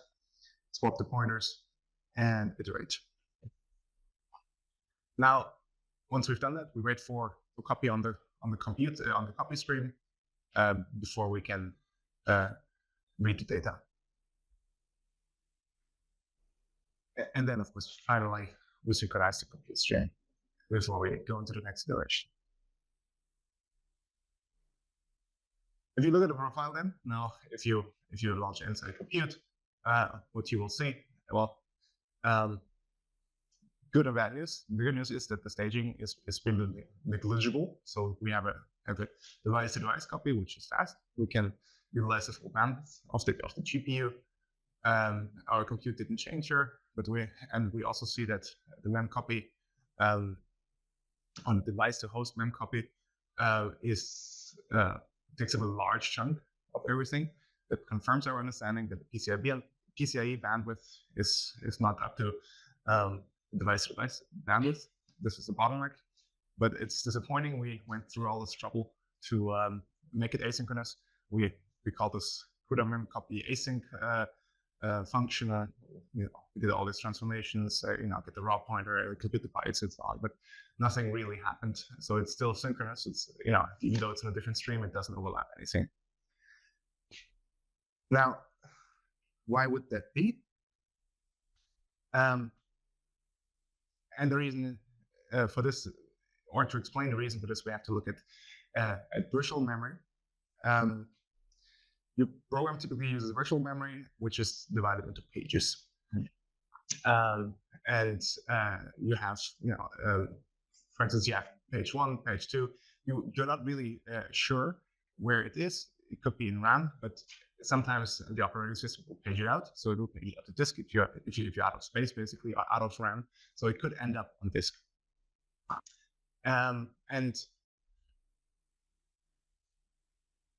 There is a mechanism how to lock it so that it's always on RAM, because the CUDA copy async cannot take it from disk directly. It has to be in RAM, and in order to make sure of this, you have to pin it or page lock it, and this is what we call pinned memory.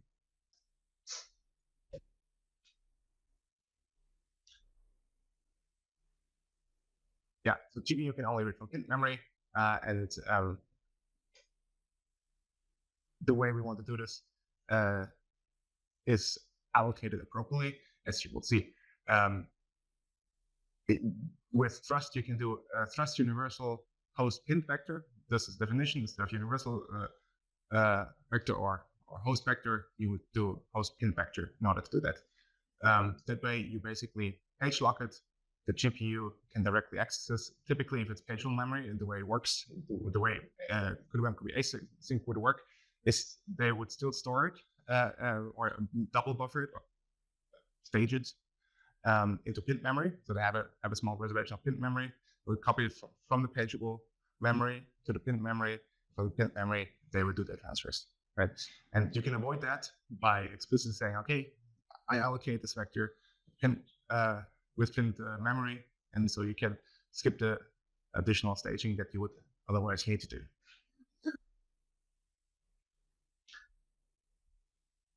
And that's the next exercise, just to use thrust universal host pin vector to allocate host vector in pin memory. And then hopefully you should see that this is overlapped. You would profile it again to check if this actually works. Yeah. The transfer back to the staging is it Yeah, this is what CUDA copy async does in the end. So yes, like yeah, exactly. the fact you don't know about it. You don't know about it. It's just if it's not pinned, you cannot be sure where it is, right?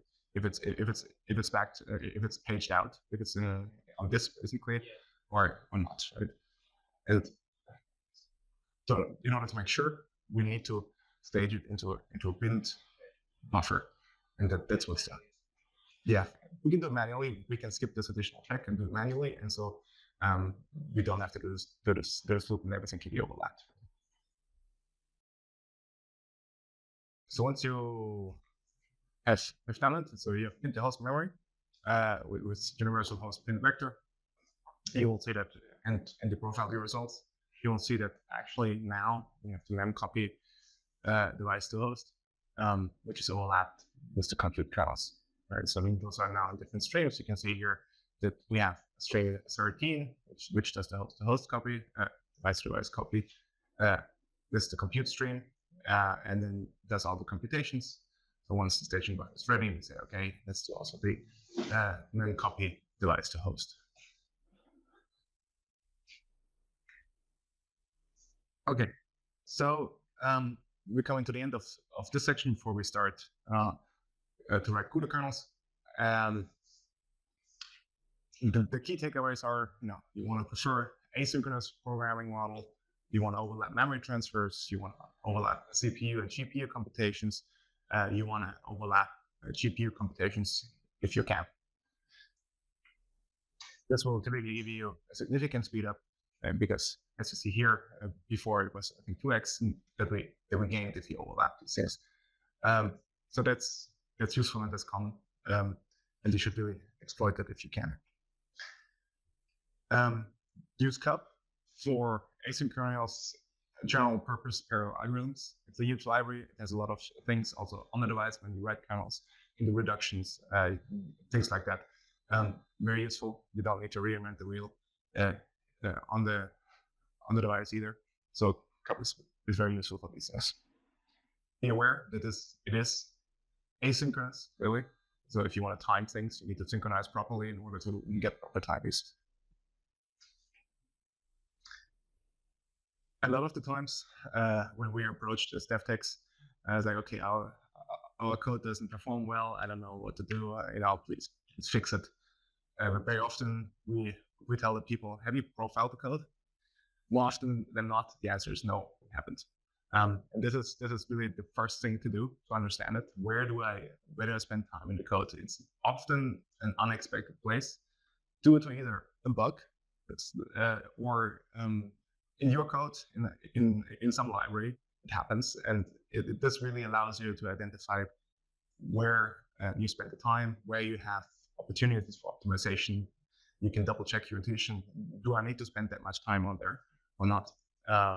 And now, the more asynchronous you get, the harder it is to keep in your head. If you have it laid out, if your timeline laid out, it's very easy to verify. Does it make sense or not? Do I have a bug in my code or not? So this is highly recommended to profile your code to see if all of this makes sense. We looked at CUDA streams to enable asynchronous execution. Very useful. You should do that. And finally, CUDA mem copy async. This is the API, a bit cumbersome, a bit more low level than we'd like it to be, but that's how it is at the moment. Use pin memory to make it asynchronous. In Java, there's little downside to use pin memory. Makes it asynchronous and it's faster. Okay, now we come to the last section where all the algorithms don't help you. You have your own algorithm that you want to implement, and you want to implement it with CUDA kernels. And in this section, we will learn the notion of CUDA kernels.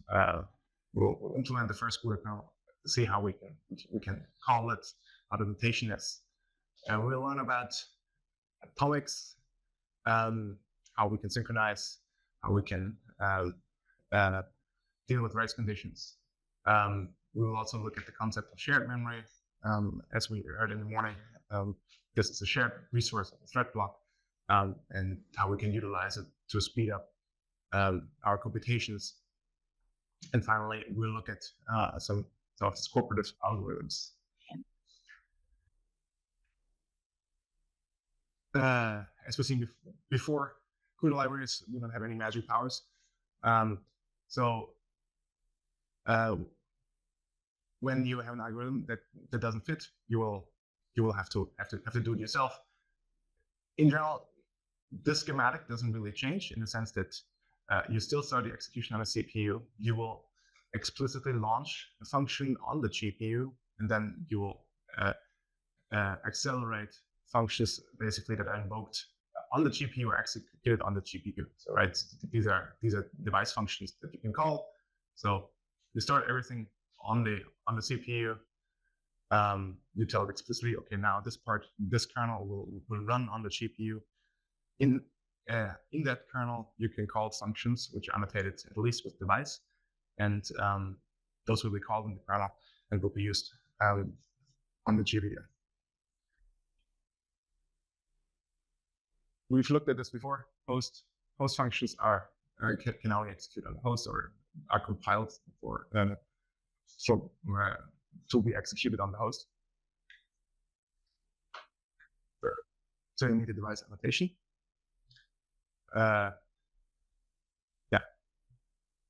So now that's I guess important. Before we when we called our lambdas and we had thrust, for instance, we would specify the execution space, which would be the hosted device. This is here if we have a kernel, and I'll show in a minute how to annotate a kernel. But if you have a kernel, they always have to be device functions, at least. So you cannot run non-device functions there. We saw this earlier with these pairs, for instance, right? When you were trying to stand a pair, it told you, it cannot do that. This was because the device execution space specifier was missing. You have to provide it for function that you want to call inside a kernel. Now, the kernel, this is what you call here, and this has this weird triple chevron notation.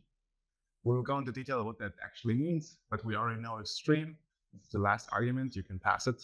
And then specify. This is my compute stream here. This is some other stream, and you will launch it again here from the CPU. So, and you would also annotate it here with global. This is invoked from the host, executed on the device. This is a kernel. If you annotate it with -- global -- and within that kernel, you can invoke this device function.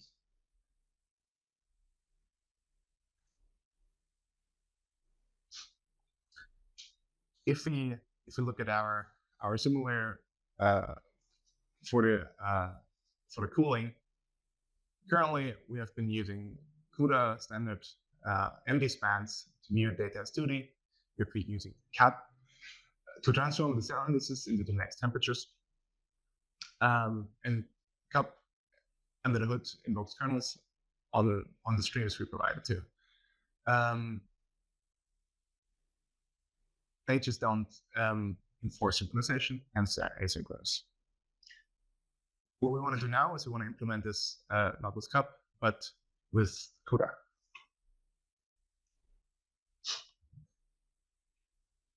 For now, we're going to stick with a single-threaded version. We will have a kernel, single-threaded kernel. We'll get the temperature grid, the output vector, and we're going to be just iterating over the grid and do the compute. That seems very single-threaded because there's no notion of a thread. There's no magic, so it will just execute exactly that. Now, but interesting here, we have the how we launch the kernel, and that is here we call that kernel single thread, and then we have this triple chevron notation, and here we specified 1, 1, 0, and this string. We'll go over what the three numbers mean.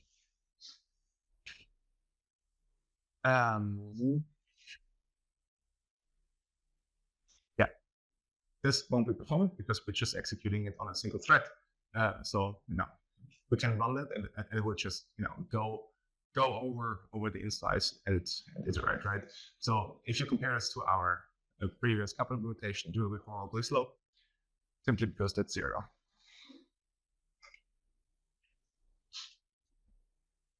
So now there's a notion of threads that we've been talking about. So how do we use it in a CUDA kernel? And it would be something like here above, right? So we have an int thread index, and this is provided by the CUDA runtime, where you say thread index.x. This is the thread index that we can now use. So once I call this function, I know my thread index, and based on this, I can do computations. Right, so I can do one element, I can do multiple elements. It doesn't really matter, but I know who I am, and based on this, I can access corresponding elements. Right. So for instance, here we have this for loop where we say, okay, we have still our input grid and the output, which need to index somehow. So we can say ID equals thread index, and now iterate as long as we're smaller than size. But now we're gonna plus equals not 1. But the number of threads that in total present. So if you have here, it's defined as 2, so we'll update every other element as a thread. Now here, the kernel invocation changes a bit, because here now we specify a number of threads. This is now 2. So all of a sudden we're parallel.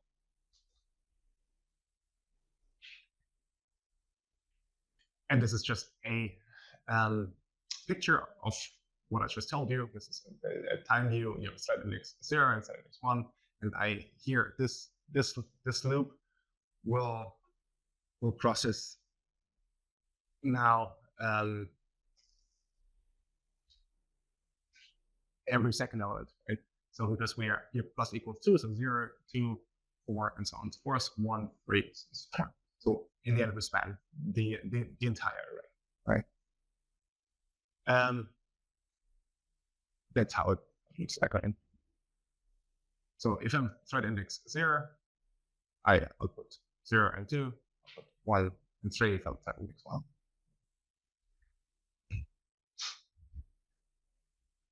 Now, if you look at the timings, it's still quite disappointing because we're still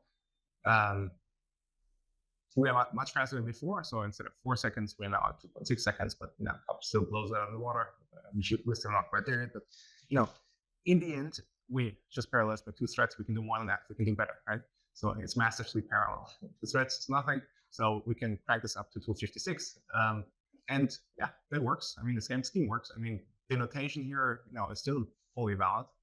But, and you get a decent speed up, right? Let's do it a bit further. We can do it to 2046. And, on some GPUs, they will say, okay, that's too much for me. I will bail. And it typically gets this invalid configuration runtime error. And this typically means, the configuration is invalid. So on some GPUs, this 2046 is already too much, right? So you cannot launch more than 1024 threads. This is hardware, right? On a single block, actually, and that's true. Now, what's the missing context? The missing context is that threads can be grouped into blocks. And the collection of these blocks is called the grid. So we have threads at the lowest level, number of threads of them, and those are composing a block, and the entirety of the blocks are called the grid. There are 3 levels: grid, block, threads. The blocks by themselves, they cannot vary in the size. So everybody has the same size for a specific kernel. The thread indexing is always local. That's always important to remember. So from here, having block index 0, I do have a thread index 0. If I'm block index 1, I still have a thread index 0. Right? So this is local and spans up to the block dimension that I have.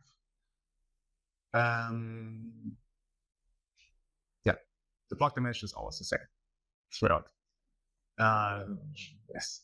And then the grid dimension is exactly the same that we had. The block dimension is just the number of blocks that I have.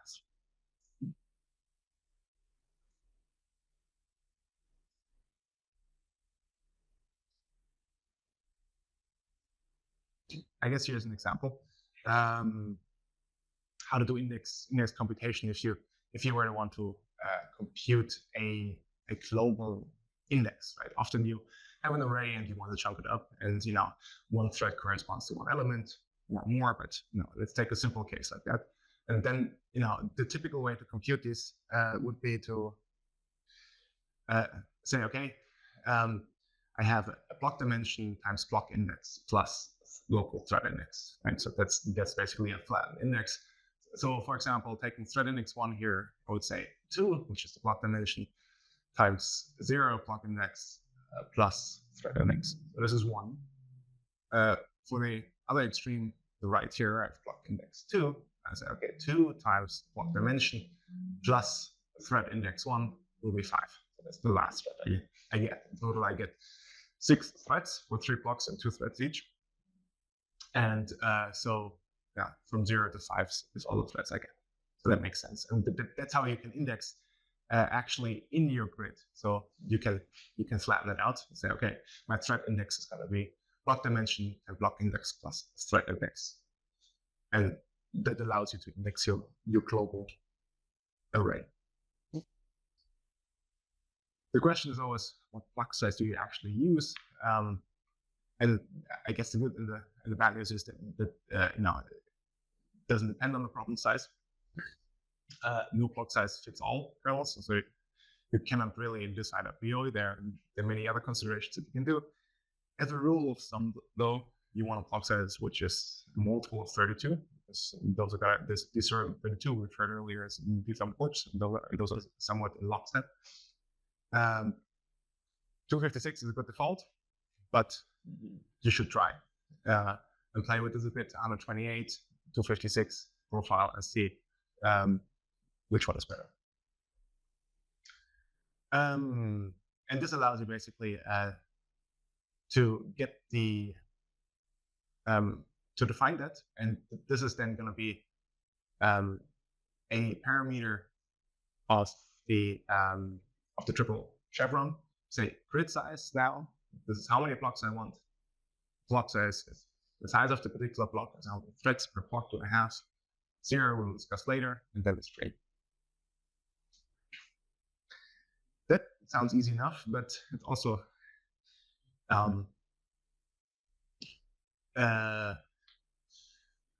has another level of complexity because you really need down the number of blocks and threads to map to hardware and make sure the code responds on your problem, right? So the grid size, so the block size doesn't depend on the problem, but the grid size does, right? So how many blocks do I need to represent the global number of elements I have in the vector, for instance, right? So what you want to do, you want to round it up. Otherwise, you're going to be missing elements. Right? So if you have 6 elements, for instance, 4 threads each, you need at least 2 blocks to cover the full domain. Right? So a common way to do that is this guy here, or you just round it up. So you say the vector size divided by the block size and just a segment of that division. then you get, in this case, you get 2 blocks, which you can then pass to your grid size and then pass it to the kernel invocation.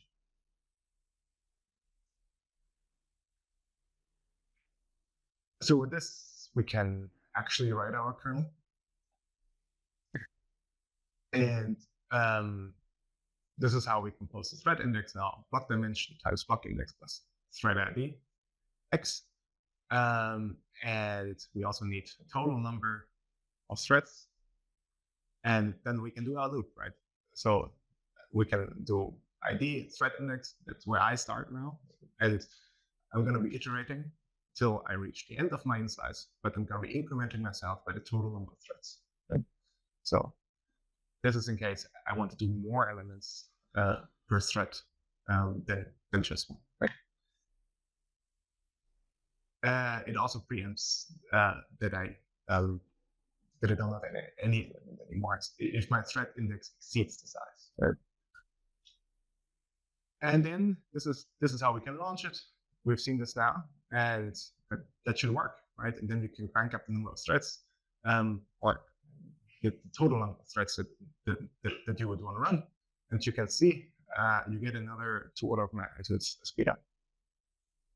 Now there are 5 million threads being launched.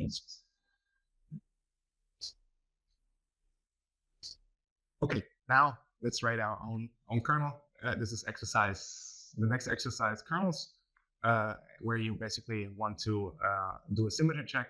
Now you have some matrix and you want to check that the rows are actually symmetric.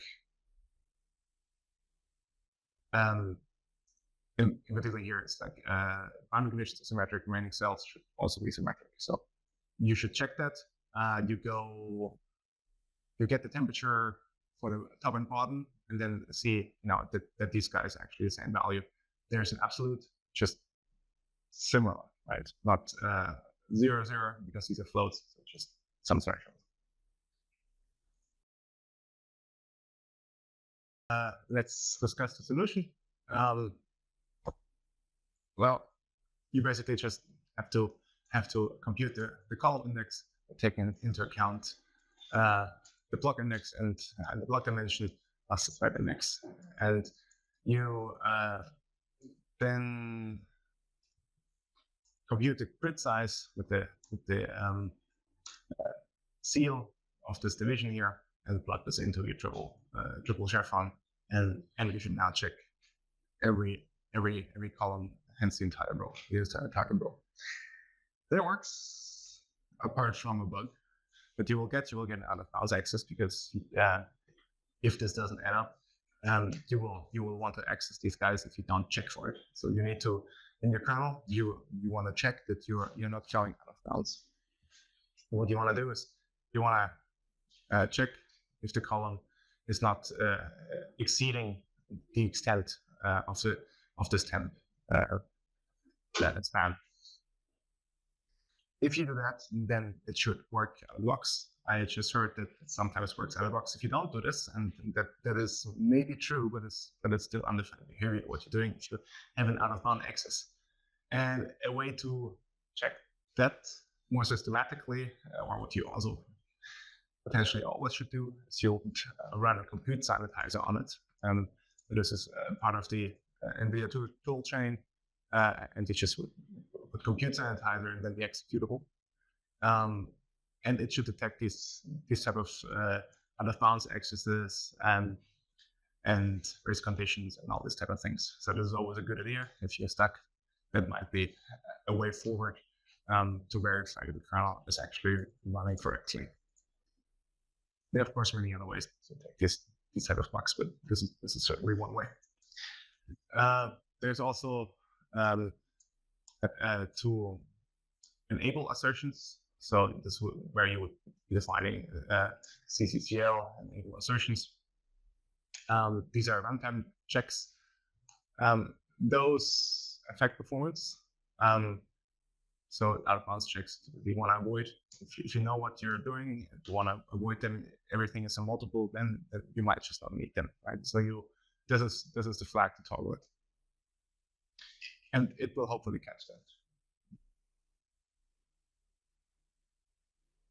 So right now, what we did is we fixed a bug because we introduced another level of or a hierarchy, which is kind of like, why are we doing this? We heard a little bit about this this morning. Here we want to actually see why we're doing this and see performance gains when we do that. As an example, what we want to create is a histogram. Histogram, probably all of you know, but we basically want to group temperatures into bins. Here, for example, from 0 to 10 and from 10 to 20. If the temperature is between 0 and 10, you would place it in bin 0. If it's between 10 and 20, you place it in bin 1.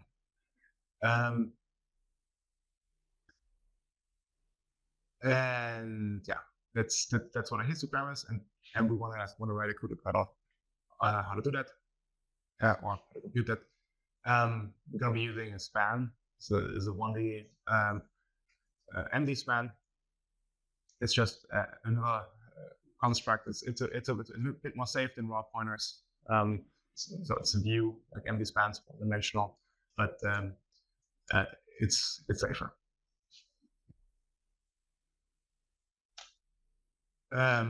As a constructor, it takes the data pointer. So from this awning array A here, we pass the data pointer, and then the size that you would want to have. So it's a view. You can collect some portion of the array if you would want to. Right. And it also provides subscript operator here, so you can index it as you normally would. And you have size information. Now, that's a first attempt at implementing the histogram would be, okay, we have a cell.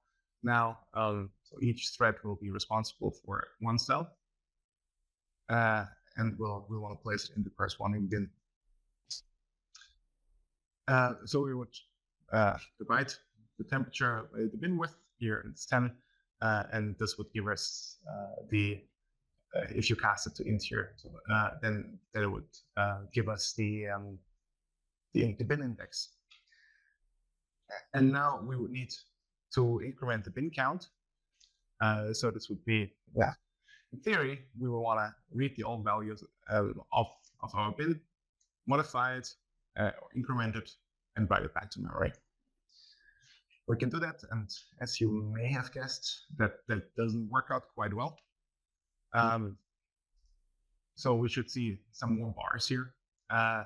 Nothing in this histogram shows.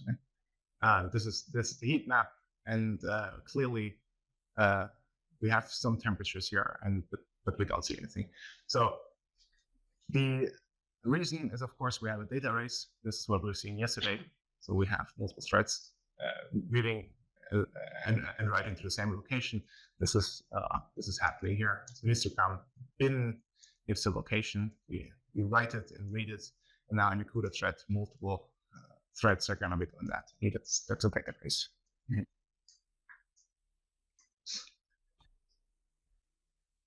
So if we have only two, what could happen? Two threads, and we have a histogram here. So thread 1 will run a read in 0, and this is arguably 0. So he does a request to the histogram, gets it, it's 0. It will store it in its in the old register. Then thread 2 might do it. It will also see 0, store 0 in its old value.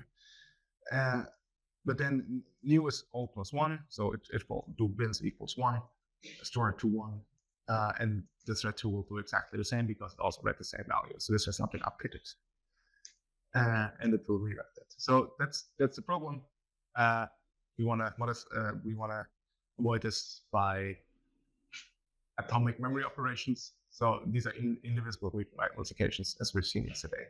And the way you can do this is you have this histogram bin, and then you would just say fetch add. They just add one as an atomic operation, and this is not thread safe.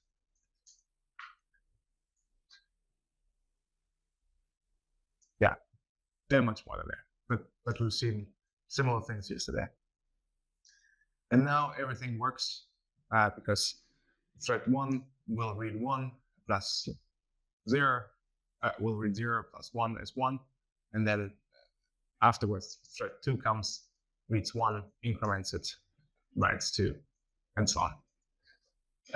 So now let's put this to practice. Let's write a histogram in CUDA, and you will have a couple minutes for that. Sure. The solution is quite simple. We just use the atomics. We have to we can wrap the reference. We can wrap the histogram then into atomic reference and just fetch that. Once we do that, we do get a histogram which looks like that, and you can see now you have a parallelized distribution that you would expect. That's great. It works. It gives a correct result. However, it's like not very performant. You get like 6 gigabytes per second. Not great. Any ideas how to fix it?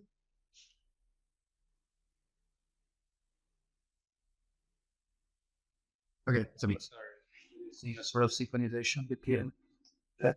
I'm sorry? Make us introducing synchronization. Exactly. That's exactly right. There's some serialization of that because you have to one thread has to read, modify, and write, right? And then the other guy has to read, modify, write. So all the same location. So this has to be somewhat in serial, right? And we know we want to avoid this at all costs. So the question is, what can we do, right? You want to avoid all the atomics to the same location from millions of threads. Any ideas what our options would be? Exactly. Prioritization is the key here. And what we want to do is we want to privatize them, per block, per thread block.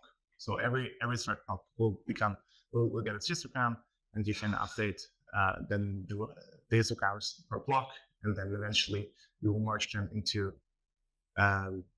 the global histogram.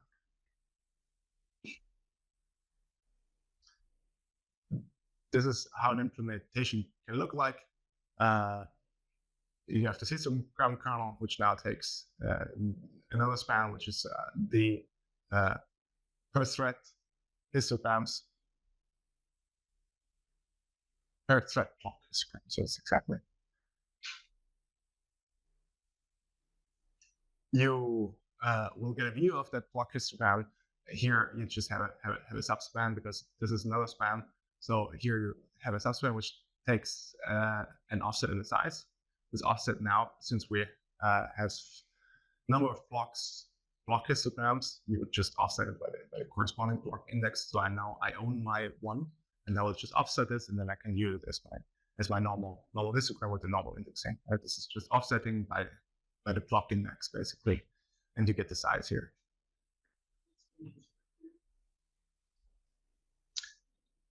Could be.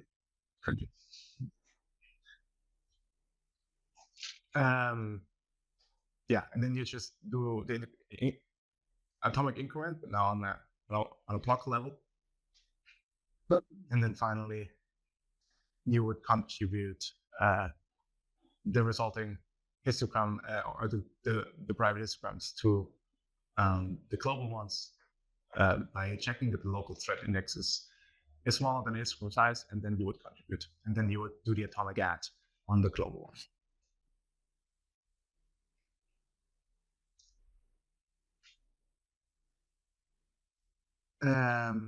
There is an issue though,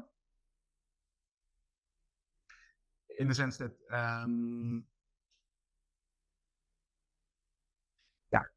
there's an issue if we do that. So what we did previously is we just marched through a thing. So we had our private blocks, and those would do the atomic add, and then you would say, okay, just immediately after update the global ones. The problem is, or what you would expect is that you would have, for instance, everybody finishes that. And once everybody is finished, you would update the global one. This is what you expect. This is what the logic dictates, but you cannot assume that. Right? So it can be in any order. Right? So and what you need to do is you need to make sure that everybody has finished that, and the block is actually on the block histogram is finished before you can contribute it to the rest. So you need the coordination between the threads. So so here thread 1 would still be updating here, where thread 2 is already further along. So you need a mechanism to synchronize within the thread block, and the way you would do that is you would call this dash sync thread function. This is or needs to be invoked cooperatively. Says every thread in the thread block would need to call it. Everybody arrives there and synchronizes and waits. This is similar to a standard barrier, and so you cannot allow it to be inside conditional as well.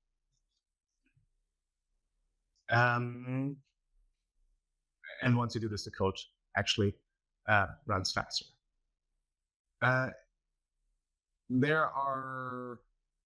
Those are the other vocabulary types that we talked about earlier. So these are the CUDA standard atomics, reference, and flags. These atomics also have scopes, and that's important. You have a thread scope, system, device, block. So this then depends. Now, do we want an atomic just on the thread block scope, or I need the full device, or I even need the full system? So this ensures atomicity on the CPU threads as well as the GPU threads. So those are obviously more expensive. So you want to avoid these if you can. So you always want to choose the appropriate scope as minimal as you can to get optimal performance. Yeah, this is system, CPU threads, and GPU threads. This would be just device. So all the blocks. And then you have the block scope, which is just the on a single block. So now let's fix the histogram and use the synchronization mechanism sync threads before reading it. And you can also play with the scope of the atomics. So to fix this, basically what you would have to do is you have to do the CUDA atomic, and you can restrict it to the thread scope block, because this is kind of the block global histograms. You don't need the global one or the system one. And then you would have to synchronize it, and also then proceed, because everything local is done now on the thread block level. Now you can go to the global histogram, and here you need the thread scope device though, because it's not local anymore. Everybody adds to that, and that's why you need the device scope. And this brings us from our initial 6 gigabyte per second roughly to 100 gigabytes per second. But it's not quite optimal yet, and we will see what we can do. So far, we looked at atomic operations, thread scope, subspans. But the question was, why do we need this level of indirection? And one of the things what we need to consider is that sync thread only exists on a blocks level. So if you want to synchronize it, you cannot do it on a device level. It does exist, but it's very expensive, and it does imply a certain way to launch a kernel. So that in general kernel, this is not possible, and synchronization is always at the top level. This also is so what Durandji was saying about oversubscription, for instance, right? So this exists on on our block level. And other resources, I will not go over this because we really covered that. That we have different blocks are called as M's, and we have global memory, L2 cache, L1 cache, which is now local to the ESM, and which is just want to skip over that, but I want to say what we do want now to look at is shared memory. This is, it is physical long cache. So user managed long cache. You can think of it that way. So if you think you can do better than your long cache, then you should fix it. Well, we haven't looked at this. How do you actually use it? How do you write code that uses that? And that's actually quite simple. You can just dash share dash, and this will that'll declare a shared memory space. And here just has a normal array notation. You can use it as normal. You can index it by thread, but you need to be careful that this is really a shared resource. So if you do a thread index, or you need to make sure that it doesn't map to the same location. But that's thread block. So you also need to synchronize after you initialize it, because every thread can do it in order, and you need to make sure that everybody has done that already, right? That's what's shown here. That you need to synchronize afterwards. Otherwise, you may not be fully initialized if your current thread accesses another location which has not been done yet. So now we want to look again at the histogram, and now we use the shared memory instead of the global memory that we've been using so far for the block histograms. You have 5 minutes for that. I think we're done with.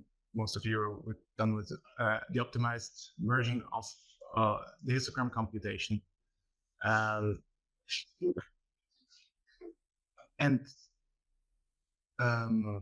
we didn't need to pass the block diagrams because they're not local. We introduced the shared memory block diagrams here with the number of pins. We initialize this number of pins to 0. And importantly, afterwards, you have to synchronize in order to make this initialization visible to all the threads in the thread block. And then you would wrap the shared memory reference into an atomic reference as you would previously. So you could just pass the shared memory instead of the global memory here and do your fetch add. If you do that, you will go from 100 gigabytes per second to roughly 400 gigabytes per second. So 4x speed up that you will roughly see. Okay, that was shared memory. The last part we'll look at cooperative libraries. There are things like CUDA that we have already seen. There's a finer granularity to it. This what we will explore now. There's things like CUDA DX or CUDA. These are cooperative linear algebra libraries that you can use. There's QFFT DX, which is the cooperative fast Fourier transform, where you can use these type of functions inside your CUDA kernel now, right? Because you do not really have to reinvent the wheel every time, even if you write low-level CUDA. So you can still use libraries inside your kernel to make you more productive, like reductions and FFTs, gens, and so on and so forth, right? But what does cooperative actually mean? Well, you have serial, where you have one thread, you have a local algorithm, and one thread which executes the algorithm. You have cooperative, which means many threads invoke the algorithm, and many threads also execute it. And this is what you typically see in your kernel, right? So everybody invokes it, everybody executes it. Then there's parallel, where you have typically one thread invokes an algorithm, and many threads execute them. This is with our parallel algorithm that we've seen previously. So here's an example of a parallel / cooperative sort, where that's exactly the case, where if If it's parallel, you have one thread invoking it, and then if everybody invokes the algorithm and also executes it, then we call it cooperative.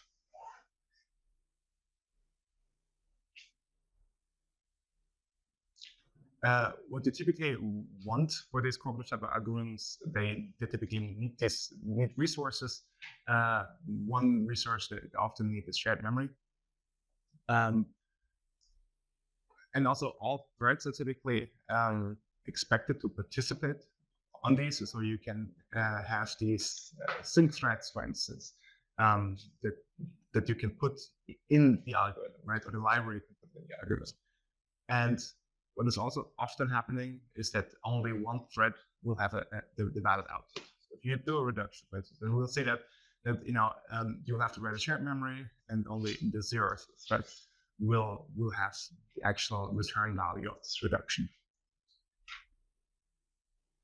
So this is how it would look like. You may have some registers, you will put it into shared memory, and then you will synchronize. You will do your reduction. This is just a binary tree that we see at some stages yesterday. You will have to synchronize along the way, and then once you do this reduction, you will decrease the number of threads that actually participate in the reduction. And in the end, you have only one value at thread 0 that is valid, and this will be returned. This is just one example, and there are other examples, but this is common that you have to be aware that maybe only one thread has the valid return value.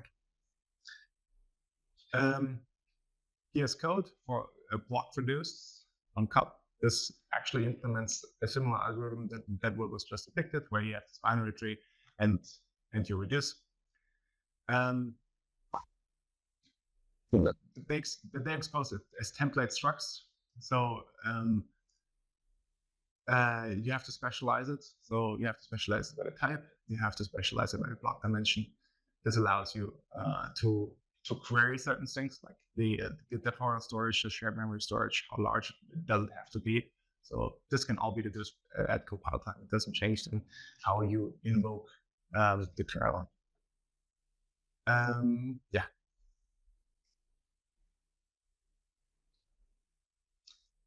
Yes, this is temp storage. That's what you need for communication.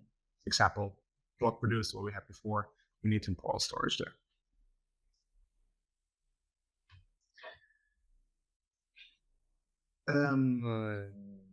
You have these member functions that you do. You have a type. This is block reduce for integer with a block dimension 4. You pass it storage, temporary storage, and then you have this function sum, and you will give it then your thread local value, for instance.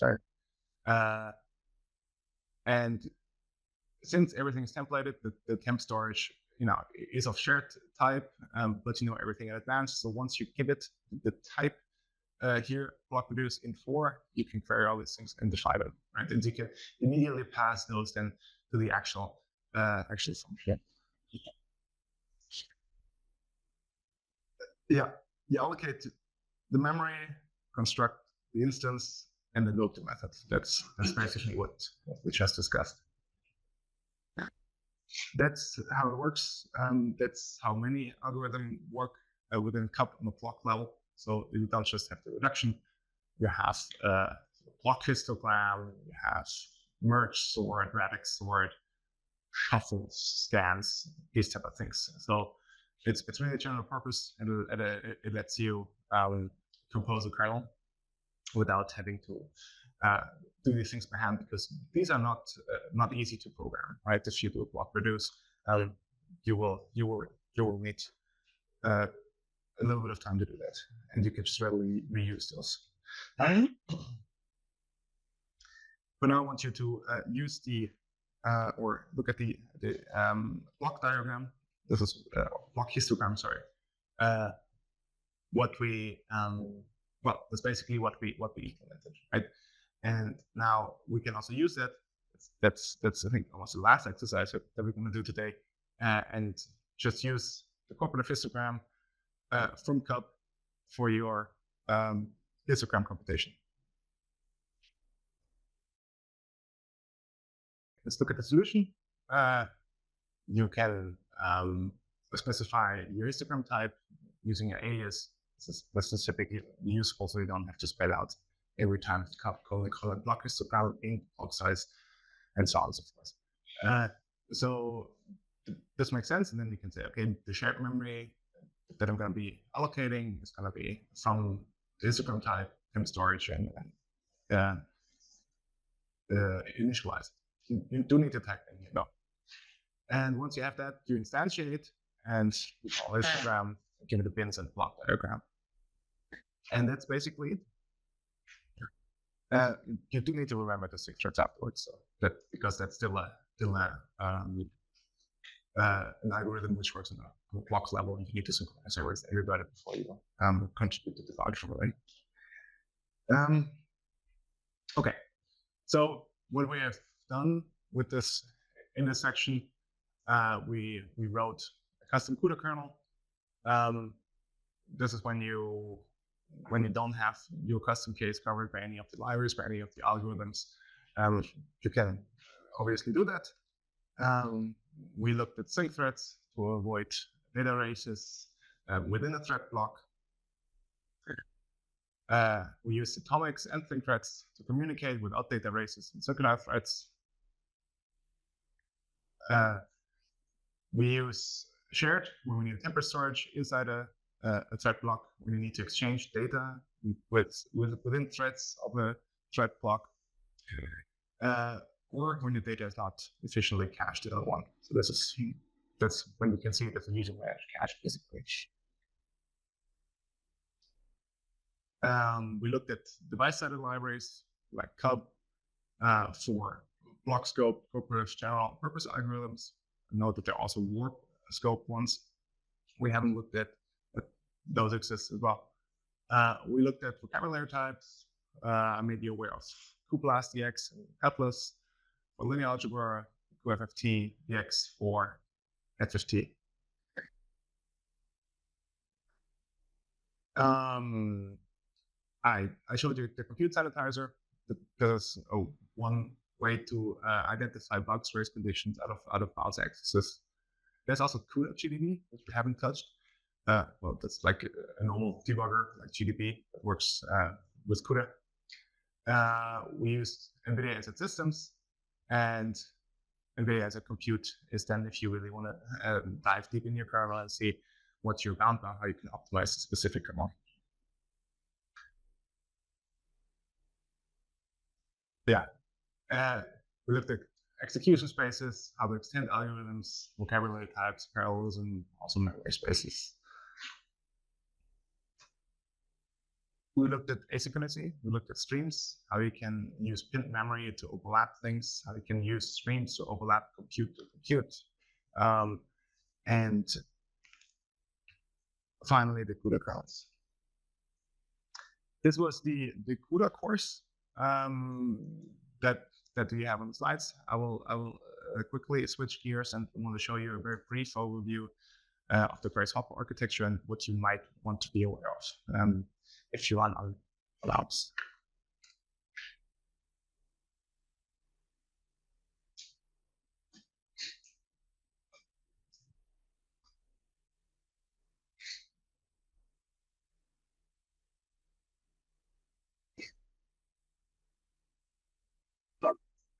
Okay, that's the beauty you have in this large room and that we've seen yesterday.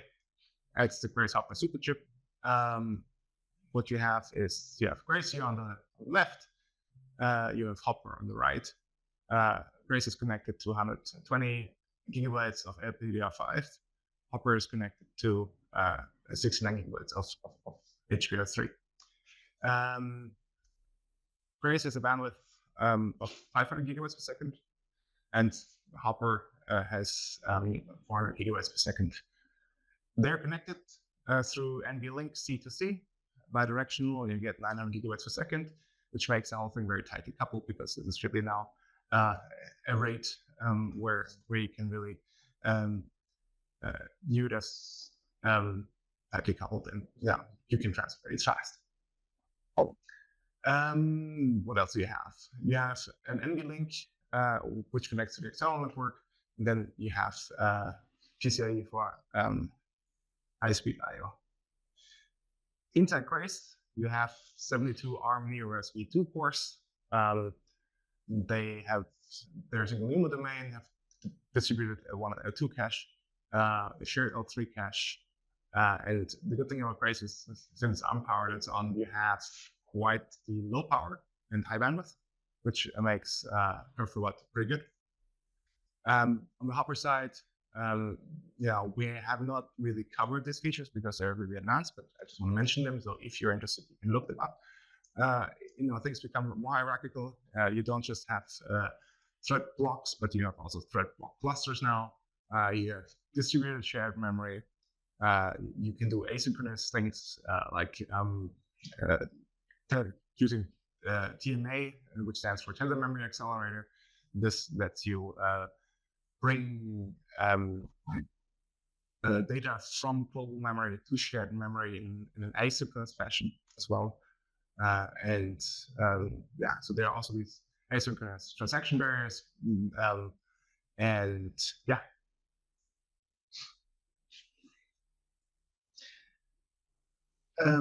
The benefit of one of the benefits of Grace Hopper is that is a coherent platform.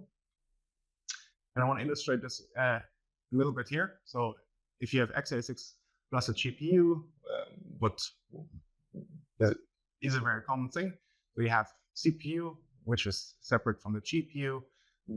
They're typically connected by PCIe. Everybody has its own physical memory. As usual, you have FTDR, something for the CPU. You have HBM for the GPU. You have two different page tables, which means you have a system page table, which basically translates all the system allocated memory, malloc, new, and these type of things. And on the GPU side, you have a separate GPU page table, which translates all the GPU allocations. And then, for instance, if you want to look up a page or memory location which corresponds to a page on the CPU, from the CPU, all is fine. You would translate the virtual address, physical address, using that particular page table, and you would find it, and all is good. The other way around, if you're on Hopper, for instance, and you want to look up a memory location on HBM3, you will use the GPU page table. If you cannot find it, this is an unmapped access which fails, page fault, which will migrate and create that page. On Grace Hopper, those are unified, and something which is called ATS was introduced. This is address translation service. This is a service which is actually on hardware. This is what we've been talking about. There are two types of coherent system. One is software, one is hardware, one is HMM, one is something like Grace Hopper, which has ATS. So this is done in hardware. And what this means is that you have a system page table which translates CPU mallocs to CPU or GPU locations. And so that way you can now access from the CPU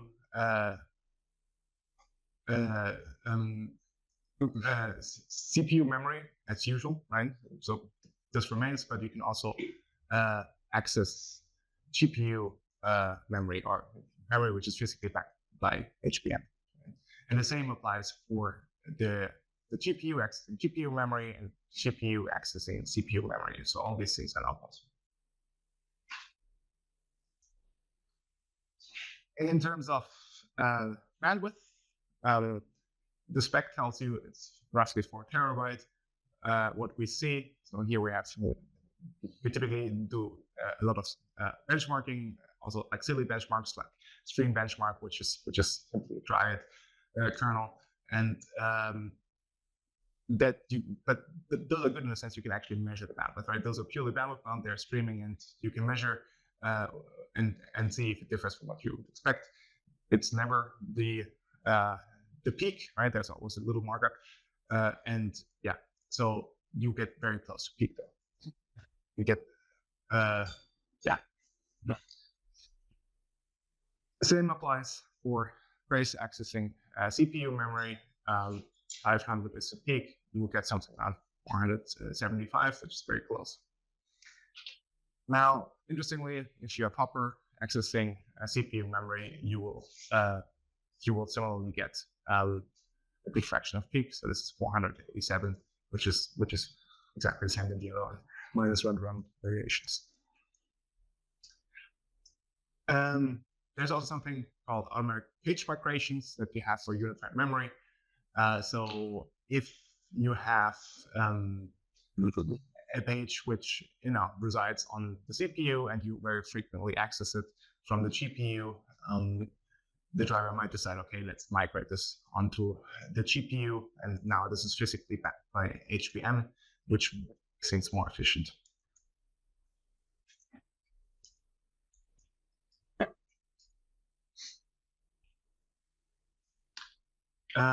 It's a coherent system in the sense you get cache coherent accesses via NVLink from either of the processes. So we can have a look at how this would look like.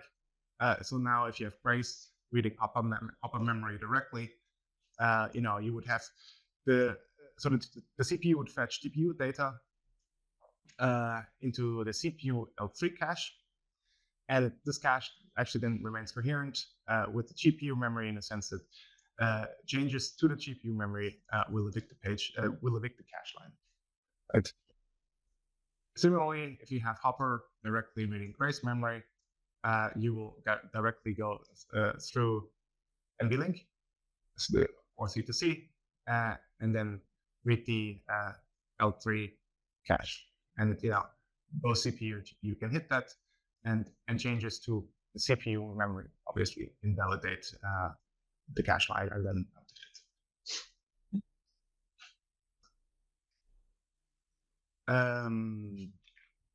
well, yeah, with all this, if you have two super chips connected with NVLink, everything becomes accessible and everything becomes memory consistent, therefore. So you can have the Hopper GPU accessing the local Grace through NVLink. You can have the Hopper GPU accessing Grace remotely. You can have the Hopper accessing the other Hopper remotely, for instance. So all these things sort of work. The node architecture on Alps is shown here, and we stole this from this paper right here. So you have 4 of these super chips, so 4 Grace Hoppers, 4 Hoppers, 4 Graces. Each of these Graces and Hoppers are in a separate NUMA domain.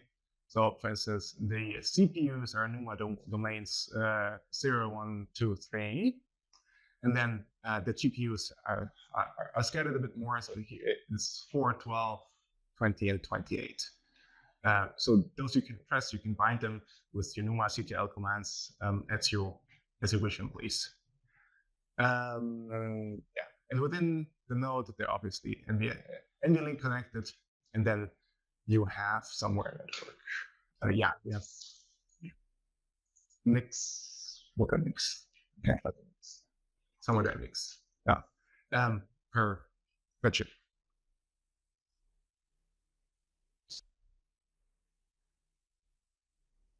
There. Okay. The memory management, what it means. If you write a CUDA or work with system allocated memory, it means if you have CUDA malloc, everything will always be backed by the device, and the CPU cannot access that memory which is allocated with CUDA malloc because all the translations happens always on the CPU. You have CUDA malloc host, which is always backed on the host, non-migratable, and is directly accessible by the GPU through ATS. Right? You have CUDA malloc managed, which is managed memory, which is physically backed by first touch. That means if you first touch it on the CPU, it will end up on the CPU. If you first touch it on the GPU, it will be physically backed by the GPU. You have this page fault mechanism that I tried to describe earlier. You can have hints to the CUDA runtime, which may affect this behavior. I will show you how this looks like in a few slides. For system allocated memory, malloc, new, even wrap memory, global variable, stack variables. This is what we mean by system allocated memory, and those are also backed by first touch. Those can also migrate from the CPU to the GPU based on this access heuristics. If you access them a lot, they may migrate. Again, you can influence the behavior by hints. And these hints are how you would, those are basically the hints you can do. They can be used for CUDA malloc managed and system allocated memory. There is a CUDA mem prefetch async API that you can use and allows you to prefetch memory from one location to the other. And there's also a CUDA mem advice API, which lets you set things like set preferred locations. So I prefer to be on the CPU. You can do that. You can set that. And this basically then is just the migration. And there's also set access by, which means you want to prefer direct mappings over faulting, which means I directly access the memory through C2C instead of dual page migration. These are not hard rules. They're wishes, but these are, we fulfill the wishes typically, and so they typically comply. The documentation is a bit vague, but I've never seen that these wishes are not fulfilled, so they are quite strong. Applications that will benefit from Grace Hopper are, of course, the fully accelerated one. The Hopper is very capable, have a lot of bandwidth, that is compute power behind it. That will say, but also partially accelerated workloads will benefit. A lot of these can be limited by PCIe, for instance, or be CPU limited. But now, since everything is coherent, or can view it at least as coherent, you can exploit them, right? You don't become bottlenecked by it, even if parts of them is on the CPU. Either the access is fast enough, or you bulk transfer. That's basically not to you. But you can leave parts of the algorithm on the CPU without destroying performance overall.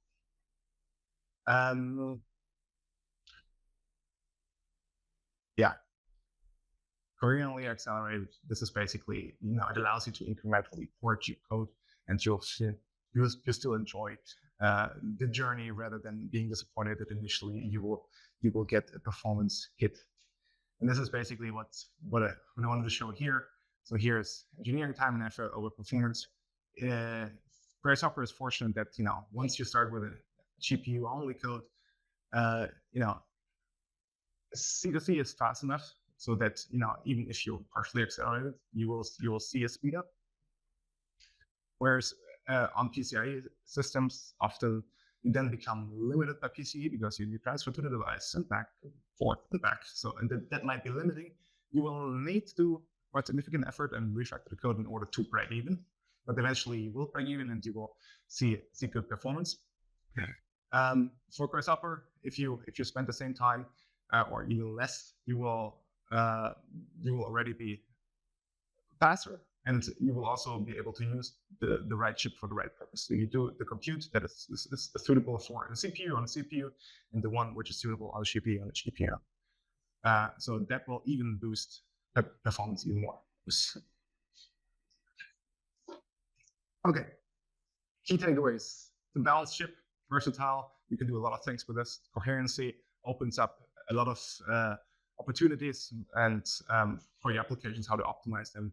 And we have really seen the developer velocity increasing. So people are really able to make good progress because they don't need to care. Everything is accessible, and they can just start porting and focusing on what's important. Okay, that's all I have for this course.